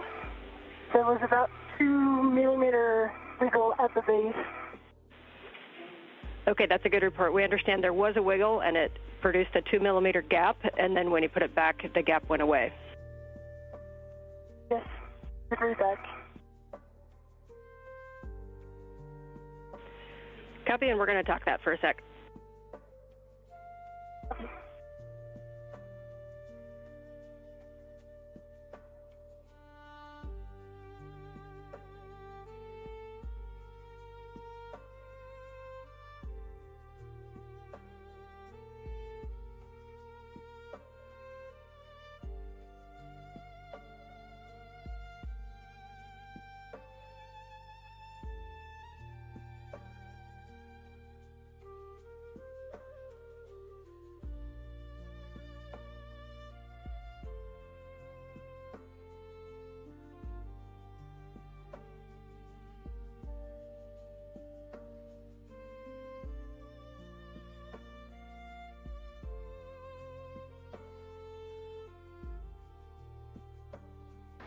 This is Mission Control Houston. We're 2 hours and 41 minutes into today's spacewalk. Bolt 1 is fully installed, so we are going to have you increase your PGT setting to Bravo 4, clockwise 2, and we will go in order and hit Bolt 2, 3, and 4. So that is Bolt 2 aft is starting, Bravo 4, clockwise 2. Bravo 4, clockwise 2 set. And we're hitting aft, Bolt 2. Good feedback. Correct.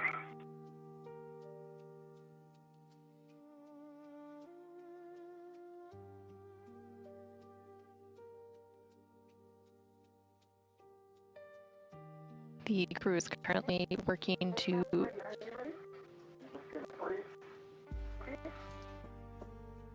complete installation of the spare S-gant. Okay, I've got good bracing. Sure there's no side loading. Starting in 3, 2, 1. They are using what is known as a PGT, or pistol grip tool, which you can see there on your screen. And on the PGT, green light, 19 point. I'm having trouble reading the tiny digit. Copy, 19 torque, 3/4 turn, green light for bolt number 2. Confirm. Checking. Not fully flush yet. Copy, checking.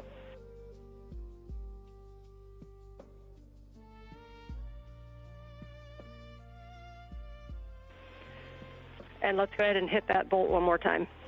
Same settings. Same settings. Facing. I'm ready, Sophie. 3, 2, 1, go. Turn it off. Oh, zero time. All right, 20, green light, 20.2. Still turning. Copy, 20.2, green light, no additional turns. Checking.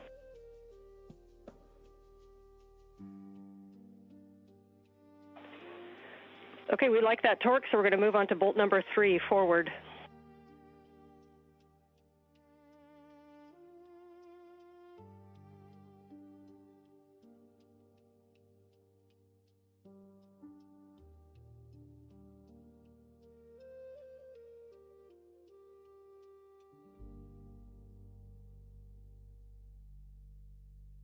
Okay, you got that part embraced. Yep. Give me the count. 3, 2, 1, go. Again. We'll do it.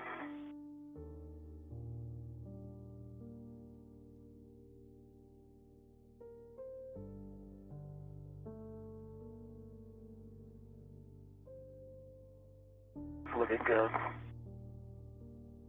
Woo! 3 and 3.2 turns. Green light, 19.2 torque. And the bolt is flush. Copy, bolt flush, 3.2 Oh, turns, 19.2 torque, and a green light. Checking. Okay, we like that. You can move to bolt 4, starboard. Same thing. For starboard. Is there a hand to press it? I think not. I think this one's like in front of me. I can count. Okay, you're gonna count. Copy. I'm gonna start in 3, 2, 1.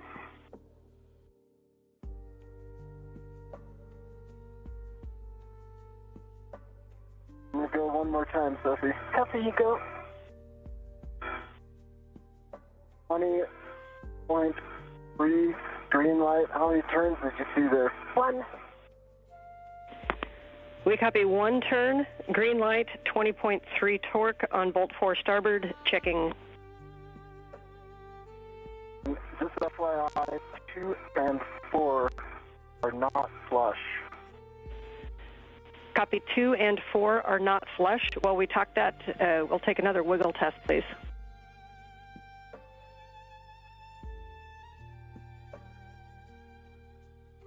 Wiggle. And no gap. Copy, no wiggle, no gap, and we are talking it. Stand by. I see a 1 millimeter, half a millimeter wiggle on just this side between bolts 2 and 4.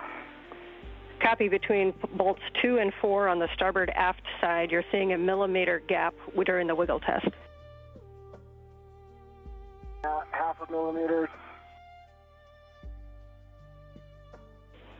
Copy, and we're checking.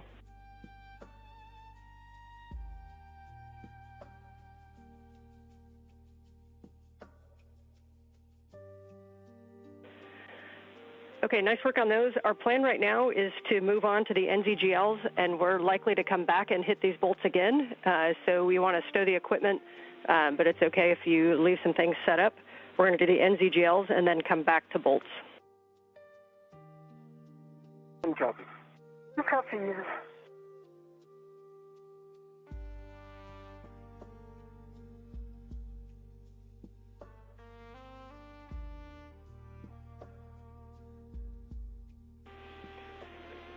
And Sophie, can you cycle your HECA button, please? Please?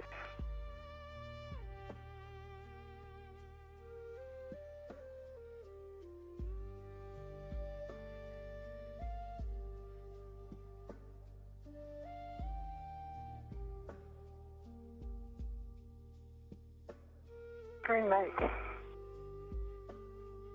Am I going to release the red or on the Checking. on the gate handle?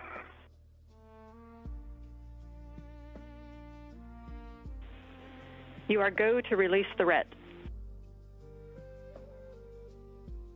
Okay.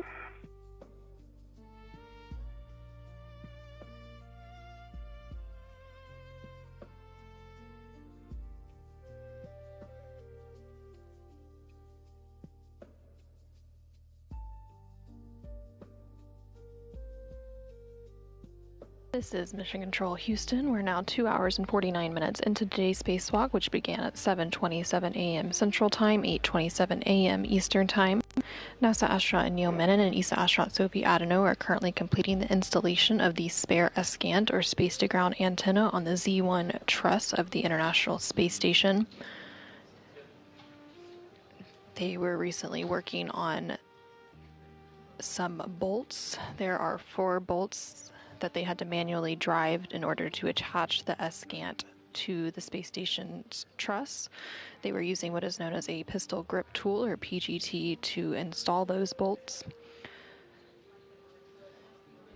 And now they are going to move on to some additional tasks for that installation, including mating some cables and other connections. So the SCANT was seated and installed on a boom, and those bolts were installed. Now the hookup of cables and connections will mostly complete that installation, but then there will be some verification here on the ground, and they may have to go back to those bolts to ensure that they are fully secured.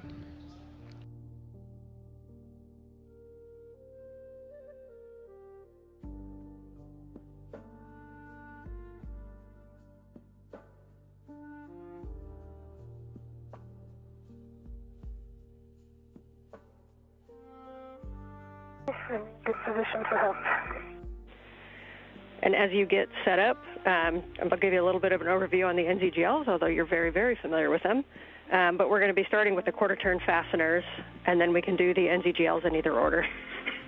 Reminder that this small one is the power one, so that's a minimum of what we want, but we can do them in any order.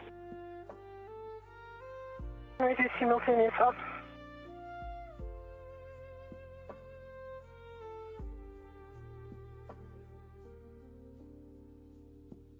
And am I go to start on the quarter turns? Yes, you can release the quarter-turn fasteners from the cable harnesses. Remember, there's 5. Copy 5. Sophie, if you're in a position to get the cap from a boom connector, you're go to remove the cap from the boom connector. Teamwork. The quarter turns are off. I'm ready to the cap on J1. Copy quarter turns, and you are go to remove the cap from J1 boom connector.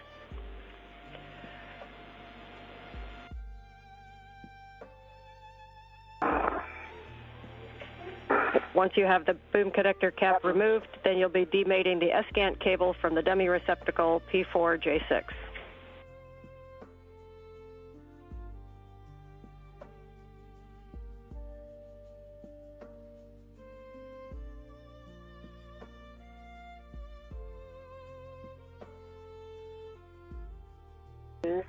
P6 is demated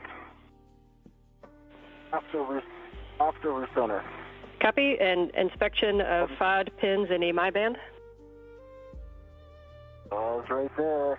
The pins, no FOD, good EMI. And I'm checking the receptacle too. For the jack, that is. Good words.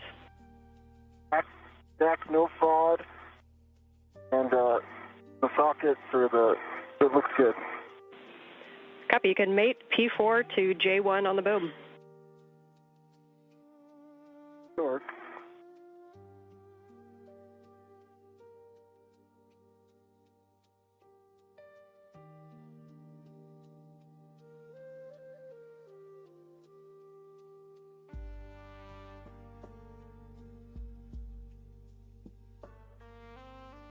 You know what? I've never been more happy to tell you that it is forward over center mated. We love it. Happy people all around. Let's go for a repeat. You can now install the cap on the J6 dummy receptacle, and then we'll move to the J2 boom connector cap.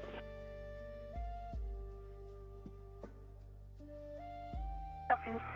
And so I am ready to the J2 connector cap, but it requires an enormous amount of force to demate, to rotate. So I tried. Anil, after when you're done with it, maybe you can give it a try as well. That's my specialty. Yeah.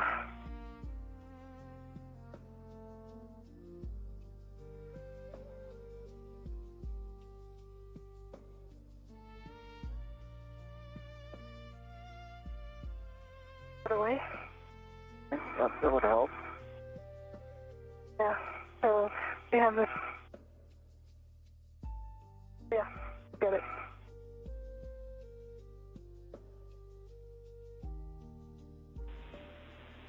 And Anil, sorry if I missed it. We got the cap on the J6 dummy receptacle. I cannot force that back. That cap is on, and it's locked. Copy on and locked on the cap. Thank you.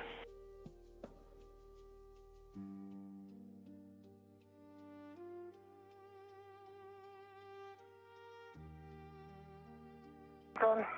Right, the plug is demated. I got a good vantage on the pins there, Sophie. I don't see any FOD. I know this was a hard one, so I'm taking a good hard look, and I don't see that spring aspect to it.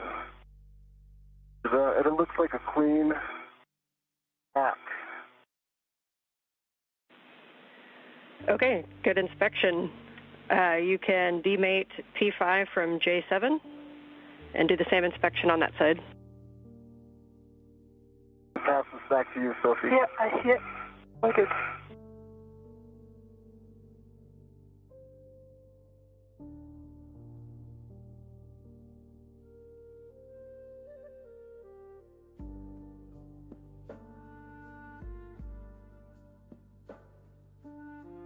Teamwork, mate. Teamwork. Yeah. High five. High five. High fives from here, too. And we'll take the inspection. Okay. Demated, good pins, no FOD, good EMI, and then I'm looking in dummy receptacles, and it also looks nominal, no FOD. Like black lines around the ring.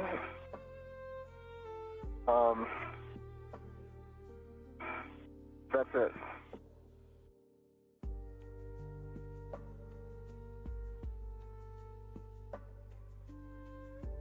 I think it looks nominal.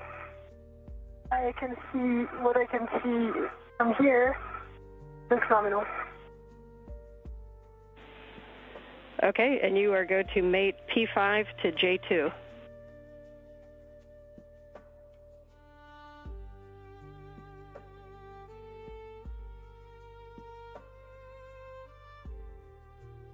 Push it. Yeah, 3, 2, 1.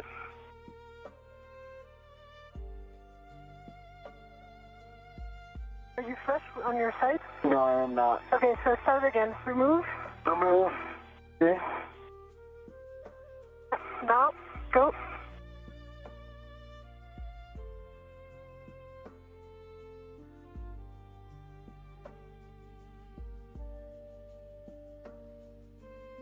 No, okay.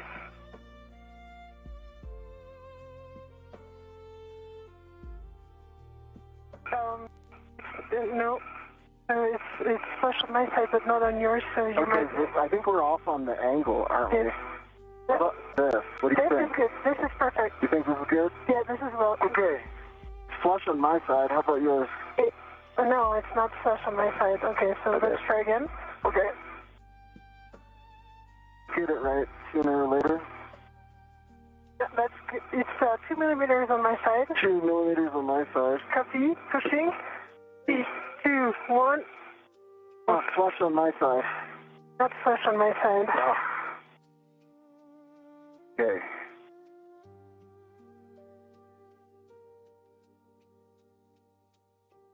I think we can do this. Let's give it a couple more tries like this. I think if we just... Yes, agree. We're just kind of like off in terms of just our alignment. I think I hit it. Okay, so if I'm looking on this side, I see about 2 millimeters. How about you? I see 4. So 4. So maybe like that? I see 2. Okay, I see maybe like 3. 3, yeah. Okay, so why don't you do a direct center, push back. See? I've got a good purchase, so if you can hold stable. Okay, I'm holding stable.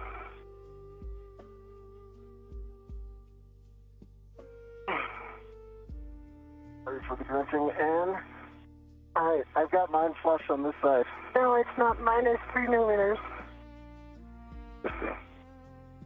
Okay, Ann, we're going to relay it to you what's going on, and in case you guys have some troubleshooting, I don't think it's a big problem, and then we will offer a suggestion, but what we're trying to do is set it in, and on the slide back, we keep getting one side flush and one side not flush, and it could be that we just don't have like a direct push-in center, because we're both offset a little bit. So the next thought is to just GCA head like station aft, where I can get like a direct orthogonal push on it.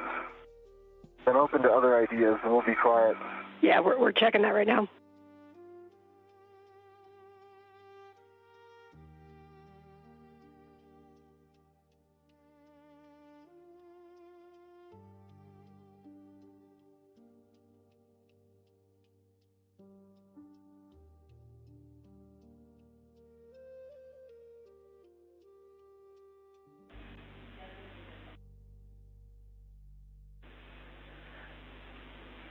Okay, we're just talking a little bit about a roll. It looks like maybe what you're doing right now. So if you can kind of wiggle it while rolling it in to try to get it flush on both sides.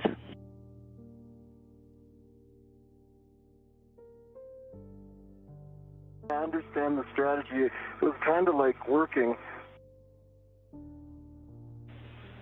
Copy, and we've got about 2 millimeters.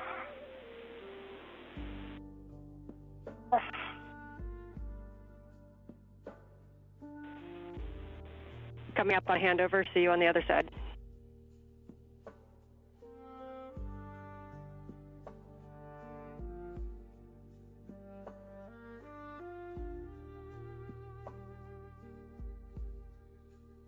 This is Mission Control Houston. We're currently in a brief but expected handover between the satellites for the Tracking and Data Relay Satellite System, or TDRS. We do expect to get those views and comms with the crew back shortly. In the meantime, we are about 3 hours and 2 minutes into today's spacewalk, which began at 7:27 a.m. Central, 8:27 a.m. Eastern Time, and the crew is continuing the installation of the spare space-to-ground antenna on the Z1 truss of the International Space Station. They have already installed the bolts and are working on some cable connections.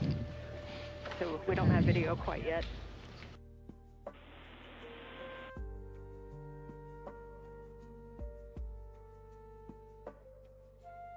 Are you flush on your side? No, 1 millimeter. It's the same. Are you able to roll it a little? It's like a same plane back and forth movement. No. Move.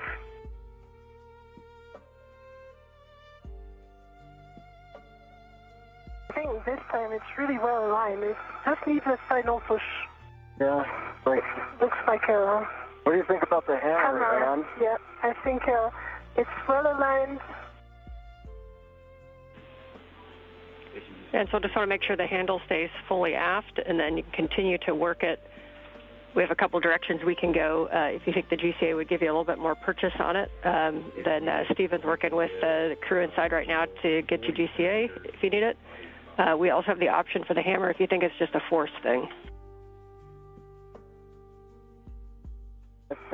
I think it's force in the right direction. So I actually think the hammer is going to work. Agree. We are good with you using the hammer to tap that on. You want to do it, the honor, Soph? Or do you want me to do it? I have a pretty good position, but... Yeah, I think you're better, I believe your position is going to be better from where you are. Okie doke. Mind holding this? I am. Holding it. Hammers and toothbrushes on one EVA, that's pretty epic. They're like opposite sides of the spectrum. Right, rubber side, direct in the middle. Yeah, and I on the blue line. That's exactly it. You got it. Go for it. I'm going to start out really light. Yeah. We're going in. You got it. Sure. It's flush on this Yay! side, too. Yeah, it's all good. Trying to send you some Earth joy if you can hear it. Oh, we got to go forward over center. Oh, thank you. It's awesome. I want to see it go forward over center, though, before I So do we. Let's do it. Want to push down?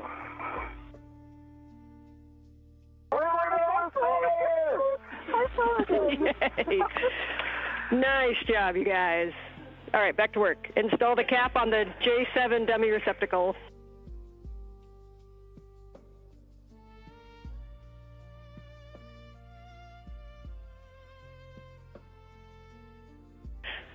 Really nice job with that, you guys.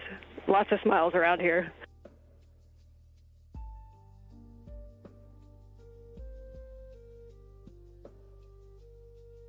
Great to hear.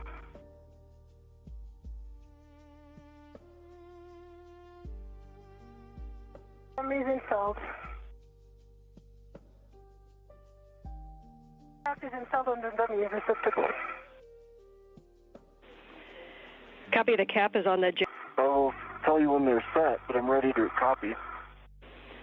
Okay, we're going to use that Bravo 4 again, Bravo 4 clockwise 2, and just a reminder that's kind of the max that we can put in the bolt. So Bravo 4 clockwise 2 with the ERAD, bolt 2 aft, and bolt 4 starboard. I'm going to stay here so that I can help her. Okay, Bravo 4 clockwise 2 is set on the ERAD, and the PGT. Sophie's right in front of that one, so why don't you get it on there? Yes, you know. Okay. Yeah, you pretty comfortable with that? I am. All right, I've got a really good grip. Okay. And it could be better. Let me just reposition. Yeah. Okay. Do you think there's any side loading or anything? Right now, no. It was good. Okay. 3, 2, 1. Turning? No. Your turn. Okay. 3, 2, 1. Your turn. All right. That was another 19.8 green light. We'll try one more time. 3, 2, 1. Your turn. Another green light, 19.8. Green light, 19.8. Your turn. And understand no turns? Your turn. Stay firm. Copy, 0 turns for bolt 2. Checking.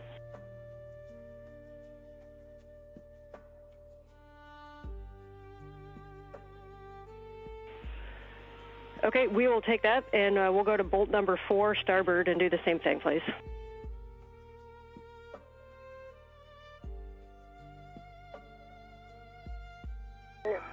Moving to starboard. Thank you, Sophie. Yep. Starting in 3, 2, 1. Your turn. Your turn, 19.8. Copy, 19.8 and 0 additional turns on bolt 4 starboard. Checking. As we check this, you guys can start thinking about whether you want to use that ERAD on the gimbal lock bolts or if we're going to end up swapping. Either is okay with us. And we're checking on the agate bolts.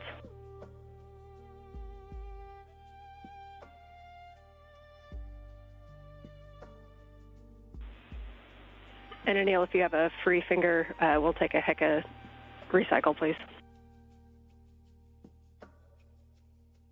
Cycling.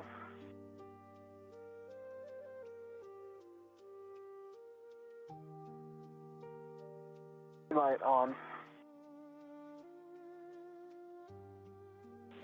Copy, green light, thank you. And we're still chatting.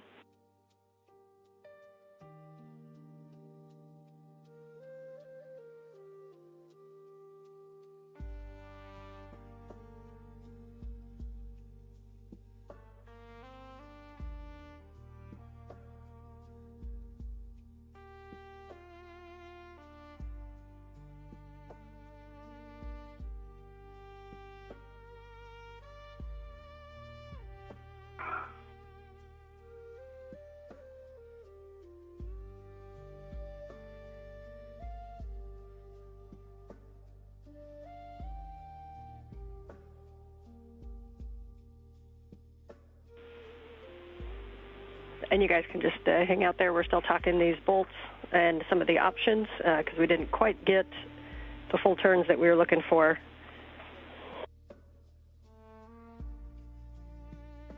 In the meantime, is there any value in another wiggle test while Sophie's got eyes on the room?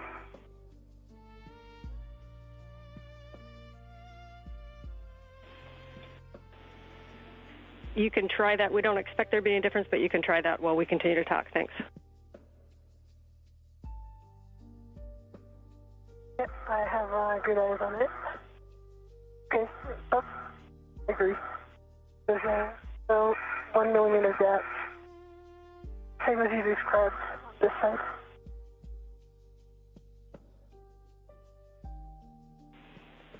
Okay, and we have the next plan when you are ready. Ready. Ready? Okay, we are going to use the ERAD with Bravo 4, so same settings, and we're going to hit bolt 1, 2, and 4. That's bolt 1, 2, 4. So that's one on Sophie's side. On the port side, bolt number 1 first.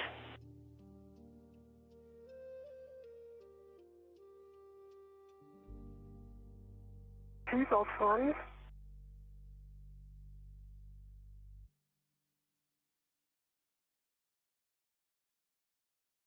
Just reposition. Yeah, take your time. Then once you're set, I'll give you the head of the ERAD, and we'll do the same thing.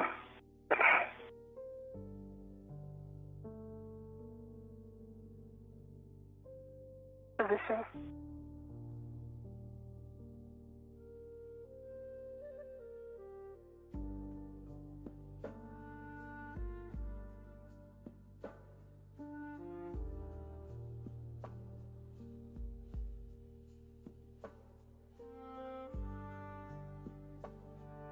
Turn more towards me to peek.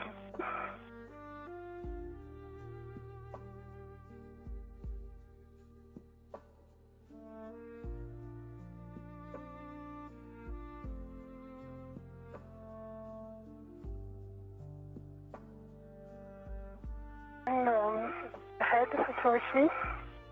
The head towards you. Yeah, that's good.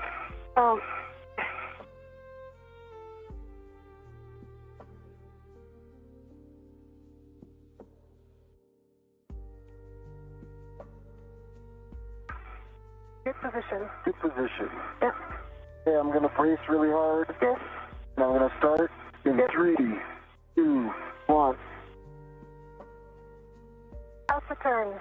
Oh, wow. Copy. Can you look at the PCT and read the... I can't see it. It's a green light opposite turn 19.2. 19.2, half of a turn on bolt 1. Nice job. So we can go to bolt number 2 on the aft. Can you remove the PCT? Okay, we're going aft. Good work. Right. Bolt number 2 aft. You want to take the handle, maybe? What?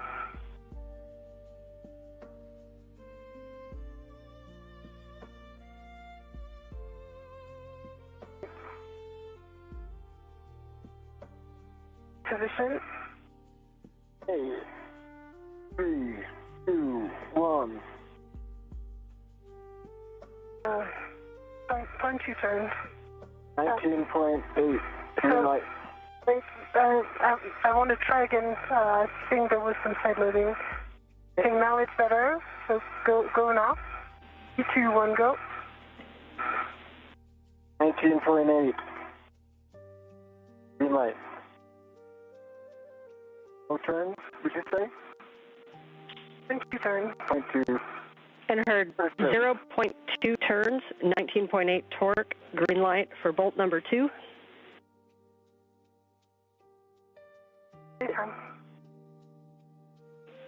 Checking.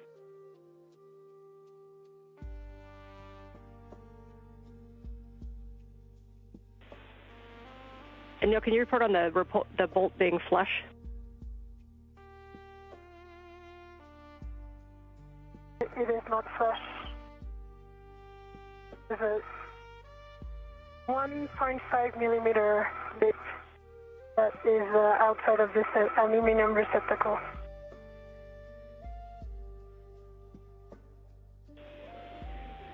Checking.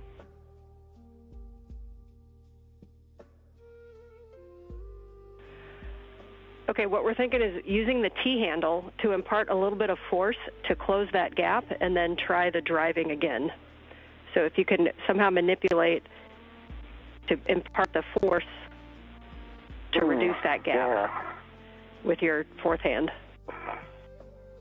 I like this. Okay, you got that, Sophie? I got that. All right, I'm imparting force. Got a green light, 19.4. Return? No, 0 turn. Let's try that one more time. Okay. I've really got a good way of doing this.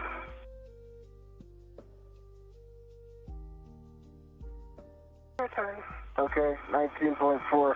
I had some good, solid pressure towards that. Okay, we monitored no turns. We're checking. Okay, and we'd like to go to... For your information, there is no gap between the surface, the top of the boom. Okay, we understand no gap. So we'll go to bolt number 4 and try that same thing on the starboard side.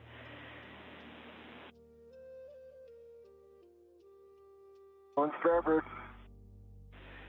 And if you think that would help to use the T-handle to manipulate it while you do the bolt, you can.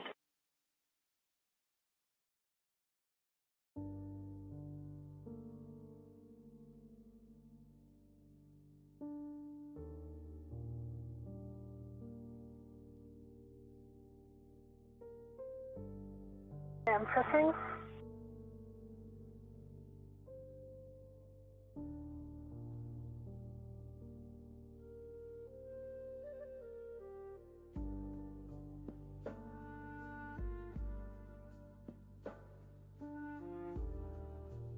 You turn it off? 0 turn. A little more down, a little more pressure. 0. And I got some really good pressure in the direction of bolt 4. I'm super confident about what I was able to put into the T-handle. I got 0 turns and 19.7 torque green light. Copy, 19.70 turns with good pressure. We're talking.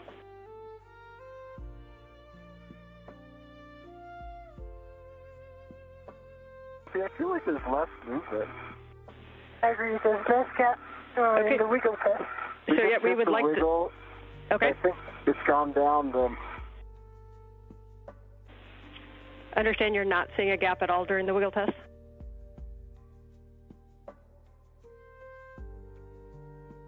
Okay, let us assess. So there is a gap. Copy and understand there is some wiggle of the. Smaller than before. Okay. And I put a decent amount of force into the upward wiggle. I don't know.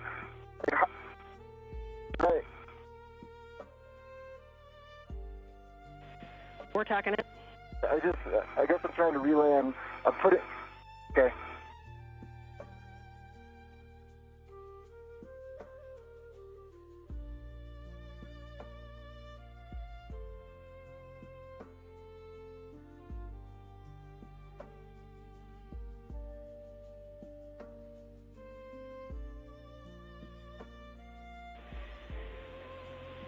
So you guys mentioned that there was a millimeter between. Does that change when you wiggle, or does that stay static?